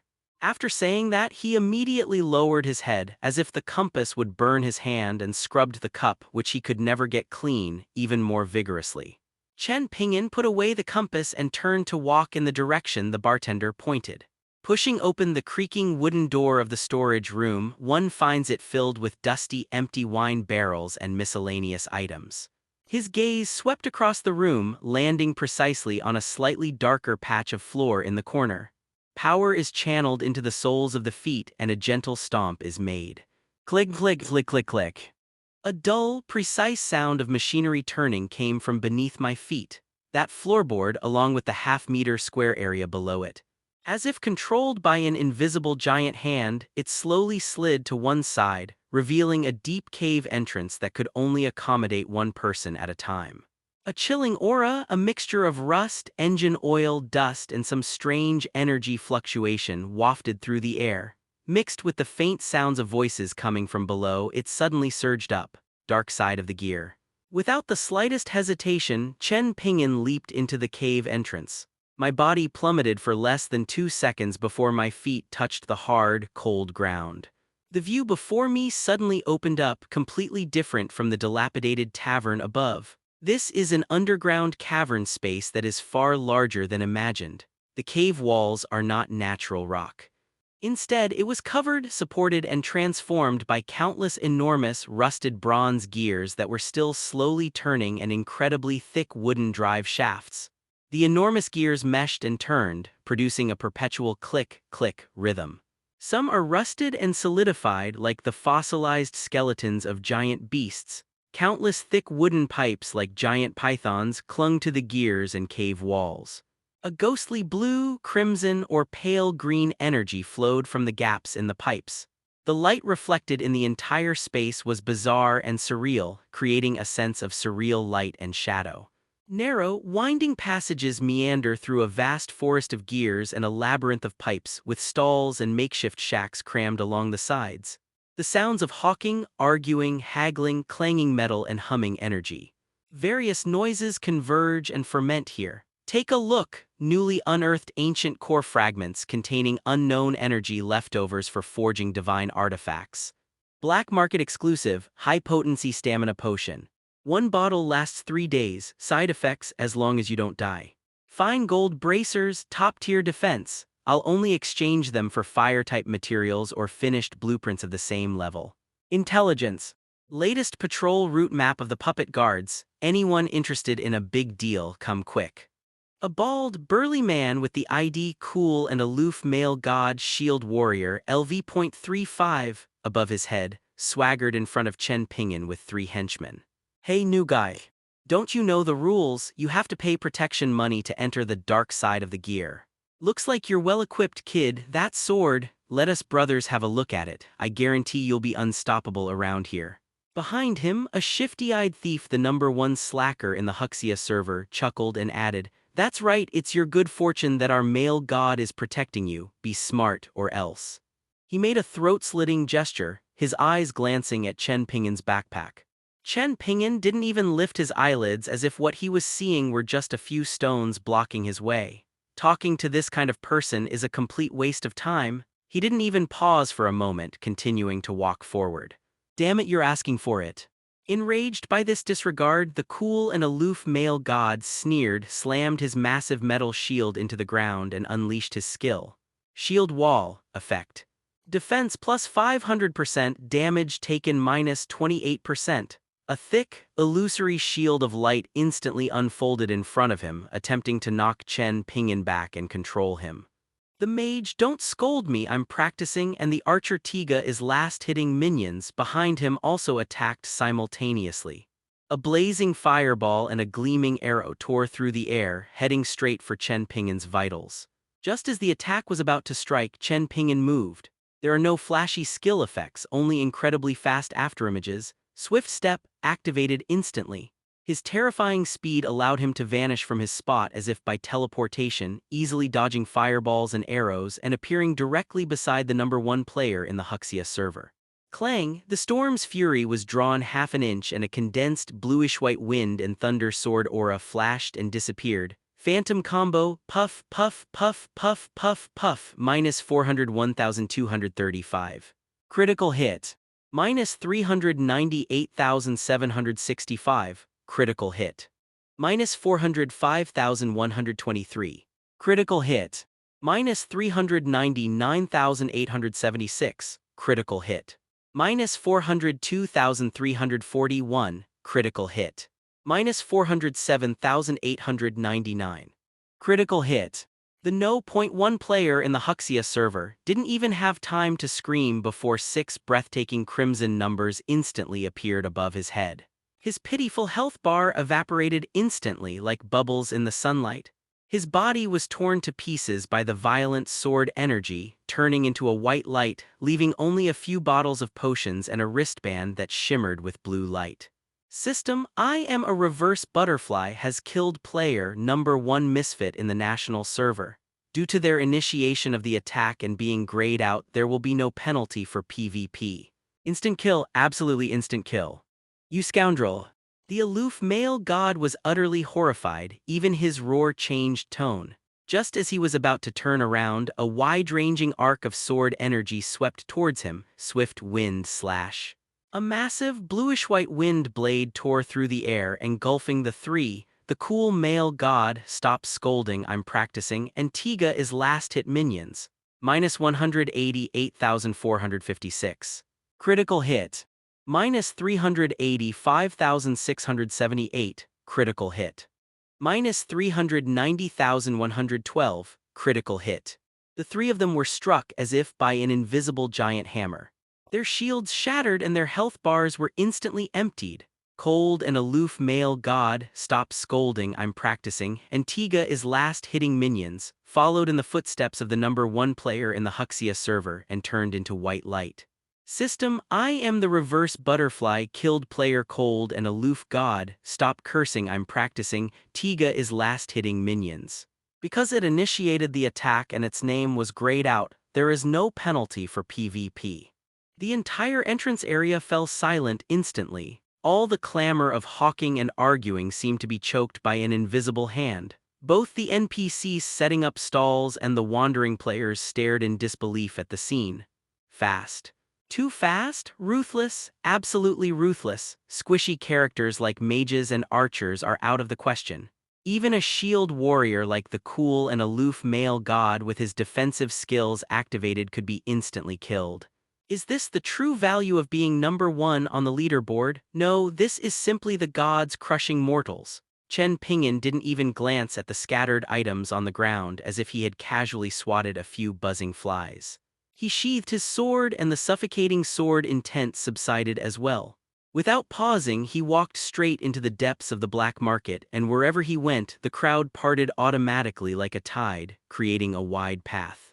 Awe-inspiring gazes followed his retreating figure, and no one dared to take another step forward. Establishing authority takes only a moment. I just hope that these fools will act sooner rather than later so that Chen Ping'an's killing of them will be considered legitimate self-defense. Otherwise, being chased away by NPCs is a minor issue, but delaying the quest would be a huge loss. Following Mo Yuan's vague description and the compass's subtle guidance, Chen Ping'an navigated the labyrinthine black market. Finally, he stopped in the most remote and darkest corner. Here, near the cold stone walls of the cave, the light is almost completely blocked by the huge gears overhead. A makeshift shack, barely constructed from a few rusty metal plates and tattered tarpaulins, stood there. Several twisted and deformed gears and metal scraps of unknown purpose were carelessly tossed about in front of the shed. A rickety wooden sign hung at the entrance of the stall with the words written on it in crooked charcoal, "Rusty gears, purely for junk collectors." A gaunt figure huddled in the shadows of the shack, almost blending into the surroundings.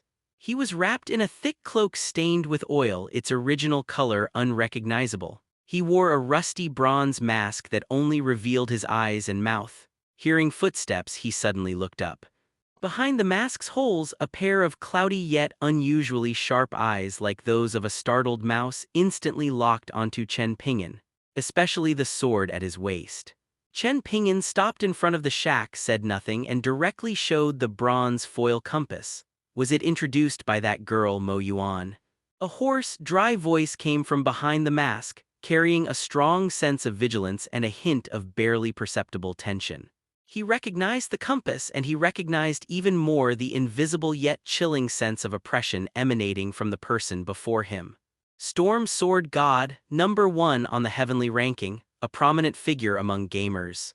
A highly skilled individual who inherited the will of the Storm Dragon God. That's absolutely awesome. How could such an important person find a rat in the gutter like him? Buying intelligence. Chen Ping'an spoke concisely and calmly, yet his words carried an undeniable power. With a flick of his wrist, a small, heavy bag of gold coins appeared in his hand. He casually tossed it around, the coins clinking together with a crisp, enticing sound. System, player I am a reverse butterfly used 5,000 gold coins. Money is not a problem. The eyes behind the mask were fixed on the bag of gold coins, then quickly swept over Chen Ping'an's expressionless face, the wariness in their eyes swiftly replaced by greed. Having money makes things much easier. Hey hey. He rubbed his withered, bird-claw-like fingers together, the tension in his voice vanishing, replaced by the slickness and probing characteristic of an intelligence peddler. He, what a generous guest. I may not have many other skills, but I am very well informed. What would you like to know? Which big shot in Liberty City slept at which mistress's house last night? Where is the ancestral grave of that old B********, Lord Gongshuyan? Or did they secretly change the drop rates in some dungeon outside the city? Just say the word. The 1,000-machine evil dragon. Chen Ping'an interrupted his nonsense and directly uttered the keywords. 1,000. The rusted gears, like a rooster being choked, abruptly stopped their hoarse voice. He jerked back abruptly, almost jumping off the small stool he was sitting on. Extreme fear erupted in his cloudy eyes, and he instinctively looked around as if deadly claws might reach out from the darkness at any moment. Why are you asking about this? His voice was extremely low and trembling. That's taboo, people can die. Where is it? Chen Ping'an remained unmoved and handed over the money bag in his hand. The sound of gold coins clinking was particularly clear in the dead silence of the corner. At the same time, he took out a significantly larger and heavier money bag with his other hand. With a thud, it was placed directly onto a nearby metal plate covered in grease. The golden light was blinding. System. Player, I am a reverse butterfly, used 8,000 gold coins. The rusty gear's gaze was fixed on the two money bags, and his breathing instantly became heavy. Fear trembled violently in the face of absolute wealth. His withered fingers twitched nervously as he struggled internally. Time seemed to freeze for a few seconds. Finally, greed for money outweighed fear of the unknown horrors. He suddenly reached out and with lightning speed scooped the two money bags into his arms, holding them tightly. He leaned closer to Chen Ping'an, his voice almost a whisper, carrying a desperate urgency. It's in the ancient ruins of the City of Machines, right beneath our feet, beneath the City of Freedom. He jabbed the ground hard with his withered fingers. Entrance. Chen Ping'an pressed for more details. It's guarded by those lunatics from the Puppet Gladiator Association. Rusty Gears spoken very quickly. Deep beneath the association's headquarters. That's forbidden territory. Want to go in? Either become the top puppet battle maniac in the arena and earn the qualification to enter the ruined city trial, or, he made a throat-slitting gesture, force our way in. But that old monster, the association president, and his bunch of combat puppets. Tusk, that's as difficult as climbing to heaven. He paused. A sly glint flashed in his cloudy eyes, as if he were weighing the value of this final piece of information. But seeing Chen Ping'an's unfathomable eyes, he finally gritted his teeth and dropped the real bombshell. And there's more. Legend has it, a power core fragment of the storm dragon god lies deep within the ruins. That thing is one of the power sources of the 1,000 Machines evil dragon. It attracts the mechanical energy of the entire ruined city like a magnet. It is also the key to the 1,000 Machines monster's continued existence and power. Finding it, maybe will. He didn't dare utter the words kill the evil dragon, but his meaning was crystal clear. System, key intelligence obtained. The monstrous dragon 1,000 Machines is hiding in the ancient mechanical ruins beneath the city. The entrance to the ruined capital is guarded by the Puppet Gladiator Association. Legend has it that a fragment of the storm dragon god's power core lies deep within the ruins, one of the sources of the evil dragon's power. The goal became clear instantly. A sharp glint flashed in Chen Ping'an's eyes. Core fragment. This is not only a matter of life and death for the evil dragon, but also a golden opportunity for him to enhance Storm's fury and perfect the dragon god's legacy. Very good. Chen Ping'an nodded. The intelligence he had obtained was invaluable. He didn't linger and turned to leave. Wait, distinguished guest. The rusted gears hurriedly called out to him, clutching the gold coins in her arms, a fawning smile plastered on her face. Do you need anything else? I have some good stuff here that you definitely can't buy anywhere else. These are all local specialties that spilled out from the edge of the ruined capital. He seemed to want to use this to build rapport and also to ease the tension from his earlier outrageous demand. Chen Ping'an paused and turned around. He definitely needs to prepare top-notch materials for offline cash withdrawal. The rusted gears, immediately, as if presenting a treasure, carefully pulled out several small packets wrapped in dirty oilcloth from under his tattered cloak from the deepest part of the shack. He opened the first package. Inside were several pieces the size of pigeon eggs, completely black, containing what appeared to be countless stars slowly rotating within, resembling grains of sand, emanating profound spatial fluctuations. Item: Void Stardust Epic Material. Type: Core Materials for Space Engineering.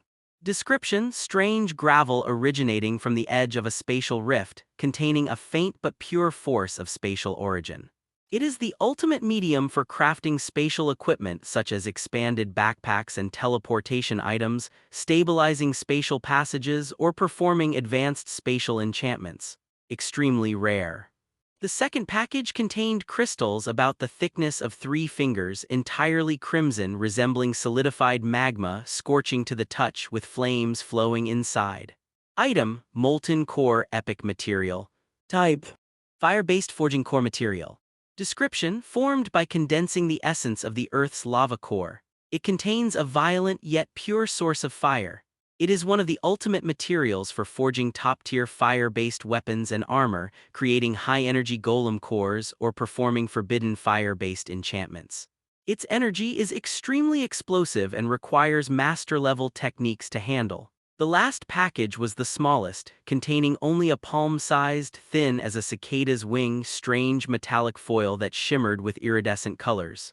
Item: Rainbow Mithril Foil Legendary Material. Type: All-round top-tier enchanting engineering material. Description: Formed by the natural fusion and mutation of various rare magical metals under extreme energy conditions. It possesses unparalleled energy affinity and extensibility, perfectly capable of carrying and amplifying runes and energies of any attribute. It is a dream material for enchanting artifacts, creating top-tier magic scroll bases, or constructing intricate magical golem circuits. Priceless, all hard currency, there are even legendary materials. This gear is really something. Chen Ping'an did not hesitate. Name your price. Rusty Gear's eyes gleamed as he announced an astronomical figure that could bankrupt an ordinary guild. I'll only charge you 30 million gold coins, consider it making friends.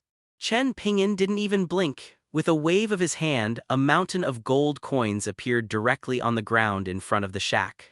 System: Player: I am a reverse butterfly, used 30 million gold coins. The golden light illuminated almost the entire dark corner. Pack. Hiss. Rusty Gears gasped, nearly fainting from the sheer power of money. He hurriedly stuffed the gold coins into his storage item, his face beaming with joy, his wrinkles crinkling together. You're a very generous guest. If you need anything in the future, just let me know, old gear. Money's in place, everything's easy. Hehe. System: Player: I am the reverse butterfly has obtained the following items. Void Stardust, 8, Earth's Core Molten Core, *3, Rainbow Mithril Foil, *1. Note: the items obtained this time are from a normal transaction and are not considered rewards, therefore they are not eligible for the 100x amplification. Looking at the fawning expression on Rusty Gear's face, Chen Ping'an remained completely unmoved. Can tens of millions of gold coins even be called money? Simply upgrade some equipment and people will come running to buy it. Chen Ping'an put the valuable materials into his backpack, turned around and left the corner filled with grease and the smell of money. The next step is to find a way to gain access to the ruined capital. Chen Ping'an stepped out of the dark corner of the gear's dark side, and the black jade pointer on the compass fell silent. He took a deep breath and slowly exhaled the stale air from his lungs. Above the City of Freedom, the shadow cast by the giant wooden gear resembled the claws of a behemoth. He looked up at the tallest and noisiest building in the city center. It was a massive arena made of countless thick logs and bronze components, shaped like an inverted giant bowl. The dull thuds, the clanging of gears, and frantic shouts mingled together, forming a restless torrent. This is the headquarters of the Puppet Gladiator Association, Mechanical Frenzy, and the location of the Puppet Arena. At night in the City of Freedom, no player can leave the city to fight monsters. Over time, both NPCs and players gradually developed this distorted hobby to vent their pent-up emotions. In particular, fears from the real world find further catharsis here. The regulations governing Liberty City do not fully apply there. This demonstrates the status of the Puppet Gladiator Association in the City of Freedom. Puppet War Berserker, qualification for the Ruins trial. Chen Ping'an repeated the intelligence broker's words in a low voice, his eyes sharp as knives. Force your way in. Making too much noise might alert the 1,000 machines, evil dragon lurking deep within the ruined capital. So let's follow the rules and get our tickets in the easiest way possible. He lifted his foot and headed straight for the entrance to the bustling arena. The entrance to the arena was crowded with people. On a huge wooden notice board, the rules of the competition were branded out with a scorching hot iron. Puppet Arena Challenge Rules. Challengers must pay a registration fee of 1,000 gold coins. You can use your own puppet or rent a standard guild puppet basic enhanced elite type. Winning 10 consecutive matches will grant you qualification for the ruined capital trial. Life and death are irrelevant. You will be solely responsible for any damage caused. The registration point was bustling with activity. Several well-dressed players strutting around controlling exaggeratedly designed puppets attracted envious and jealous glances.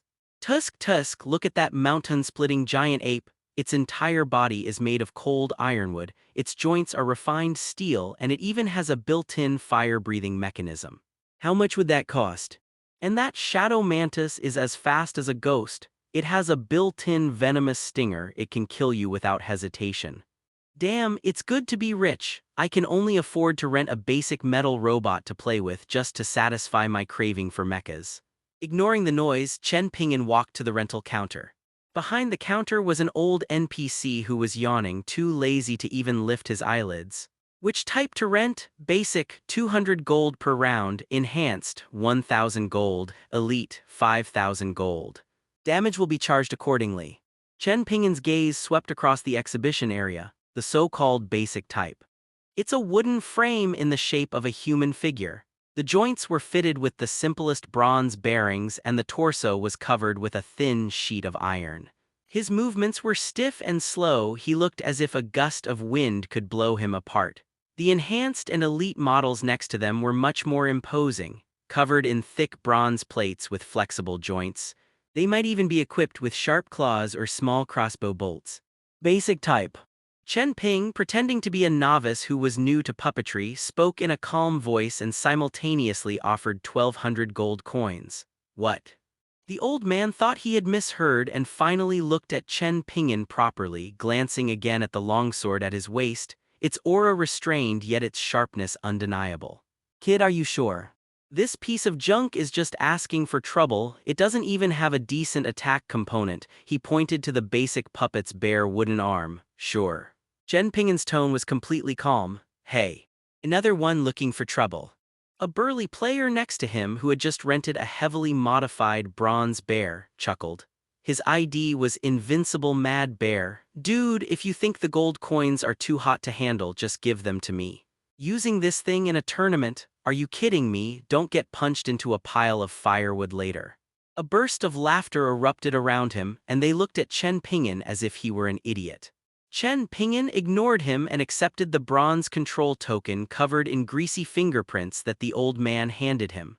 I glanced at the time, there were only 2 hours left before the Phantom Anchor skills cooldown was complete. Given Chen Ping'an's personality, he wouldn't waste time talking to such trash. The token felt cold to the touch and it was engraved with rudimentary control runes. He infused a faint trace of spiritual energy into his fingertip, and the runes on the token glowed dimly. Buzz! In the corner of the arena, the dusty basic puppet suddenly emitted a pale white light from the 2 murky, low-quality crystals in its eye sockets. It took stiff steps, making a creaking friction sound. He staggered to the entrance of the arena designated by Chen Ping'an, each step feeling as if his body was about to fall apart. Rent a puppet, basic type wooden pawn. Level LV.50. Health 50,000/50,000. Attack power 150. Defense 80. Movement speed 50%. Skill Slow Swing. Consumes a small amount of energy to perform a slow physical attack, dealing 150% of attack power as damage. Cooldown 5 seconds. Description: the cheapest and most basic standard puppet with a simple structure and poor performance. Its only advantage is its low price, often used as practice material for beginners or cannon fodder. The attribute panel unfolded before Chen Ping'an's eyes and the values were pitifully low. An even louder burst of laughter erupted from the audience. Holy crap, what a stupid puppet, this guy's crazy.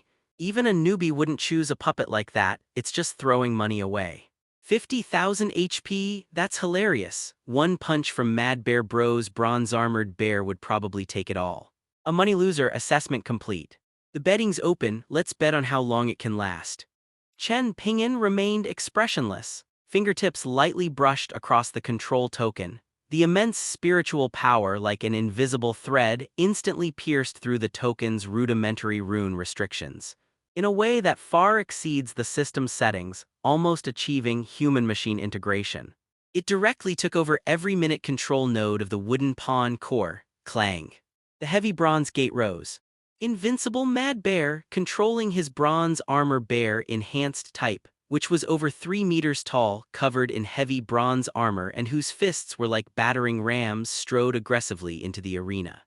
In contrast, Chen Ping'an's wooden pawn staggered into the arena like a malnourished beggar. Kid, kneel down and call me daddy, and I might even leave you a whole corpse later.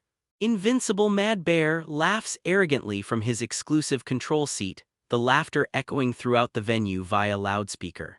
He activated his will and the bronze armor bear let out a deep roar. The thick metal arm was raised high, its power gleaming, skill, ground-shattering punch. Effect: charges for 1.5 seconds, dealing massive physical damage equal to 300% of attack power to a fan-shaped area in front, and stunning the target for 2 seconds. Cooldown 30 seconds. The enormous metal fist, accompanied by a whistling sound as it tore through the air, slammed down on the sluggish wooden pawn. To everyone else, the next second would be the end, with sawdust flying everywhere.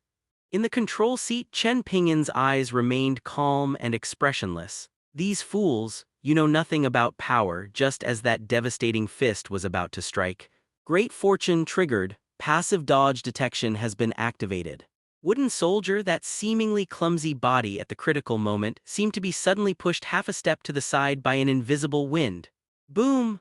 Copper Armor Bear's heavy punch slammed into the spot where Wooden Soldier had just stood, instantly cracking the hard rock arena and sending shards of rock flying. The immense force even caused the Bronze Armor Bear's massive body to sway slightly, and a period of stun appeared after the attack missed. What? Invincible Mad Bear almost popped his eyes out. Dodged it. This piece of junk can dodge. Now, Chen Ping'an flicked the token lightly with his fingertip. The immense spiritual power, like a surging river, ignored the token's transmission limitations and poured directly into the Wooden Soldier's core driving array. At the same time, a wisp of pure storm power flowed through the mental link and quietly entered the puppet's fragile wooden arm. Buzz, Wooden Soldier, his originally bare and harmless wooden right arm was instantly covered with a layer of visible, rapidly flowing pale blue energy. The airflow emitted a faint yet sharp hiss. A sharp, menacing aura lingered around it. Under Chen Ping'an's precise mental control, the puppet's movements became as swift as a ghost. It did not use the system-defined slow swing. Instead, under Chen Ping'an's absolute control, it took a step forward at a speed exceeding the limits of the basic model. The wooden arm enveloped by the power of the storm. Like the sharpest rapier with unparalleled precision, it whistled through the air. He stabbed hard at the gap in the neck joints covered by bronze plates which had been exposed when the attack missed. Great fortune has been triggered again. Critical hit. Weakness attack. 98,765. A dazzling, exaggerated damage number exploded above the bronze armor bear's head. Awake. A piercing metallic creak echoed from within the copper armor bear, as the armor connector at its neck was pierced and torn apart by the concentrated power of the storm. Sparks and tiny gear fragments burst forth from the breach. Its massive body, as if its spine had been removed, crashed forward, the red light in its eyes flashing wildly a few times before going out completely. System: player I am a reverse butterfly controlling wooden pawn defeated invincible Mad Bear, who was controlling bronze armor bear. Time: 3.2 seconds. Dead silence. The arena, which was just moments ago deafeningly noisy, is now so quiet you could hear a pin drop. Everyone stared wide-eyed in disbelief at the dilapidated wooden pawn on the arena, still swaying precariously, its pale blue aura slowly dissipating from its arms. And at its feet lay the still sparkling corpse of the bronze-armored bear. What did I just see? A basic wooden pawn ... instantly killed a reinforced bronze bear. What kind of attack was that? Is that a system skill? It was luck, absolutely luck, it just happened to hit a joint. Bullshit, that dodging, that speed and accuracy, you call that luck? Who's controlling it, holy crap? Am I the reverse butterfly?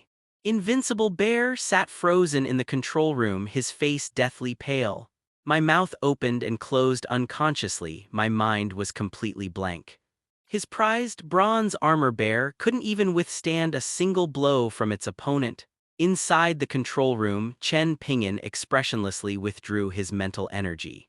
The brief infusion of storm power put a heavy burden on the basic golem. The inside of its wooden arm was already riddled with tiny cracks. His mind, however, remained perfectly clear. Feasible.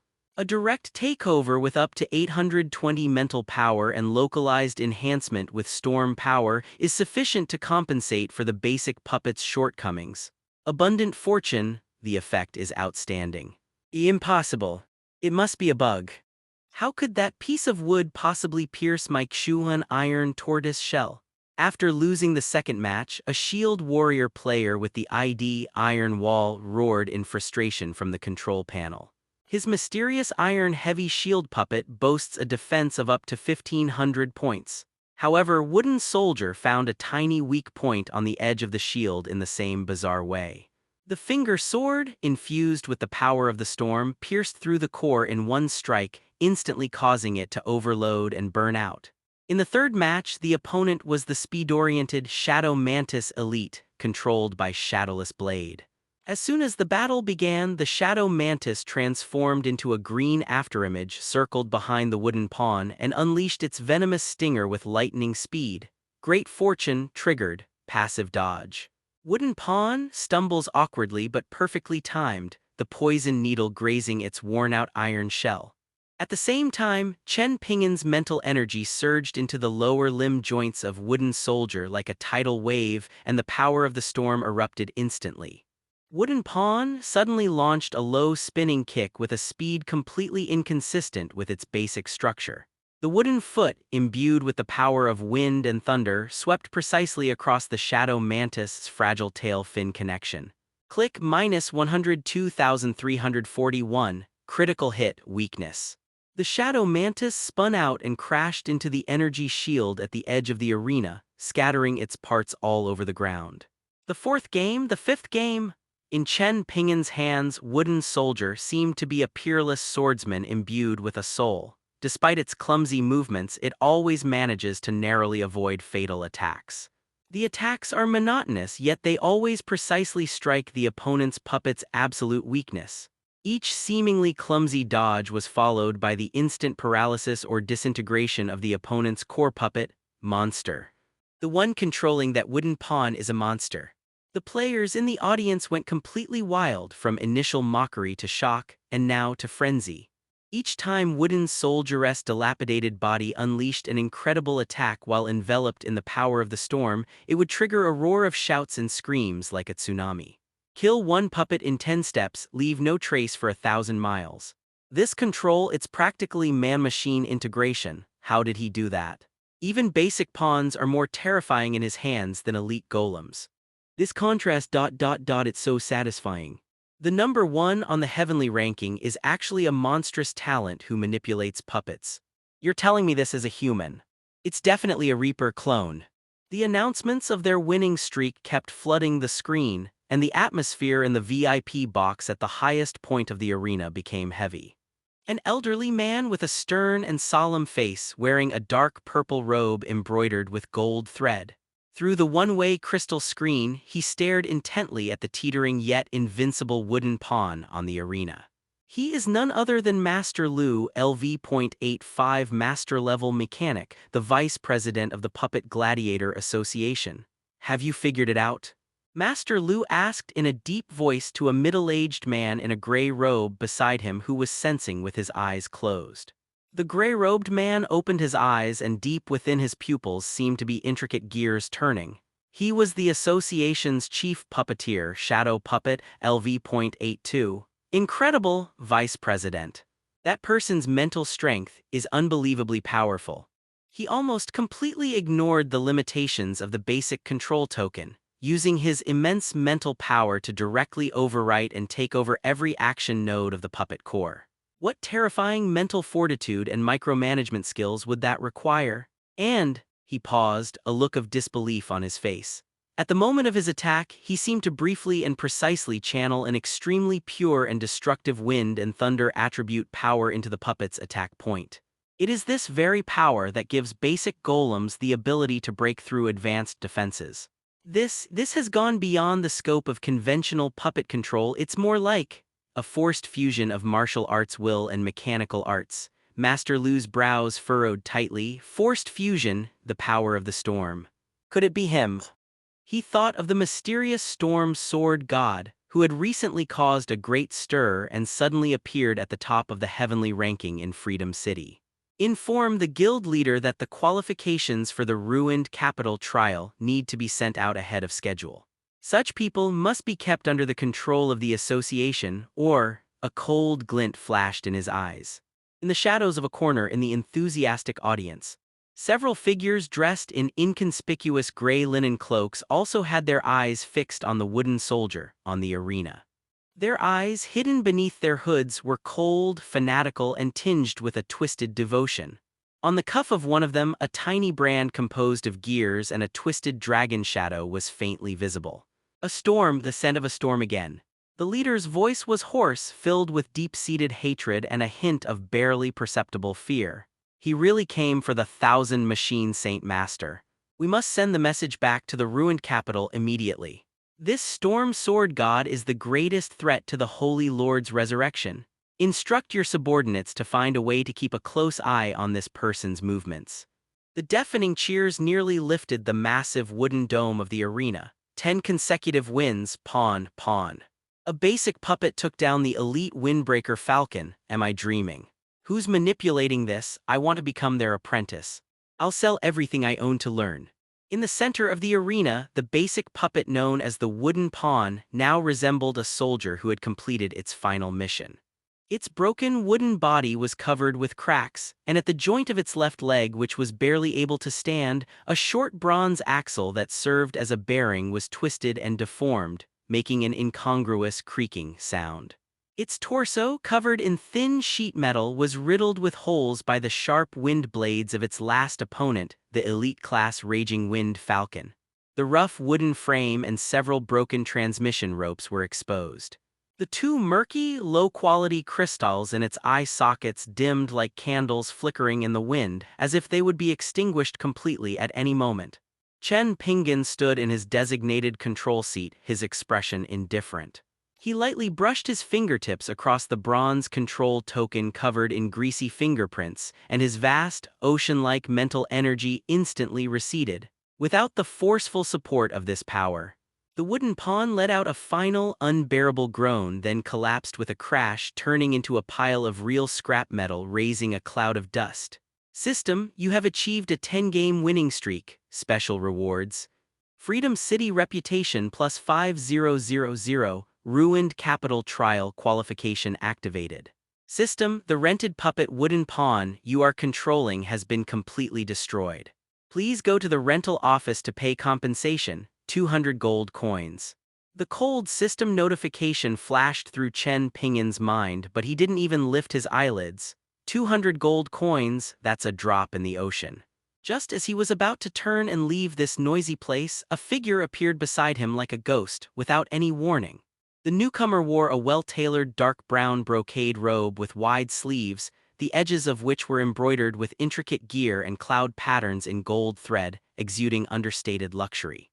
He had a lean face with 3 meticulously groomed long beards and eyes as sharp as a hawk's, as if they could pierce through the skin and look straight into the soul. A pale gold NPC icon floats above their heads. Pan, president of the Puppet Gladiator Association, LV.90 Grandmaster of Mechanics. Young friend, please wait a moment. Pan's voice wasn't loud, but it possessed a peculiar penetrating power, instantly drowning out the surrounding noise and clearly reaching Chen Ping'an's ears. He wore a gentle smile, but the smile didn't reach the depths of his eyes. A truly exhilarating performance worthy of being recorded in the annals of the martial arts exercises of my free city. With a body of mere wood and stone yet wielding the power of a storm, I, Pan, the humble president of the association, have come to invite you for a chat. Chen Ping'an stopped in his tracks, his gaze calmly meeting the other person's eyes, which seemed to contain countless intricate calculations. This old fellow possesses a refined aura and a restrained spirit.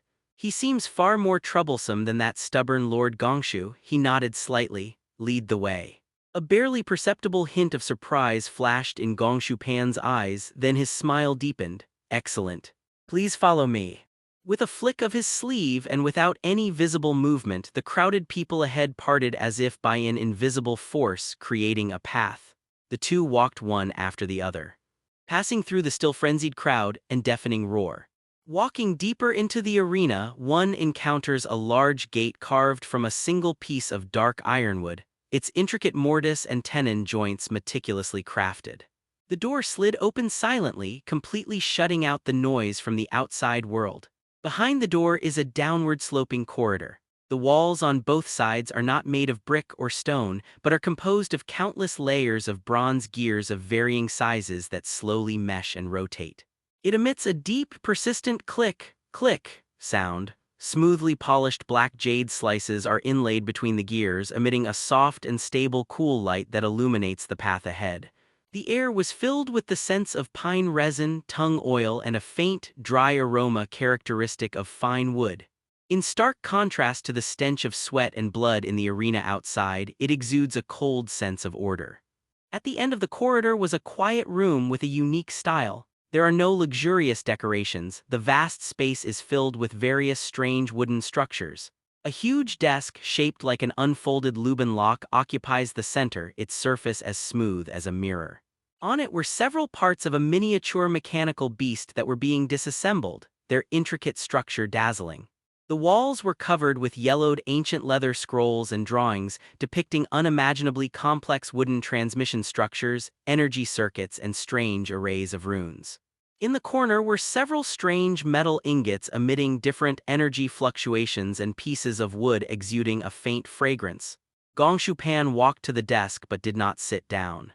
Instead, he personally took out a tea set from a multi-layered, exquisite box made of countless delicate wooden pieces joined together by mortise and tenon joints. The teapot is shaped like a bronze toad, with the toad's mouth serving as the spout and several raised bumps on its back cleverly forming the handle and lid knob. The teacups are shaped like 6 wooden mechanical birds in different forms.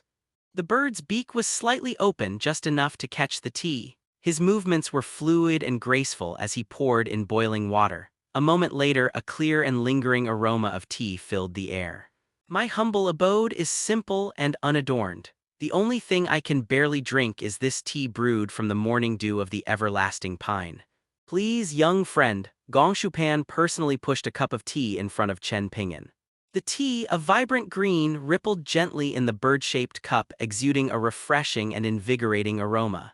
Item: immortal truffle tea, rare consumable. Effects: within 30 minutes of drinking, the spirit attribute is temporarily increased by 20 points, resistance to negative spirit status effects is increased by 30%, and the speed of learning and comprehending spirit skills is slightly increased. Description: a treasured item from the president of the Free City Puppet Gladiator Association, brewed with morning dew from a 1,000-year-old pine tree, containing a trace of herbal essence and the spirit of heaven and earth, with the effect of calming the mind and inspiring wisdom. Chen Ping'an did not refuse, picked up the bird cup and took a small sip.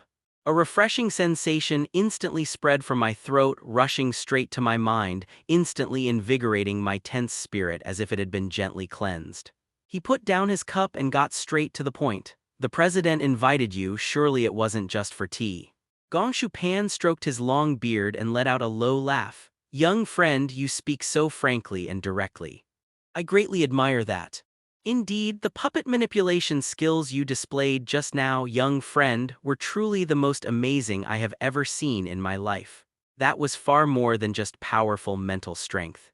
It also contained a trace of the will of the storm and a thorough understanding of the weaknesses in the puppet's structure. His gaze was sharp and fixed on Chen Ping'an. Such talent buried in the bloody arena of gladiatorial combat, isn't that a pity?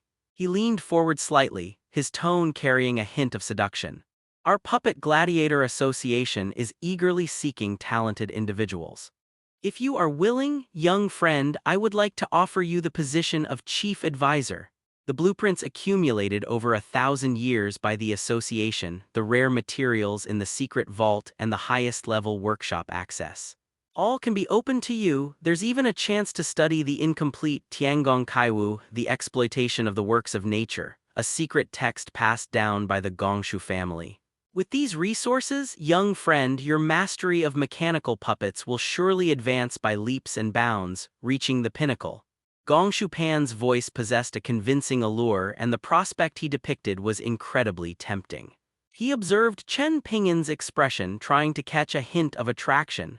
Chen Ping'an's face remained expressionless. He simply tapped his fingers lightly twice on the smooth wooden surface of the table, producing a crisp sound. Condition? A glint flashed in Gongshu Pan's eyes. He knew his opponent was no easy opponent. He suppressed his smile and said seriously, "Young friend, you are a wise man. Firstly, we naturally hope that our young friend can take charge of the association, guide the younger generation, and when necessary, solve some technical problems for our association. Secondly," he paused, his gaze becoming deep. "I observe that your manipulation technique, young friend, faintly resembles that of the ancient storm dragon god lineage. Young friend, as a special envoy from the City of Hope, you have condescended to come to my City of Freedom to participate in this ruined capital trial. What they're seeking is probably not just those superficial ancient technologies, is it? The test has begun." Chen Ping'an sneered inwardly but remained outwardly calm. He met Gongshu Pan's scrutinizing gaze, his tone calm yet carrying an undeniable firmness. The president has a discerning eye. The power of storms is indeed the foundation upon which I stand. As for the ruined capital. He paused briefly, a perfectly timed fervor of a tech enthusiast flashing in his eyes. Legend has it that it is the lost land of an ancient mechanical civilization containing wisdom that transcends time. How can we, who seek the way, enter a mountain of treasures and return empty-handed? Naturally, they wanted to delve deeper, to explore those lost, truly transformative real things. He didn't mention the evil dragon or the core fragments. He only emphasized the pursuit of technology, which was the safest and most fitting reason for his identity. Gongshu Pan stroked his beard and remained silent for a moment. Chen Ping'an's reasons were reasonable and justifiable. It's perfectly normal for a genius who inherits the legacy of Storm to develop a strong interest in ancient mechanical arts. He nodded slowly, a smile returning to his face. "I see, your lofty aspirations are truly admirable. Deep within the ruined capital, many incredible ancient artifacts are indeed buried, but there are also deadly traps at every turn. For an ordinary person to go in, the chance of survival is 9 out of 10. He abruptly changed the subject, gently pressing his palm on a hidden mortise and tenon joint beneath the desk. With a soft click, a hidden compartment popped open on the side of the desk. Gongshu Pan took out a map made of some kind of unknown animal hide and a palm-sized token shaped like a miniature bronze gear. This is a simplified map of the outer area of the ruined capital, drawn by generations of our association's predecessors at great cost. It marks relatively safe routes, known trigger points for several deadly traps, and several dead zones that must never be approached. Gongshu Pan pushed the animal hide map in front of Chen Ping'an. Item: Ancient Ruins City Outer Surrounding Area Warning Map. Quest item. Type: Map Guide. Description: one of the core secrets of the Puppet Gladiator Association. The paths in some areas surrounding the ruined capital are marked in detail, along with known danger sources such as the 1,000 Machine Poisonous Miasma Zone, Gear Strangulation Corridor, and Earthsphere Meltflow Zone and Absolute Forbidden Zones marked as skull areas. Though incomplete, it is a life-saving guide for those venturing deep into the ruined capital. The material is tough and impervious to water and fire. Then he handed the bronze gear token to Chen Ping'an. The token felt heavy and cold to the touch, its surface covered with fine runes, and inlaid at the center was a tiny, slowly rotating dark blue crystal about the size of a grain of rice. Item: Temporary Pass to the Ruined Capital, Type A, Number 3 Special Certificate. Type Key Identity Certificate. Effect: This token grants free passage through the ruined city entrance guarded by the Puppet Gladiator Association. Valid for 7 calendar days. Description: Forged from a special alloy and fragments of phantom energy core with a one-time identification rune array engraved inside. Holder status: Specially Approved Explorer by the Association. This order is subject to the highest level of monitoring by the Association. This GIA 3 token is your entry pass into the ruined capital. With this order, the guards will allow passage. Gong Shupan added that he then took out a palm-sized storage box, shaped like a bronze tortoise, from a hidden compartment. Furthermore, this small donation is a token of our association's sincerity. Chen Ping'an opened the tortoise-shell box. Inside, several items were neatly arranged. Refined Mechanical Repair Kit X3 contains special lubricating grease, high-strength reinforcing rope, emergency bronze rivets, etc. Potential Energy Crystal Medium X5 provides ample power for golems or energy weapons. Breach-breaking Mine X10, fist-sized surface covered with protruding firing pins. Item: Barrier-breaching mine consumable. Effect: Upon being thrown, it explodes violently, dealing massive area damage, approximately equivalent to a LV.70 full-power attack to wooden stone obstacles and low-level mechanical puppets, and also inflicting a powerful shockwave effect. Stealth Dust X1 small bottle, gray powder emitting faint spatial fluctuations. Item: Stealth Dust rare consumable. Effect: After being sprayed, it creates a visual distortion zone with a radius of 3 meters, lasting for 15 seconds, greatly reducing the probability of being locked onto by non-life detection mechanisms. The effect is reduced against highly perceptive creatures and special detection arrays. Within the ruined capital, there are numerous traps and dangers lurking everywhere. These things might be able to help you in a crucial moment. Gong Shupan spoke sincerely, appearing to be completely concerned for Chen Ping'an. Chen Ping'an unceremoniously put the map, token, and tortoise shell box into his backpack. Thank you, Chairman. He clasped his hands in a gesture of greeting, the movement swift and decisive without the slightest hesitation. There's no time to lose. I'll go prepare now and enter the ruined capital as soon as possible. Young friend, please wait. Gong Shupan called out to him, his smile unchanged, but his eyes were unfathomable. The ruined capital is dangerous. Young friend, please be careful. If any unusual ancient artifacts are discovered, especially core fragments containing powerful energy, please prioritize bringing them back to the association. Our association will definitely give you a reward far beyond your imagination. Nature. Chen Ping'an gave a faint reply, turned around and pushed open the wooden door of the quiet room, his figure disappearing into the light and shadow of the rotating gears in the corridor. As for what he was really thinking, only he knows. Seeing the wooden door close again, the gentle smile on Gong Shupan's face vanished instantly, replaced by a cold indifference. He picked up a sound-transmitting mechanism shaped like a birdcage made of finely woven copper wire from the desk. He coldly addressed a lifelike wooden lark inside. Target number 3 has left the site. The target is now clearly pointing to the core area of the ruined capital. The storm's power is undeniable. Threat level, upper armor. Implement the Mantis contingency plan and closely monitor its every move within the ruined capital. If it can truly reach the core, take control at all costs. If we can't control it, then let the minions of 1,000 machines eliminate this biggest variable for us. Squeak! The wooden lark emitted a mocking cry, its eyes flashing red before falling silent. Chen Ping'an walked out of the heavy black wooden door of the Gladiator headquarters. The setting sun cast long, twisted shadows of the massive wooden gears and pipes, enveloping the hurried, expressionless players on the street. Driven by an omnipresent puppet guard, they were like a group of pre-programmed marionettes heading towards their respective cages.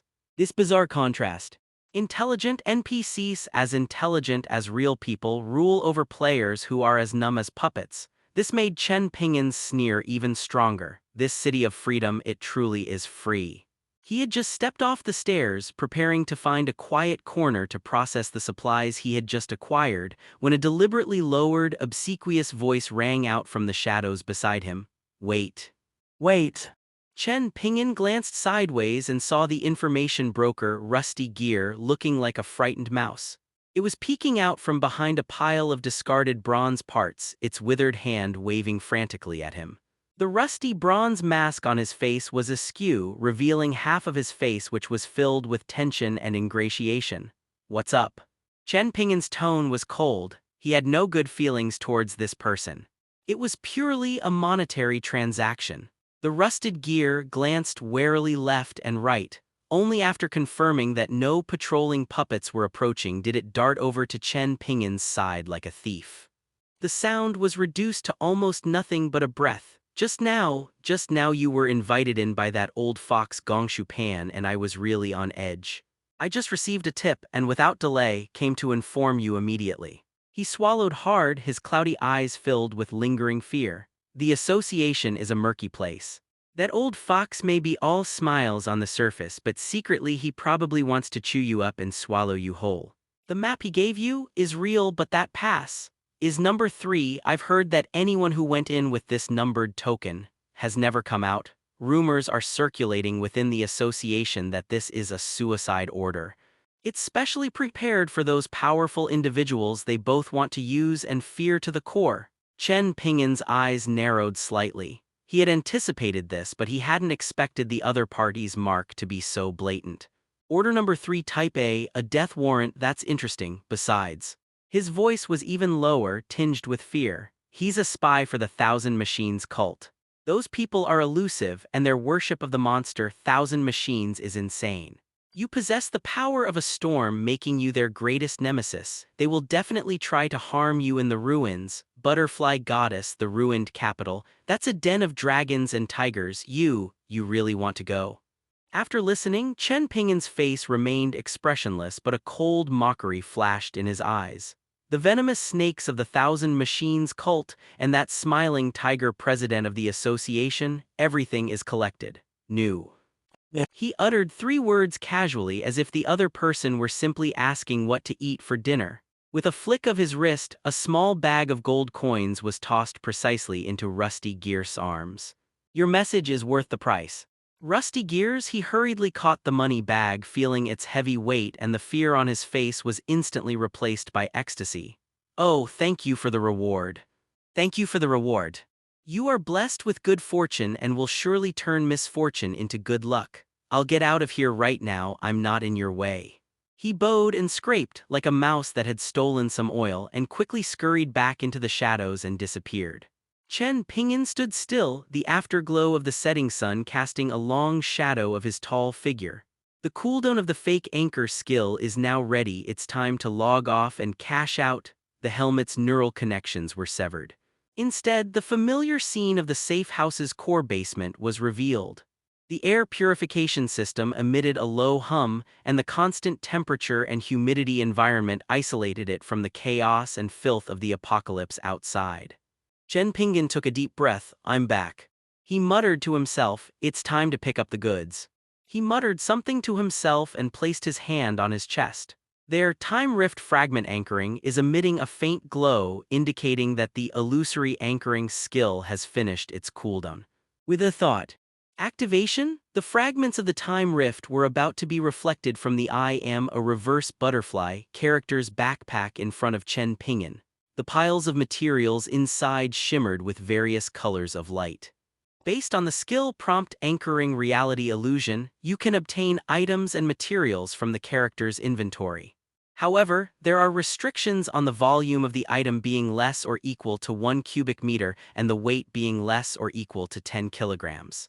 The most urgent task is to retrieve the puppet materials. All you could see was Chen Ping'an tapping his fingers repeatedly, extracting pieces of material one by one.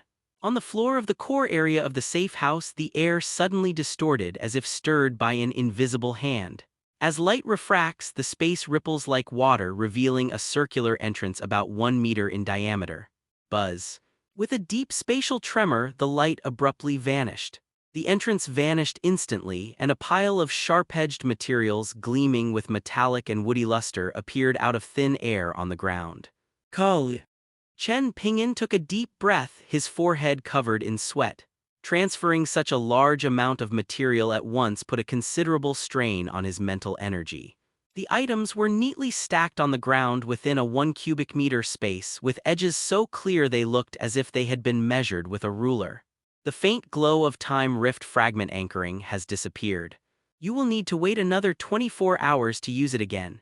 He wiped the sweat from his brow, looking at the pile of junk that resembled gold nuggets. The 15 fist-sized, intricately structured metal spheres on the ground, each with a stable blue light flowing from its core, are the perfectly intact core mechanisms. 450 fist-sized metal ingots, gleaming with a cold, hard, bluish-green luster and with an extremely dense texture, are undoubtedly bronze essence.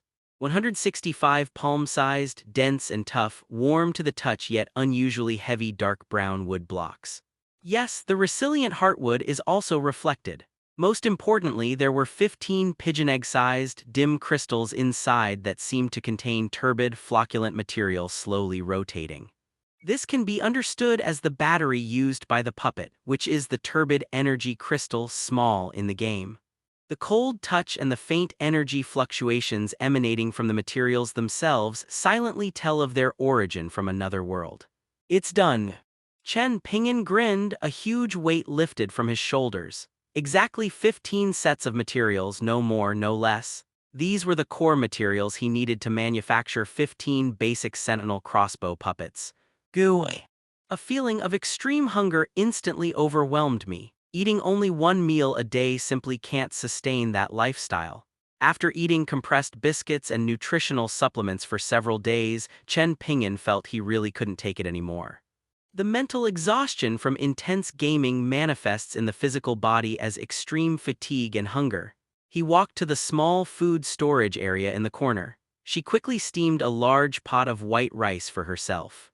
I tore open a few cans of luncheon meat and then unscrewed a bottle of Yuanyuan.Ma chili bean sauce, a national favorite.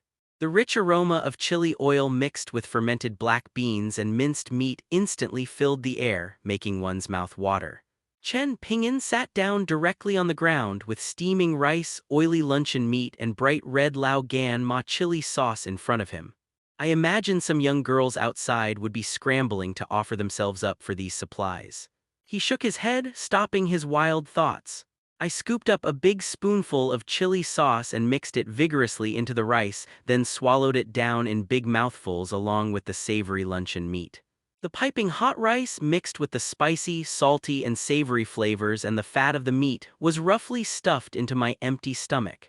He wolfed down his food, but his eyes were glued to a thick printed document on his lap, reading it at a glance. Principles of Basic Engineering and Illustrated Puppet Structure, offline version. Those old foxes in Freedom City are fighting amongst themselves, while I'm stuck here eating compressed biscuits and drinking nutrient solution. No way. Putting everything else aside, even relieving myself is a struggle. This thing is really practical, it provides immense spiritual satisfaction. He ate his rice while mumbling incoherently. We need to get some tough stuff to defend the base as soon as possible, otherwise we'll be having a blast dominating the game, only to have our base wiped out later. Oy. The blueprints Mo Yuan provided, along with the master-level engineering knowledge unlocked in the game, were crystal clear in his mind, like a movie playing in his head. Blueprint, Basic Sentry Crossbow Golem Fine. Type. Engineering Manufacturing Drawings. Requirement Level, Master Engineering. Material Requirements per Unit, Complete Core Mechanism 1. Bronze Essence 30. Toughwood Heart 15. Cloudy Energy Crystal Small Asterisk 1. Success Rate. 85%, Master Level Engineering Foundation Success Rate. Estimated Attributes of the Finished Puppet. Basic sentry crossbow golem, excellent engineering. Health 25,25000. Attack power 300, physical penetration. Attack speed extremely fast, 3-shot mode. Attack range 30 yards, straight line lock-on. Skill automatic alert, automatically activates when enemy units enter within 30 yards.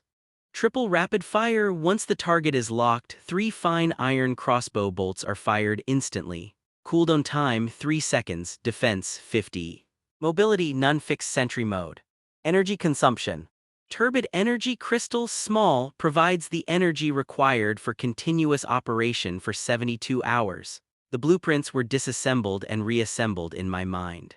They've got the stuff, but how do they assemble it into a metal lump that can recognize and kill people on its own? This is the truly dangerous job. In the game, you just click ding, and that's it, but in reality, it's a completely different story. The focus is on realism. Chen Ping'an tossed the empty lunchbox aside and headed upstairs to the tool wall. Fortunately, I was prepared. Many large items are hanging on the walls on the first floor. The hydraulic clamps looked like an iron beast, the angle grinder bared its teeth, and the welding gun showed its sharp point. Next to it were also crammed calipers, files, and carving knives, precise tools. There was also a small CNC machine tool squatting on the far side. They were all purchased by the original owner when he bought the villa. I never thought I'd actually need it. He dragged out a half-person high alloy workbench and plugged it in. With a hum, a faint blue guiding light illuminated the tabletop. He imitated the blacksmith's movements in the game, first spitting and rubbing his hands, then carrying all the materials to the first floor of the villa where he was working. The power I'm currently channeling into reality is a whopping 119 points, which is incredibly strong. Let's start with the skeleton. He growled, bent down, and grabbed a heavy piece of bronze essence with both hands. The muscles in his arm tensed instantly and the veins bulged. He moved with perfect balance, letting out a muffled groan. The lump of iron was picked up and slammed onto the workbench with a loud thud, making the table vibrate. He then grabbed the heavy hydraulic shears and, as if handling a fire poker, clamped the jaws tightly onto a corner of the bronze essence. He gripped the handles with both hands and pressed down with all his might. Squeak crack. A piercing metallic groan echoed in the basement. The hard bronze was painfully bent and deformed under the brute force of the hydraulic clamps. His eyes were fierce and focused. Every structural point of the blueprint flashed through my mind, relying on sheer grit and the feel I'd developed from playing games. They forcefully bent this hard bone into a rough skeletal shape and used brute force to hammer out grooves at the key joints. When dealing with this kind of tough opponent, all that mental manipulation is bullshit. Brute force and ruthlessness are the only way to win. Next is the resilient heartwood. This thing looks like wood, but it's as hard as pig iron. He picked up the heavy alloy chisel and hammer, and with a series of clanging sounds, he carved out the prototype of the energy circuit from the hard surface of the wood core. Chen Ping'an wasn't worried about his strength. Rather, he was a little concerned that the alloy chisel and hammer wouldn't last long. Although it's possible to get some tools from Mo Yuan, that would be 24 hours from now. Who knows what might happen in the meantime. The most dangerous things are the crossbow and that damn target acquisition core. There were no ready-made parts, so it all had to be made by hand. He dismantled 3 high-powered military sites that he had stockpiled. Referring to the scribbles on the blueprints in my memory, I haphazardly fiddled with scraps of bronze essence around tough wood core. They managed to build a rudimentary eye that could generate heat and detect moving objects. The steel arms of 3 military-grade composite crossbows were forcibly disassembled with hydraulic shears, then re-riveted and reinforced. It was twisted firmly onto the puppet's shoulder. Inside the crossbow trough, he picked up the electric grinder head and, mimicking the airflow trajectory of swift slash, etched out several crooked grooves by feel. Whether it's useful or not, let's engrave it first. Finally, Chen Ping'an used a wrench to forcefully insert the turbid energy crystal small into the energy slot in the puppet's chest cavity.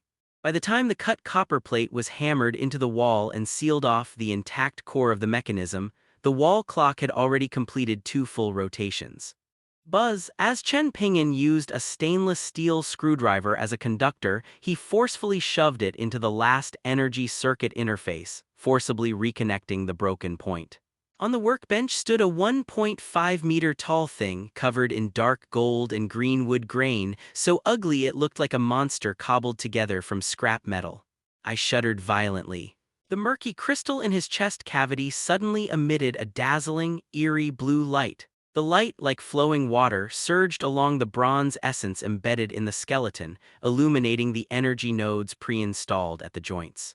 Finally, it lunged into the two simple optical eyeballs on its head, which were covered with bulletproof glass. Sizzle, sizzle, two eerie red lights suddenly shone behind the glass like the eyes of a hungry wolf, coldly sweeping across the entire basement.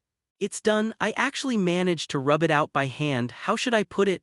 Chen Ping'an found it somewhat absurd. "It's like a program I wrote randomly. It's a bit strange, but it still runs. Being a little ugly doesn't matter, as long as you're fierce enough."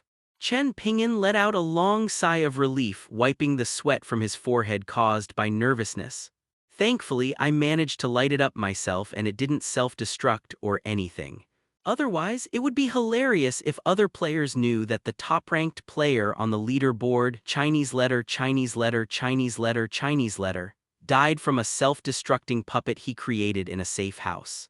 Looking at the iron lump in front of him, radiating a menacing aura that kept strangers at bay and crackling with tiny sparks, he grinned, revealing a set of white teeth. A strong sense of accomplishment welled up within me. The blueprints, materials, and knowledge from the game transform into real power in the real world, in your own hands. This sense of control that transcends the boundaries between reality and virtuality is even more exhilarating for him than instantly defeating a boss in a game. "Let's test its power." A fierce glint flashed in Chen Ping'an's eyes. In the corner were piles of discarded tires and several thick steel plates left over from the original reinforcement of the fortress' perfect targets. He dragged the heavy iron lump to the most spacious corner of the basement and made it stand facing the pile of broken targets. He retreated 20 meters away and picked up a thick steel plate to shield himself. Who knows if this haphazardly cobbled-together contraption will end up shooting its own people first? Start up. Chen Ping'an roared at the puppet while simultaneously focusing his mind on the rudimentary control circuit. Buzz. The crystal inside the puppet's chest cavity shone brightly and two scarlet optical eyeballs suddenly locked onto what was in front of it. There was no warning sound, only a clicking and whirring sound of machinery running. Sizzle, sizzle. Sizzle, three ear-piercing whistles almost flew in a straight line. Suddenly, the three modified crossbow arms on the puppet's shoulders jerked violently. Three crossbow bolts, each as thick as a thumb and with a dark golden hue made of black bronze. Enveloped in a visible pale blue aura and a few wisps of wildly leaping lightning. Like three death rays, they instantly tore through the air. Puff, puff, puff, puff. A series of dull, penetrating sounds rang out. The first arrow. It plunged hard into the center of a discarded tire, the powerful kinetic energy sending the entire tire flying backward. It slammed against the wall with a loud crash. The arrowhead protruded half a foot, its fletching still buzzing and trembling. The second arrow. It accurately hit a 10-millimeter thick steel plate that Chen Ping'an had deliberately erected. There was no loud metallic clang as expected, only a chilling tearing sound. The bronze crossbow bolt, like a red-hot knife piercing butter, tore a gruesome gash through the steel plate. The arrow is deeply embedded. On the back of the steel plate, the torn metal edges were twisted and curled, still emitting wisps of blue smoke. The third arrow, it missed.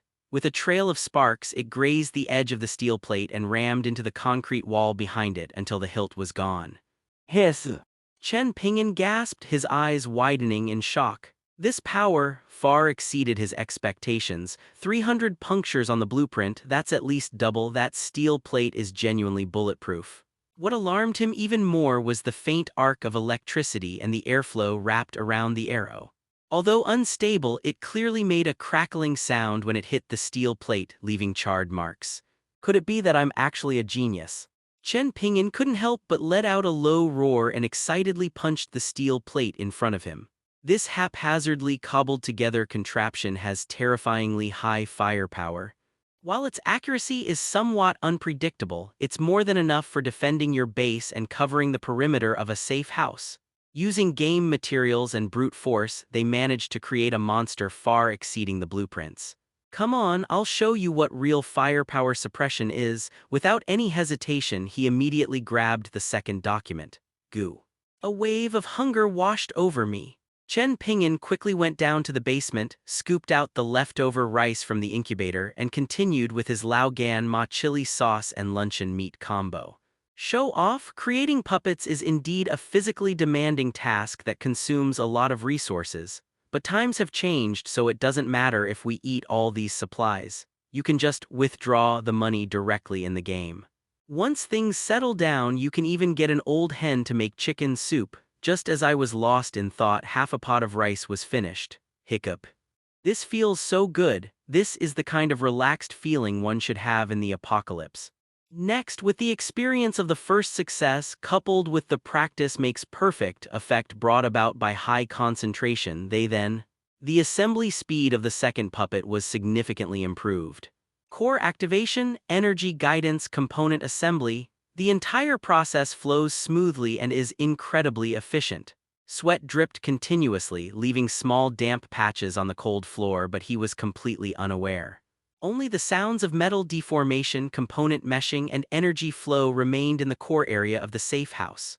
1, 2, 3. The sentry crossbows, gleaming with a cold bronze light and a faint glow of energy, stood like silent guards one after another around Chen Ping'an. When the 15th turbid energy crystal, small, was embedded into the energy chamber of the last puppet, Chen Ping'an finally collapsed from exhaustion, his legs gave way, and he slumped onto the cold floor, leaning against a newly completed sentry golem. His clothes were soaked with sweat and he was panting heavily. My temples are throbbing and my head feels like it's stuffed with mush. These are signs of severe mental exhaustion. Now is not the time to rest. Chen Ping'an arrived at the concealed observation post, looking out at the night scene with its heavy shadows of trees. About an hour later, after confirming that there were no ambushes outside, he quietly opened the blast door, instantly transforming into a blur, and deployed 15 basic sentry crossbow puppets around the safe house at top speed. The whole process only took a dozen seconds. Chen Ping'an finally breathed a sigh of relief when the blast door closed again. He returned to the observation post and looked around. 15 basic sentry crossbow golems are deployed in a well-organized manner at key nodes outside the safe house, resembling a steel jungle. The red sensor at the top, like a vigilant eye, slowly scanned the surrounding alloy walls. Their cold crossbow arms were pointed at the alloy gate, the ventilation duct opening, and several pre-designed firing ports. The red sensors at the top flashed regularly, enveloping the entire core area in an invisible, deadly surveillance net. A sense of security welled up in Chen Ping'an's heart. Turbid energy crystals, small, can only provide energy to the sentry crossbow golem for 3 days. However, 3 days later, Chen Ping'an was confident that he could create an even more formidable puppet. For example, those war machines that can run, jump, and even perform skills. 24 hours ago, Yunnan Province, Hebei City, the penthouse at the very back of the military district's villa complex. Beep. The gaming helmet indicator light is off. Ma Gyue, the only son of the Ma family, is nicknamed Mario. He took off his helmet and stood up abruptly. His heavy breathing was especially clear in the quiet room. The virtual reality headset was slammed hard onto the expensive Persian carpet with a dull thud. He was shirtless, his muscular upper body taut with anger and veins throbbing at his temples. Okay, Chen Ping'an, Nanjiang City. He gritted his teeth, the sound seeming to be squeezed out of his throat. A little kid like you dares to step on my face in a game. He rushed to the heavy mahogany desk. He slammed his hand on the emergency call button on the communicator, the force so great that the entire tabletop shook. Lieutenant Wang, get in here now, immediately. Less than 10 seconds later, the study door was silently pushed open. A young officer dressed in a crisp combat uniform and with a sharp, capable face darted in and gave a crisp salute. Young master. Mario, no, it was Augustus, a name he now loathed for its rustic connotations. He whirled around, his bloodshot eyes fixed on Lieutenant Wang, his finger almost poking the man's nose. Gather men, gather weapons, the toughest ones, assemble them right now. The target is the suburbs of Nanjiang City in the neighboring Zhejiang province. I'm going to smash open a tortoise shell. Wang's brows furrowed instantly, but his back remained ramrod straight. Young master, has the target information been verified? Supply control is currently at the highest level, especially regarding heavy firepower deployment, without General Ma's orders. Authorization warrant Maya ****. Augustus roared and interrupted, grabbing a crystal ashtray from the table and smashing it over his shoulder. Lieutenant Wang tilted his head and the ashtray whizzed past his ear. With a loud bang, it shattered into pieces on the wall behind him. That son of a ****ch is named Chen Ping'an. He lives at the foot of Finglin Mountain in the western suburbs of Nanjiang City. The coordinates have been sent by that ****D Scarface's henchman. The guy who stepped on my face in the game, I am the reverse butterfly, is definitely him, no doubt about it. His chest heaved violently like a lion utterly enraged. I don't care about turtle shells. How dare you make me lose face in front of the entire server in Doomsday Era and steal my boss? In reality, I'd send him and his nest flying to the heavens. Immediately, go to the armory, get me rocket launchers. Man-portable thermobaric weapons, take as many as you can. Lieutenant Wang's face remained expressionless, but his voice deepened, carrying an undeniable firmness. Young master, please calm down. These are extraordinary times. After the arrival of the Reapers, chaos ensued across the land, making any large-scale mobilization of armed forces extremely sensitive. Moreover, it's too risky to target a real-world individual based solely on a game ID and the one-sided account of a thug. If we're used as pawns and our precious reserve firepower is depleted, what will happen to the old man? The words "old man" were like an invisible bucket of ice water poured over the head of the enraged Augustus. His burly figure visibly stiffened for a moment, and his soaring arrogance deflated instantly, like a punctured balloon. His father, who held immense prestige in the military and managed his household like an army, was named Ma Waiguo but had given him the ridiculous nickname Mario. He was the man he feared most deeply. The study was deathly silent save for Augustus's heavy breathing. His expression shifted, his fists clenched so tightly they cracked, and his eyes flashed with a fierce battle between madness and reason. A good 10 seconds passed before he deflated like a punctured balloon, irritably ruffling his hair. His voice lowered but still carried a hint of fierceness. Afraid? Afraid of what? If anything goes wrong, I'll take responsibility. As for the old man, I'm going back tomorrow to explain to him personally. At worst, I'll get a beating with a belt. He stiffened his neck, trying to maintain the last bit of toughness, but his shifty eyes betrayed his guilty conscience. He abruptly pointed at Lieutenant Wang and forcefully gave the order, "Stop talking nonsense. The main force isn't moving, but we can't just let this go. You personally select a team of the most elite fighters, grab your weapons. Go and lead the charge for me. Let's test the waters and see if that tortoise shell is real or not. Rocket launcher. Yes, bring that, let me see just how tough it really is. I need to hold the fort in the center and stabilize the rear." He gave himself a high-sounding reason, as if sitting in the rear was some kind of great strategy.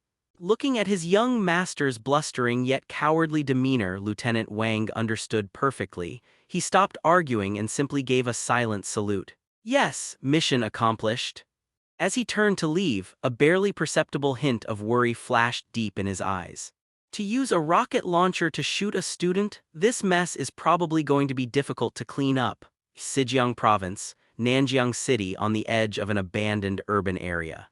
The air was filled with the stench of rotting garbage and rust. Scarface Dragon leaned against the shadow of a broken wall, gazing longingly at the only passable road. He and his dozen or so remaining soldiers had been lying here like stray dogs for almost a day.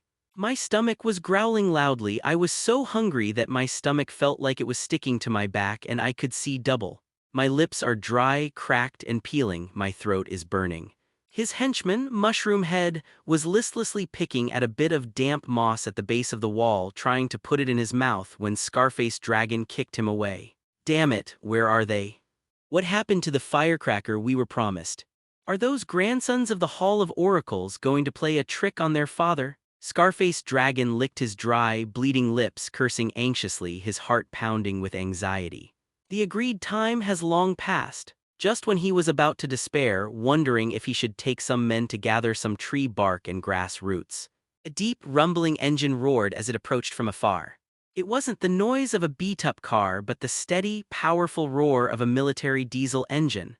Scarface Dragon jolted awake and suddenly poked his head out. Three sharply angled military off-road vehicles painted in jungle digital camouflage were visible.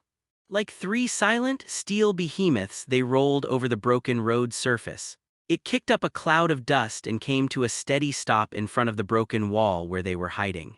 The car door opened and 8 burly men jumped out. They wore uniform black combat suits, their tactical vests bulging, their faces painted with face paint and their eyes sharp as eagles. With swift and clean movements, he immediately took up a favorable position upon getting off the vehicle, cautiously scanning his surroundings. A fierce aura, as if keeping strangers at bay, emanated from them. The leader was a man with a face as hard as a rock. It was none other than Deputy Wang. Scarface Dragon and his henchmen scrambled forward to meet them. His face was plastered with a fawning smile, but inside he was cursing mad. Hold. Only 8 people? What the hell? God of Law, that grandson is trying to fool the devil. What I need is an army capable of blasting apart the Iron Turtle, not a damn Special Forces tour group. Scarface's smile almost faded and his tone became questioning. Brothers, just a few of you, God of Magic, didn't the boss say he'd send a large force? Chen Ping'an's doghouse is really tough. Last time Lieutenant Wang didn't even look at him. His sharp gaze swept over Scarface Dragon's ragged, starving rabble, their eyes gleaming with hunger. His eyes held undisguised contempt. He didn't speak but simply turned to the side and gestured towards the back of the last car. The carriage door was pulled open with a loud bang. Scarface Dragon and all his men froze instantly. I couldn't breathe. Inside the carriage, a particularly burly soldier was steadily hoisting a dark green, frighteningly thick cylindrical object onto his shoulder.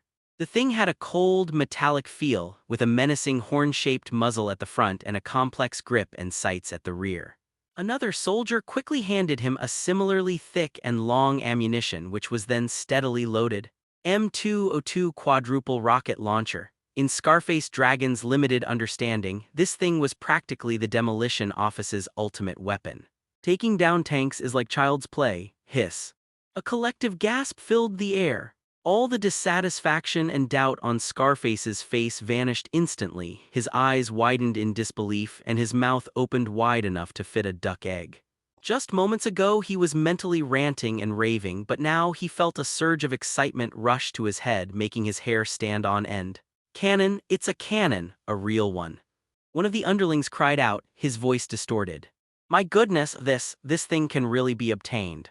The other person rubbed their eyes vigorously. Scarface Dragon's expression changed instantly, his previous reserve and dissatisfaction vanished completely. He rushed to Lieutenant Wang, bowing and scraping, his face crinkling into a wide smile, his voice trembling with excitement. Brother, my dear brother, you're amazing, you're G amazing. Hall of Oracles awesome. God of Law's boss is awesome, brothers, I'm convinced, absolutely convinced. He rubbed his hands together, his greedy eyes fixed on the rocket launcher that exuded a deadly allure. My mouth is watering. The promised supplies. He used the big secret of Chen Ping'an's fortress location as leverage to make a living. Lieutenant Wang remained expressionless, glancing at Scarface Dragon as if he were an ant and coldly uttered 2 words. Later. Scarface Dragon immediately acted as if he had received a royal decree, leading his men like hungry wolves to pounce on the second SUV. The carriage door opened, revealing several dark green boxes bearing military markings. The moment the lid was lifted, a wonderful aroma of food burst out. To a starving person, this smell is 100 times more enticing than the finest perfume. Food, it's food. Meat, I saw canned meat. Compressed biscuits, water. And more waters. The situation spiraled out of control instantly. Scarface's horde of ravenous fodder roared like wild beasts and swarmed forward. What order, what dignity, they meant nothing in the face of the instinct for survival. They frantically tore at the boxes, looting the supplies inside. "Get out of my way, that can of beef is mine." "Water, give me water."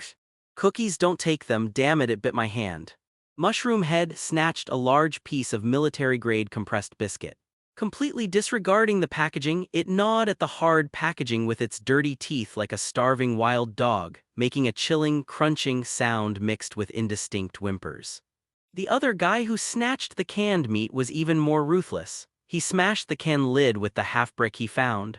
Sparks flew as it was smashed, the lid warped, and sticky chunks of meat mixed with grease oozed out. He didn't care about the dirt, he just grabbed it with his filthy hands and stuffed it into his mouth. Even when he found small pebbles in his food, he couldn't bear to spit them out. His face was covered in oil and bits of meat, and his expression was one of almost manic satisfaction. Scarface Dragon, as the leader, finally managed to snatch a whole can of beef and a bottle of mineral water. He leaned against the wheel, unscrewed the bottle cap, tilted his head back, and gulped down half the bottle. The cool water flowed over his burning throat, making him let out a long, comfortable breath, and his eyes squinted. Then he roughly pried open the can with a dagger, grabbed the large chunks of greasy beef inside. They eagerly stuffed it into their mouths, tearing and chewing it vigorously. He was completely unaware that oil was dripping from the corners of his mouth onto his stained clothes, and he made a satisfied ho-ho sound from his throat. Lieutenant Wang and his elite soldiers stood aside. He coldly watched this scene of starving ghosts being reincarnated, his eyes showing no emotion whatsoever. Only the coldness characteristic of a professional soldier and a hint of barely perceptible disgust. For them, this was merely a necessary fuel replenishment before the mission. The wind swept away the clouds. In just over 10 minutes, several boxes of precious supplies were completely looted, leaving only torn packaging paper and licked-clean empty cans on the ground. Scarface and his men slumped to the ground, rubbing their long unseen, swollen bellies and burping.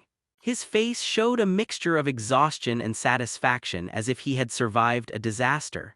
Although they were only half full, it was enough to restore some of their mobility. More importantly, he regained some of his fierce courage. "Belch!" Scarface Dragon let out a satisfied burp. He hastily wiped the grease from his mouth with his sleeve, then abruptly stood up.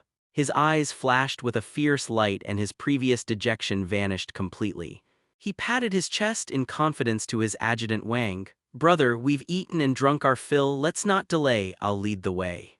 That damn Chen Ping'an's tortoise shell is at the foot of the mountain, not far from here." He pointed in the direction of Maple Forest Mountain, his face filled with barely suppressed excitement and the satisfaction of impending revenge. Chen Ping'an, your death is nigh. Let's see how you hide this time." Lieutenant Wang nodded, said nothing more, and gestured to the soldier carrying the rocket launcher. The soldier calmly adjusted his shoulder straps, making the heavy rocket launcher more stable. The cold metal tube gleamed eerily in the dim light, its dark launch port like the gaze of death itself.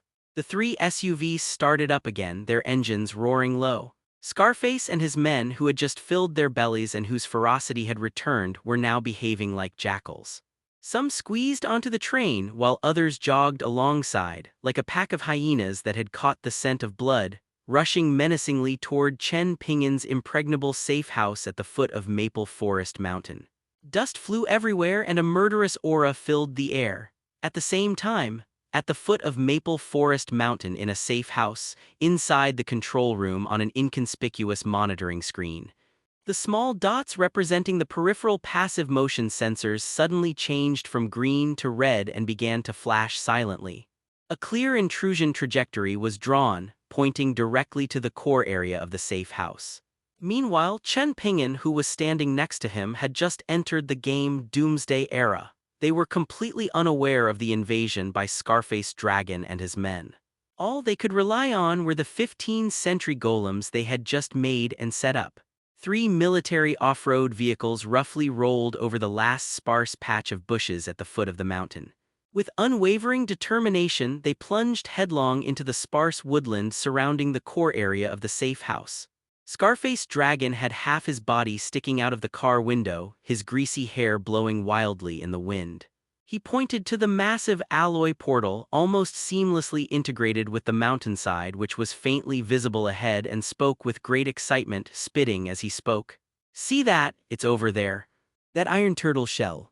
Damn, last time the bullet hit it and all I heard was a bang. It's freaking hard." Lieutenant Wang sat in the passenger seat, his sharp gaze fixed on the door that gleamed with a cold metallic sheen in the dim light peering through the windshield. His face was expressionless, but the fingers resting on his knees tightened slightly. The scale and grandeur of the fortress far exceeded his imagination based on Scar Dragon's description. "This is definitely not something an ordinary college student could have put together." A hint of doubt crept into my mind. "Stop the car, be on alert." He gave the order decisively. The vehicle's engine grumbled as it shut down, and the dust it kicked up slowly drifted away. The 7 elite soldiers brought by Lieutenant Wang leaped silently off the train like cheetahs. They quickly dispersed, using the vehicles as cover, their movements clean and efficient. The cold muzzle of the gun was pointed at the surrounding trees and the shadows of the rocks. The burly man, nicknamed Iron Tower, carrying an M202 rocket launcher, knelt calmly beside the hood of the vehicle. The strong arms steadily lifted the cold metal weapon. The dark, four-barreled firing port, like the gaze of death, was firmly aimed at the silent, massive alloy door 100 meters away. Scarface Dragon and his pack of hungry wolves jumped out of the car and gathered behind the SUV, craning their necks to look around, their faces a mixture of excitement, greed, and a barely perceptible fear. Mushroom Head was so excited that he kept rubbing his hands together. "Boom, bomb it, let's see if it can still stay hard." Just then, a sharp-eyed henchman suddenly pointed to the shadows of the rocks on either side of the fortress gate, his voice trembling slightly. "Brother Long, what is that thing? Has a stone come to life?" Everyone's attention was instantly drawn to it, on both sides of the fortress gate, and further out, in areas clinging to rocks and partially buried in the soil. Sometime during the night, a dozen or so strangely shaped things suddenly appeared. That thing was about 1.5 times the height of a person. The main structure appears to be crudely welded together from the lowest quality dark gold wood and rusty scrap metal. Crooked and twisted with bizarre edges, it looks like a giant piece of scrap metal junk cobbled together by a mischievous child. At the joint, rough, bronze-colored gears and bearings were exposed. In some places, there were even a few broken copper wires of unknown purpose hanging down, swaying gently in the breeze. The overall design exudes a cheap, poorly made feel, as if it might fall apart at any moment. Scarface Dragon was taken aback for a moment, then burst into a huge laugh, tears welling up in his eyes. "Damn, what does Chen Ping'an do all day long? He's just messing around with this junk. Is this some kind of performance art? What the hell is this? A watchdog cobbled together from a junkyard." He laughed so hard he almost fell over, patting one of his underlings on the shoulder. "That's it, this thing thinks it can block the way. I can kick it to pieces, ha ha ha."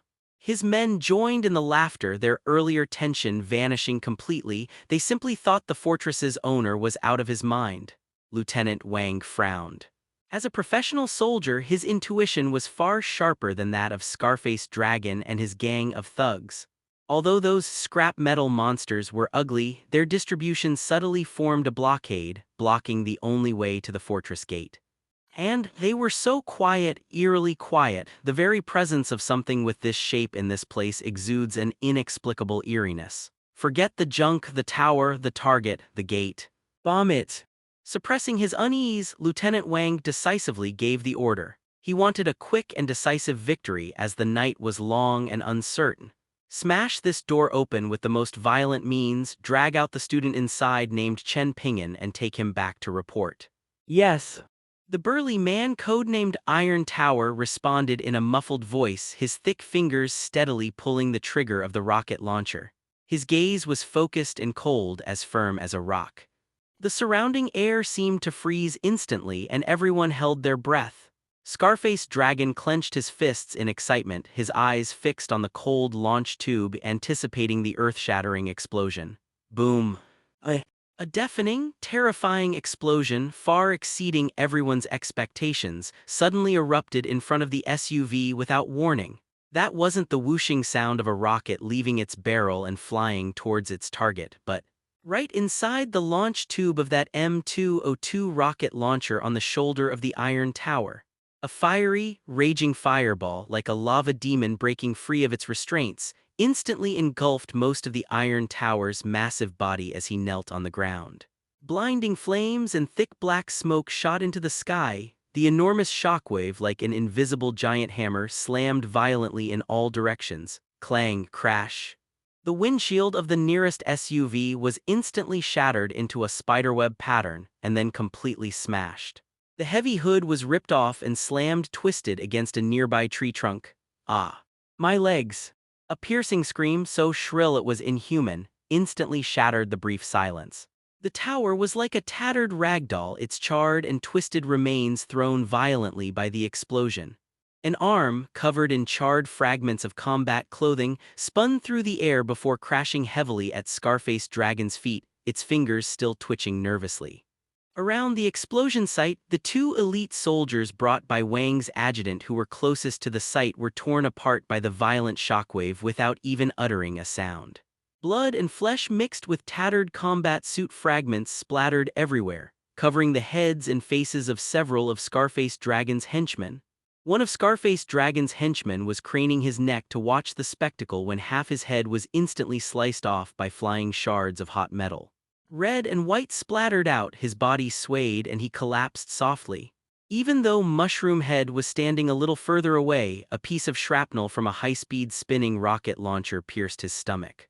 He clutched his abdomen, which had instantly turned into a bloody mess with his intestines barely visible, and let out a pig-like scream before collapsing to the ground and rolling around frantically.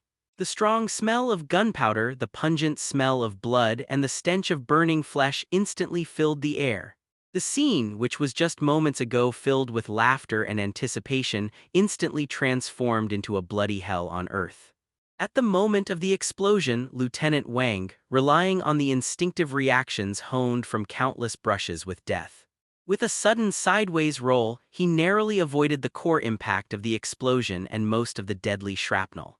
But the enormous sound and shockwave still made his eardrums ring and his chest feel tight. My face was cut in several places by flying pebbles and it stung painfully. He lay sprawled on the ground, looking up. Looking at the hellish scene before him. Charred remains, splattered entrails, severed limbs, and henchmen and thugs writhing and howling in agony on the ground. A chilling sensation instantly shot from the soles of my feet straight to the top of my head. How is that possible? For the first time, Lieutenant Wang's face showed disbelief and horror. His voice was dry and hoarse. This is stockpile of goods discarded from the front lines, but ... it has all undergone rigorous testing. How is that possible? The first shot exploded. He suddenly looked at the silent, cold, and undamaged alloy fortress gate 100 meters away. An absurd yet chilling thought popped into his head uncontrollably. Could it be? Just like that idiot in the underworld said, is that kid inside incredibly lucky? It can even cause real-world weapons to explode. A huge sense of frustration and anger welled up inside me. Before the mission even began, they inexplicably lost their most crucial offensive weapon and 3 elite soldiers. This is an utter disgrace. Are we just going to slink back like that? How can we explain this to the young master? How can we explain this to our superiors? He can't afford to lose face, cough cough. Lieutenant Wang spat out the dirt and blood from his mouth, his eyes regaining their wolf-like ferocity. He struggled to his feet and growled at the 4 soldiers who had miraculously survived, each wounded and still shaken. Damn it, I got tricked. Don't panic. If the rocket launcher is ruined, then use your hands, use explosives. Our objective remains unchanged. We must see them alive or dead. Get over there, blow the door open. He jerked his head around, his bloodshot eyes fixed on Scarface Long, who was cowering behind the wreckage of an SUV, pale with fear and his crotch soaked. You take your men, lead the way. If you dare to back down, I'll kill you right now. Scarface Dragon trembled at the murderous glare in Lieutenant Wang's eyes. Looking at the mushroom-headed man's bloodied body still twitching weakly on the ground, and then at the alloy door that seemed to be mocking them, they were filled with deep regret. If only I had known! If only I hadn't been so greedy for that little bit of food. This guy's here to die, but seeing the dark, gaping gun barrel in Wang's hand pointed at him, how could he dare utter a single word of dissent? Go, go, all of you, get the hell up, follow the soldier. Scarface Dragon's voice trembled uncontrollably as he scrambled to his feet and kicked up several equally terrified henchmen around him. This rabble who were just moments ago mocking this scrap metal monster. Like a frightened bird, he cautiously picked up the machete and steel pipe from the ground. Trembling, they moved toward the fortress gate, each step feeling like walking on a knife's edge. Lieutenant Wang, along with 4 wounded soldiers who maintained their battle formation, followed closely behind Scarface Dragon and his group of human shields. His wary gaze swept over the surroundings, especially over the dark golden scrap metal monsters that remained motionless, standing like lifeless objects. The explosion was so violent, how come these things didn't budge at all? That's so weird. They carefully made their way through the wreckage caused by the explosion, getting closer and closer to the fortress gate. 70 meters, 60 meters. 50 meters, the moment the first Scarface Dragon's henchman cautiously stepped into a range of about 30 meters from the nearest sentry golem. Buzz. A low, cold, emotionless mechanical hum. It suddenly burst forth from the chest cavity of the dark gold, scrap metal monster embedded beside the rock which was closest to them. The buzzing sound was like the activation of some ancient killing switch. In the center of the puppet's chest cavity, a dull, murky crystal covered in filth suddenly burst forth with a blinding, eerie blue light. The light, like a living current, surged wildly along the crude, exposed bronze-colored energy conduits within its body.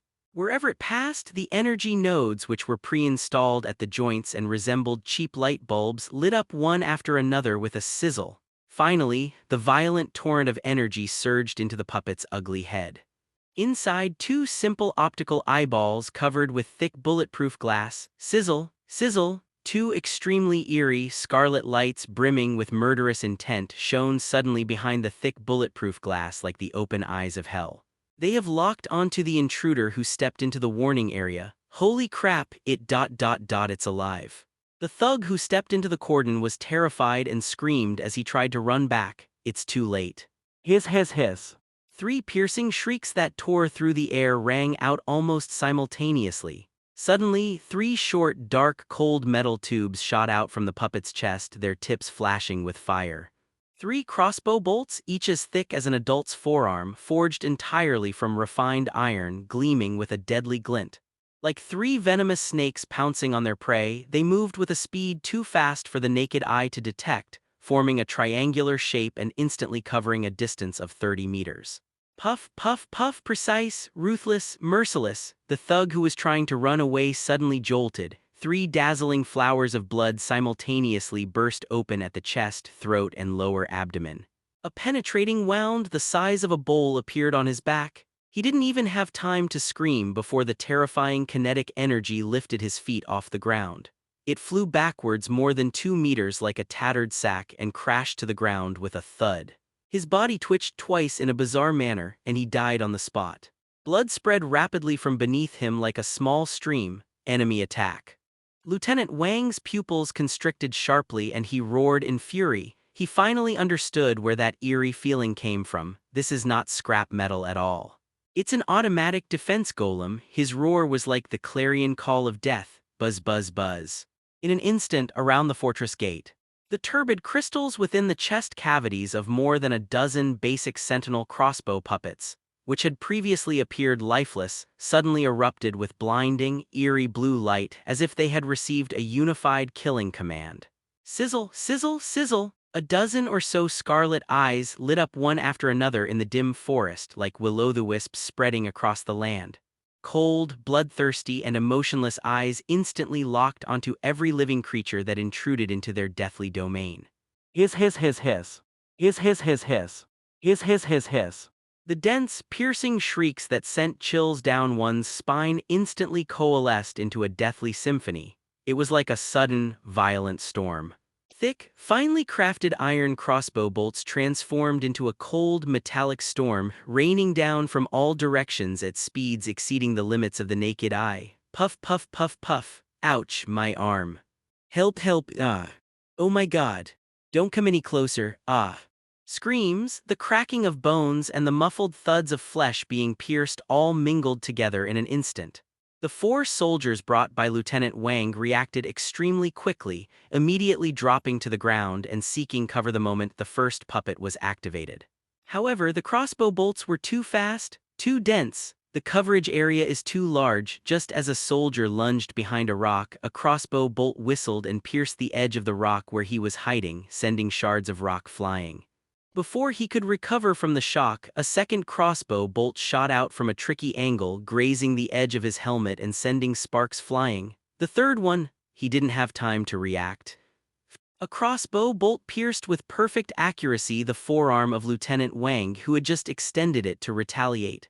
The thick arrow, carrying bits of flesh and bone from his entire arm, pierced the tree trunk behind him. The soldier let out a suppressed roar of pain. His entire arm was instantly rendered useless. Another soldier, using the wreckage of the off-road vehicle as cover, had just raised his assault rifle and aimed it at the red eyes of a puppet when he heard 3 sharp, piercing sounds. 3 crossbow bolts arranged in a triangular pattern whistled through the air and instantly pierced 3 transparent holes in the steel plates of the wrecked off-road vehicle in front of him. One of them even grazed his cheek, leaving a deep gash in his face. "Too much firepower, we can't suppress it. Retreat, retreat now." The soldier whose arm had been destroyed roared in agony. Retreat, easier said than done. Scarface Dragon and his gang suffered a devastating annihilation. They had absolutely no military training and were like lambs to the slaughter in the face of the deadly metal storm. A thug was shot through the stomach by a crossbow bolt. The force of the impact pinned him to a tree. He clutched in vain the arrow shaft that pierced his abdomen, blood and foam bubbling from his mouth as he made hoarse, dying sounds. Another thug was shot in the thigh by a crossbow bolt. The thick arrow nearly tore his entire leg apart. He clutched his broken leg, rolling frantically on the ground and howling in agony. The next second, 3 more crossbow bolts whistled through the air, instantly pinning him to the ground. "Brother Long, help me, Brother Long." One of the underlings crawled towards Scarface Dragon in terror. He had only taken 2 steps when a crossbow bolt pierced his back with a thud. An arrow dripping with blood pierced his chest. His body stiffened and he collapsed to the ground, lifeless. Scarface Dragon himself was also utterly annihilated. He scrambled to hide behind a large rock, trembling like a leaf, and felt a warm, wet sensation in his crotch. He watched as one of his men was hit by 3 crossbow bolts simultaneously. His body was flung into the air like a rag doll, then crashed down, utterly dead. This isn't scrap metal at all. This is the king of hell who takes lives. Hit them, hit those red-eyed ones, smash them. Lieutenant Wang hid behind a thick, ancient tree, shouting at the soldiers who could still move. He fired wildly at the red eyes of the nearest puppet with his assault rifle. Da-da-da. Da-da-da. The bullet struck the puppet's dark golden wooden body and the rusted iron covering it, sending up sparks and leaving shallow craters, but they couldn't penetrate it at all. The puppet only trembled slightly from the blow. The eerie blue light within his chest remained perfectly still while his scarlet eyes coldly darted around, instantly locking onto Lieutenant Wang's location. Sizzle. 3 more deadly crossbow bolts came whistling in a triangular formation. Boom! 2 nails were driven deep into the tree trunk where Lieutenant Wang was hiding, half a foot deep. Wood chips flew everywhere. The 3rd bullet grazed his helmet, the force of the wind stinging his cheek. "Damn it, I can't break through, the defense is too high." The 2 remaining fighters cried out in despair, their bullets hitting the puppet with little effect. Just then, a sentry golem not far from the rock where the scarred dragon was hiding appeared to have shifted slightly in torso after being hit by several bullets. Or perhaps the aiming system itself has a slight error. It locked onto Scar Dragon's leg that was protruding from the rock, and 3 crossbow bolts shot out. Sizzle, boom, boom. The 2 spears slammed into the rock where the scarred dragon was hiding, sending rock fragments flying. The 3rd, however, with a piercing shriek, clung to the edge of the rock and at an incredibly tricky angle shot fiercely towards Scarface Dragon's exposed calf. "Ah, my legs. My legs." Scarface Dragon let out a blood-curdling scream as agonizing as a pig being slaughtered. That thick, finely crafted iron crossbow bolt, like a red-hot iron rod piercing butter, instantly severed his calf at the knee. The severed leg flew out amidst a spray of blood. The excruciating pain made his vision go black and he almost fainted. Completion. It's all over. Lieutenant Wang looked at the two wounded soldiers left beside him whose ammunition was about to run out. Looking out at the hellish slaughterhouse, Scarface Dragon's heart-wrenching howl was like a death knell. A chilling despair completely overwhelmed him. This is not a battle at all. It is a one-sided slaughter carried out by cold machinery. If we stay any longer, everyone will die. Withdraw, alternating cover, withdraw. Lieutenant Wang issued his final, desperate order, his voice hoarse. However, it was too late. His. His response was an even more intense and chilling whistling of crossbow bolts piercing the air. The remaining sentry golems were like the most precise and efficient killing machines, their crimson electronic eyes mercilessly scanning the battlefield, adding any still-moving target to the death list. A soldier who tried to get up and crawl backward was simultaneously pierced through the back by 3 crossbow bolts and pinned to the ground. Another soldier had only taken 2 steps out of cover when he was shot through the neck by a crossbow bolt fired from the side. He made a hoarse sound and slowly fell to the ground, blood gushing from between his fingers. Lieutenant Wang suddenly leaned out from behind the tree, attempting to provide final suppressive fire to buy his comrades a chance to survive. Sizzle, directly in front of him, 3 crossbow bolts gleaming with a chilling, deadly light seemed to have been waiting for him, instantly filling his entire field of vision. Puff, puff, puff. A weapon pierced his right scapula, the immense force causing his body to arch backward violently. A weapon plunged deep into his left abdomen, the tearing pain causing him to suffocate instantly. The last, most lethal arrow, with a merciless shriek, pierced his brow with perfect precision. Wang, the adjutant, suddenly stiffened. The last glimmer of light in his eyes vanished instantly, and his face, covered in blood and gunpowder, was frozen in disbelief, shock, and resentment.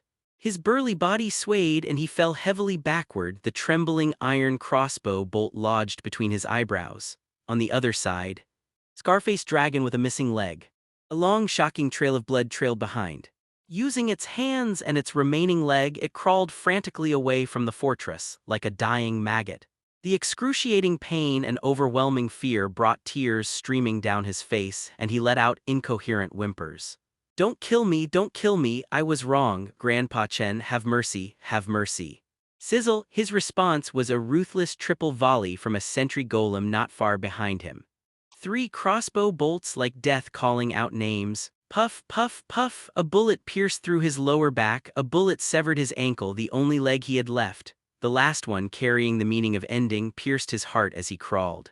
Scarface Dragon abruptly stopped crawling, his body convulsed violently and large gushes of blood gushed from his mouth. He turned his head with difficulty and extreme slowness. Those eyes, wide with fear and excruciating pain, took one last look at the cold, silent gate of the alloy fortress, still standing amidst the smoke and blood.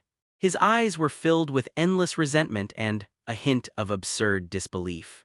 Immediately, his pupils dilated completely, his head slumped limply, and he lay motionless in the long pool of blood he had dragged out. The forest was deathly silent. Only the strong smell of gunpowder and the pungent stench of blood filled the air. The crimson light in the eyes of the 15 basic sentinel crossbow puppets receded slowly like the tide, returning to their murky, dull crystals. Their bodies were stained with the blood and flesh of the enemy, still standing silently in place like the most loyal, the coldest guardian. They guarded the impregnable fortress buried deep underground behind them. The battlefield was a scene of utter devastation, littered with twisted corpses, severed limbs, broken weapons, and blood-stained crossbow bolts. The blood silently seeped into the soil, gathering into dark red streams that flowed slowly. Finally, the stain spread to that imposing alloy gate, gleaming with a cold metallic luster. Inside the safe house in the control room, the dozen or so green dots representing the outer sentry golems stabilized again. On a small monitor screen nearby, the last red dot representing the intruder had also gone out completely. The city of freedom. The heart of the furnace workshop remained bustling, with steam mingling with the scorching heat of metal filling the air. Chen Ping'an, who had logged back in, ignored the furtive glances from the surrounding craftsmen NPCs and walked straight to the pile of unfinished mechanical beasts where Mo Yuan often stayed. Mo Yuan was bending over, adjusting the joints of a wooden puppet in the shape of a cheetah, her indigo overalls outlining her sleek waistline. Hearing footsteps, she didn't even look up, her voice carrying its usual languidness.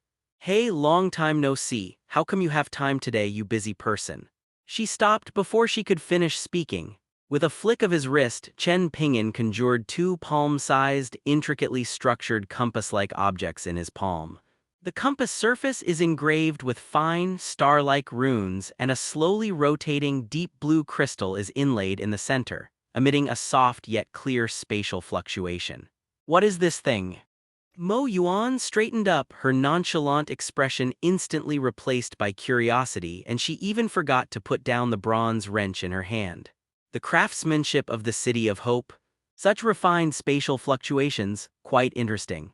Chen Ping'an didn't explain but activated one of the portable teleport coordinates. Buzz, the azure crystal at the core of the compass suddenly lit up, projecting a pale blue beam of light that landed steadily on the ground, forming a complex halo composed of countless tiny runes that rotated continuously. The aperture stabilized and the spatial fluctuations disappeared, leaving only a faintly glowing mark on the ground. Teleport coordinates. Chen Ping'an spoke succinctly, casually slipping a softly glowing leather-bound drawing into Mo Yuan's hand. "Since you're interested, I'll give you the blueprints, help me improve them." The improvements aim to reduce guidance time and increase the maximum number of people that can be transported. On the blueprints, the dense array of runes, the intricate energy circuit structure, and the strange alloy formula are clearly visible. This is a detailed explanation of how to create a portable teleportation coordinate. Mo Yuan's fingers tightened suddenly as she gripped the blueprint, her knuckles turning slightly white. For the first time, her captivating phoenix eyes widened in surprise.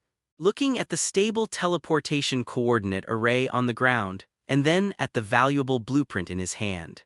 Her red lips parted slightly, but she didn't utter a single word for a long time. Normally, if any player dared to boss her around like that, Mo Yuan would have already grabbed a wrench and called her buddies to teach the jerk a lesson.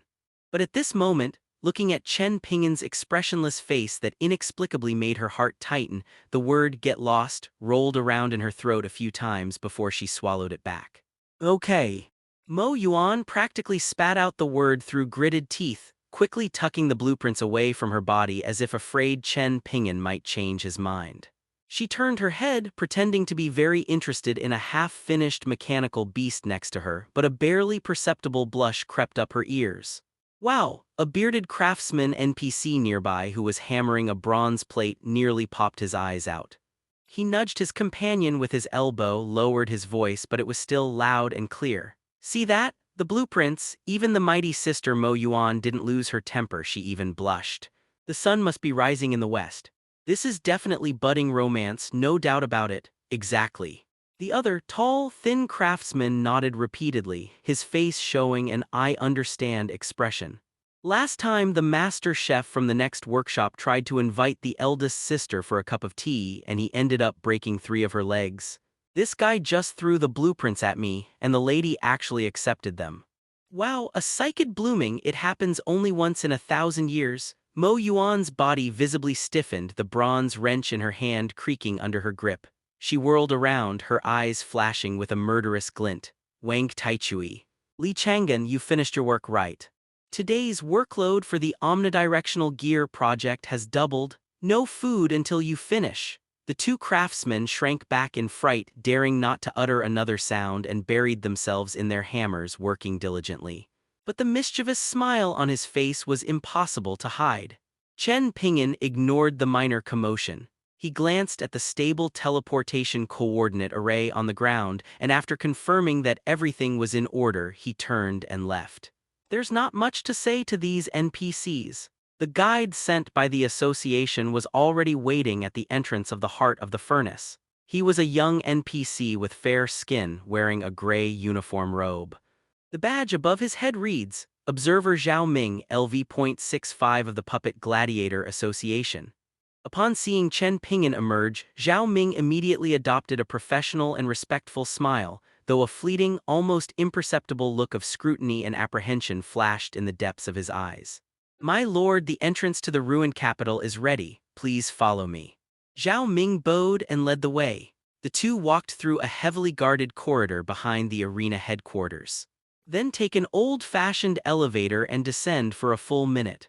Finally, it stopped in front of a massive gate carved from a single piece of dark ironwood covered with intricate mortise and tenon joints.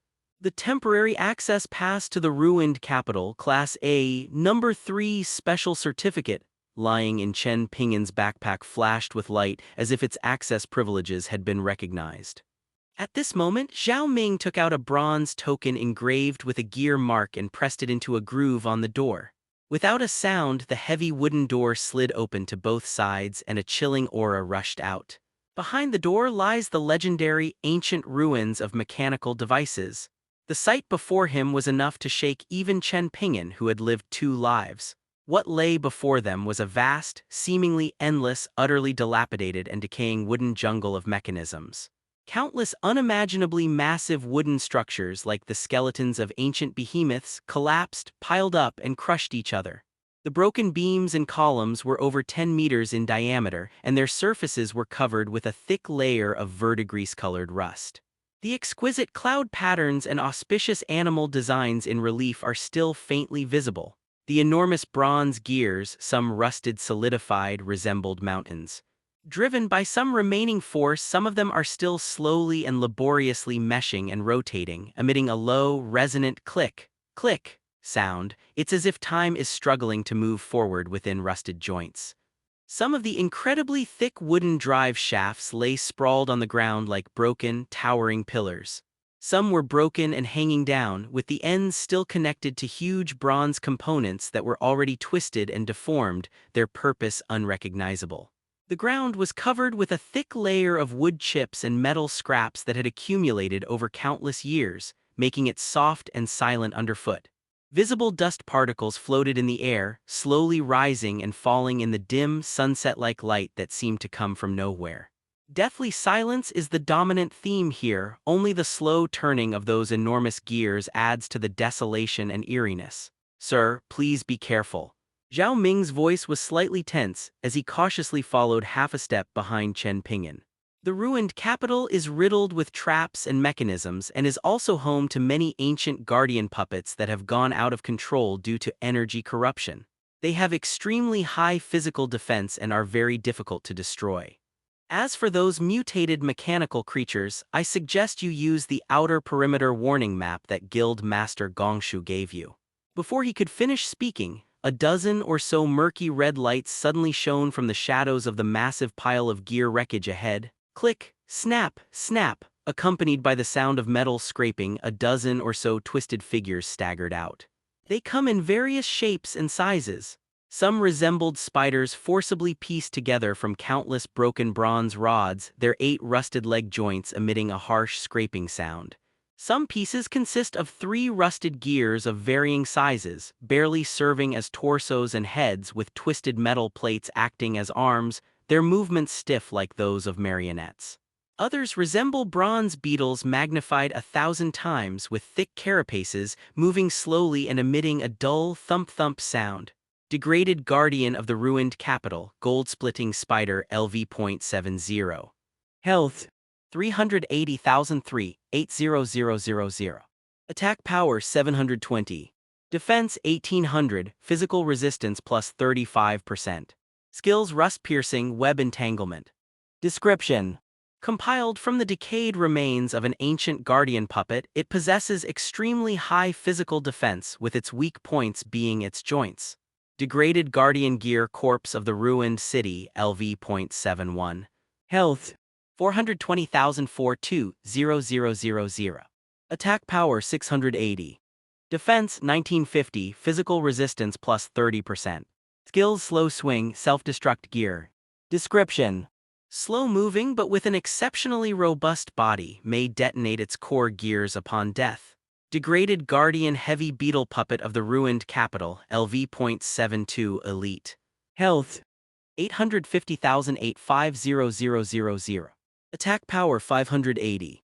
Defense 3,500, physical resistance plus 50%. Skills charge and crush, acid spray. Description: A mobile fortress covered in extremely thick bronze armor with abnormally strong physical defense. Its weak points are the abdomen and joints. Zhao Ming's face turned deathly pale instantly. He instinctively took a step back, his hand already reaching for a disc at his waist that controlled a small reconnaissance puppet. "My lord, it's an out-of-control swarm of guards. There are too many of them. Their physical defense is too high. Should we take cover for now?" Before he could utter the last word, sharpness, a sword light interwoven with blue and white, had already torn through the dim light of the ruined city. Clang, the fury of the storm is unleashed. Chen Ping'an's eyes were as cold as ancient ice. Facing the surging horde of monsters, he advanced instead of retreating, swift step. His terrifying 14-30% movement speed transformed him into a streak of azure lightning that tore through the shadows. Phantom combo. The bluish-white sword light instantly split into dozens of condensed, almost tangible sword shadows, engulfing the leading golden splitting spiders like a storm. Minus 198,765, minus 201,342, minus 197,889. The sword flashed with unparalleled precision, piercing the fragile joint of the spider's leg. With a piercing metallic tearing sound, several spiders' rusty long legs were severed in an instant, and their massive bodies crashed to the ground. Swift wind slash, Chen Ping'an spun around and Storm's fury drew a perfect, enormous cyan arc. Buzz, the violent, arc-shaped sword energy like a living hurricane scythe swept out, extremely wide coverage. Sizzle sizzle sizzle, minus 185,432, minus 187,899, minus 183,456. Wherever the sword energy passed. Whether it was the fallen spider, the wobbly gear-like zombie, or those heavy, armored beetle puppets. The bronze armor that he was so proud of, with its extremely high physical resistance, was easily torn apart and pierced through, as if it had met its nemesis. The Storm Sword's ability to ignore 30% armor was on full display at this moment. Countless vortexes of wind blades scattered left and right, once again displaying a barrage of damage numbers.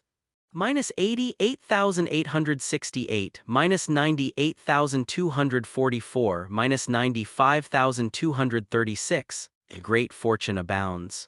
Every strike is a critical hit.